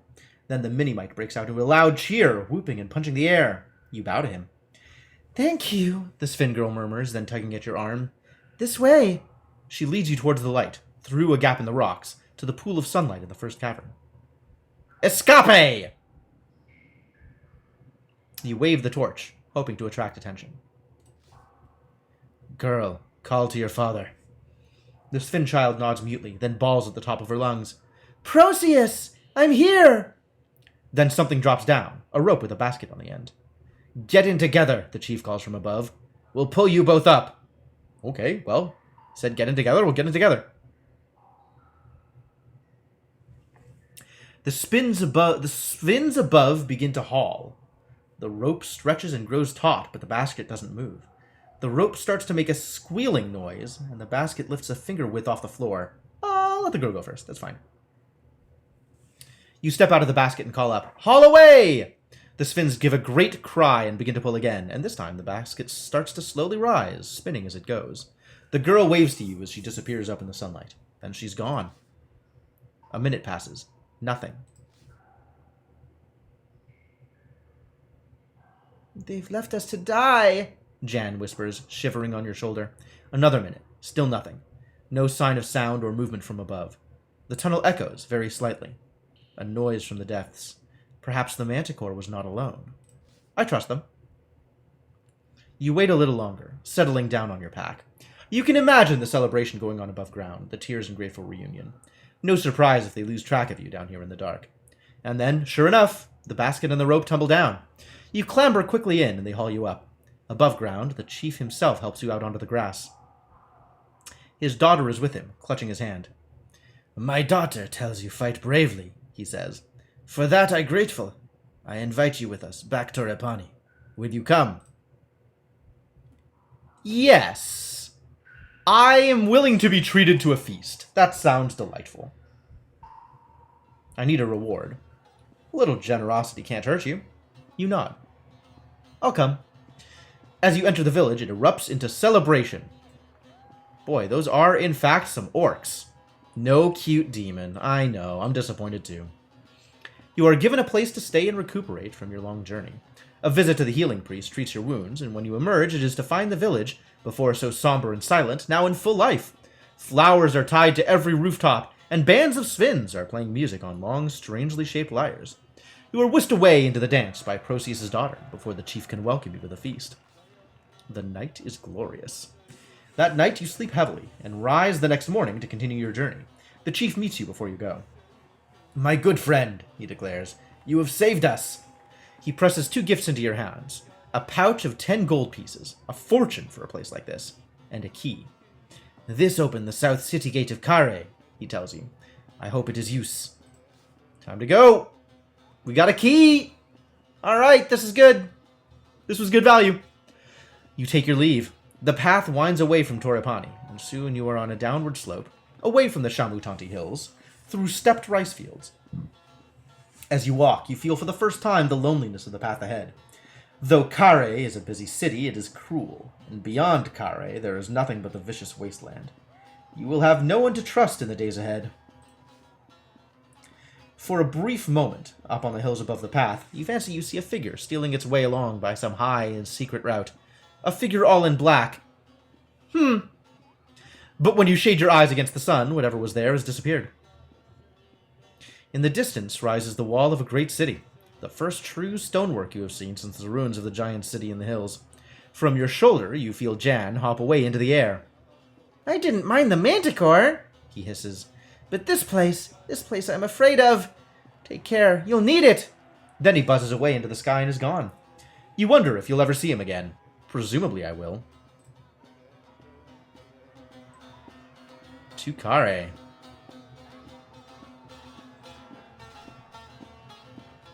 Is this the end of part 1?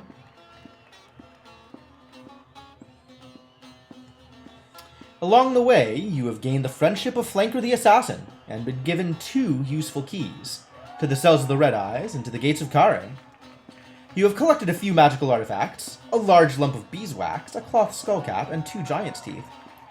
You are still armed only with your original sword, and have no rations, and 30 gold pieces, and a spellbook.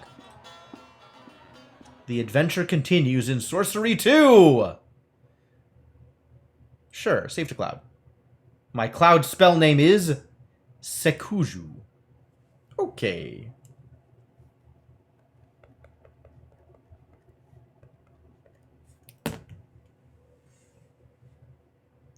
City Port of Traps. I see.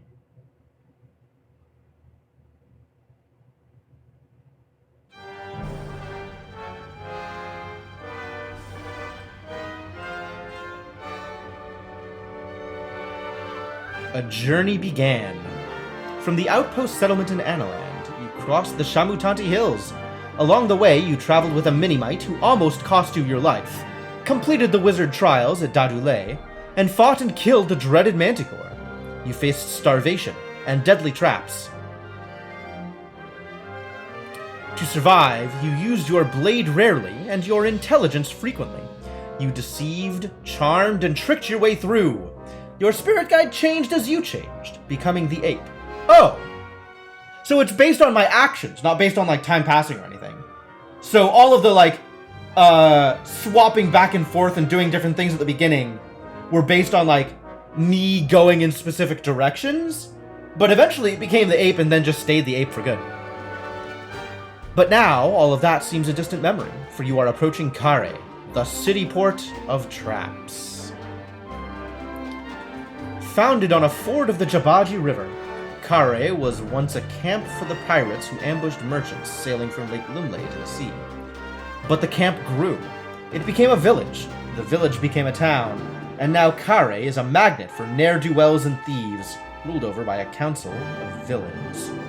Let the city do its worst!